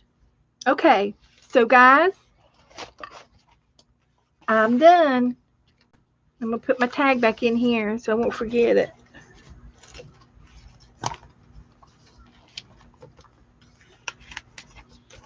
So thank you guys for hanging out. Oh, you asked if we watched. Oh, Terrell, not Carol. Terrell. Terrell. If you've watched Terrell, his name is Terrell, Terryl, like Terry, but his name's Terrell Dactor. Carol Dactor, like the dinosaur, pterodactyl. Anyway, this guy here is a YouTube guy that Joe and I watch at night, and he's a lawnmower man, and he fixes lawnmowers and weed eaters and snow plows and stuff like that. And his name's Terrell, and like the that's right, the pterodactyl. That's it. Anyway, he wears those hillbilly buck teeth, and he talks funny with the men, but he fixes things, and he is a lawnmower genius. No joke. He knows every part of that lawnmower, and you have to be some kind of genius to take apart a lawnmower and to put it back together and it run. Yeah, that's right. He troubleshoots lawnmower problems, and he's very true and very accurate in his work. Something like that, Teresa, Cheryl. It's something similar to that. But anyway, he's funny, and they always do some kind of drama. They do kind of a little drama show when they first start, and somebody will come into the shop and they'll want this and that, or they want something fixed, and he'll say, well, I'll see what I can do. And then he takes the lawnmower into the back and he fixes it, but he still talks with those teeth in his mouth. But he's serious and he's smart. Oh my God, he is a genius. I'm serious. Good night, Suzanne. Susan, good night, everybody. I'm quitting. Good night, Janice. And anyway, we watch him, and every time he finishes it, he says, and there's your dinner.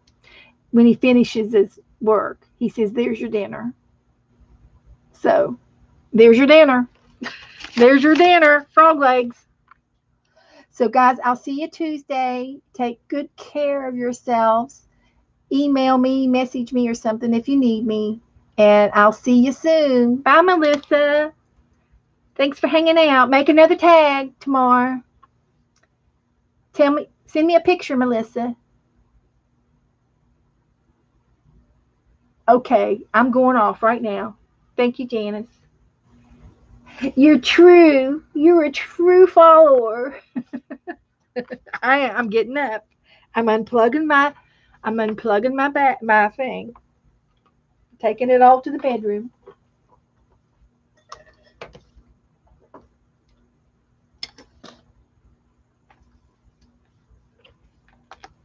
And this.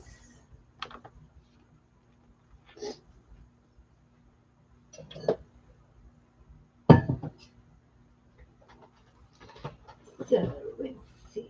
We can end. Good night.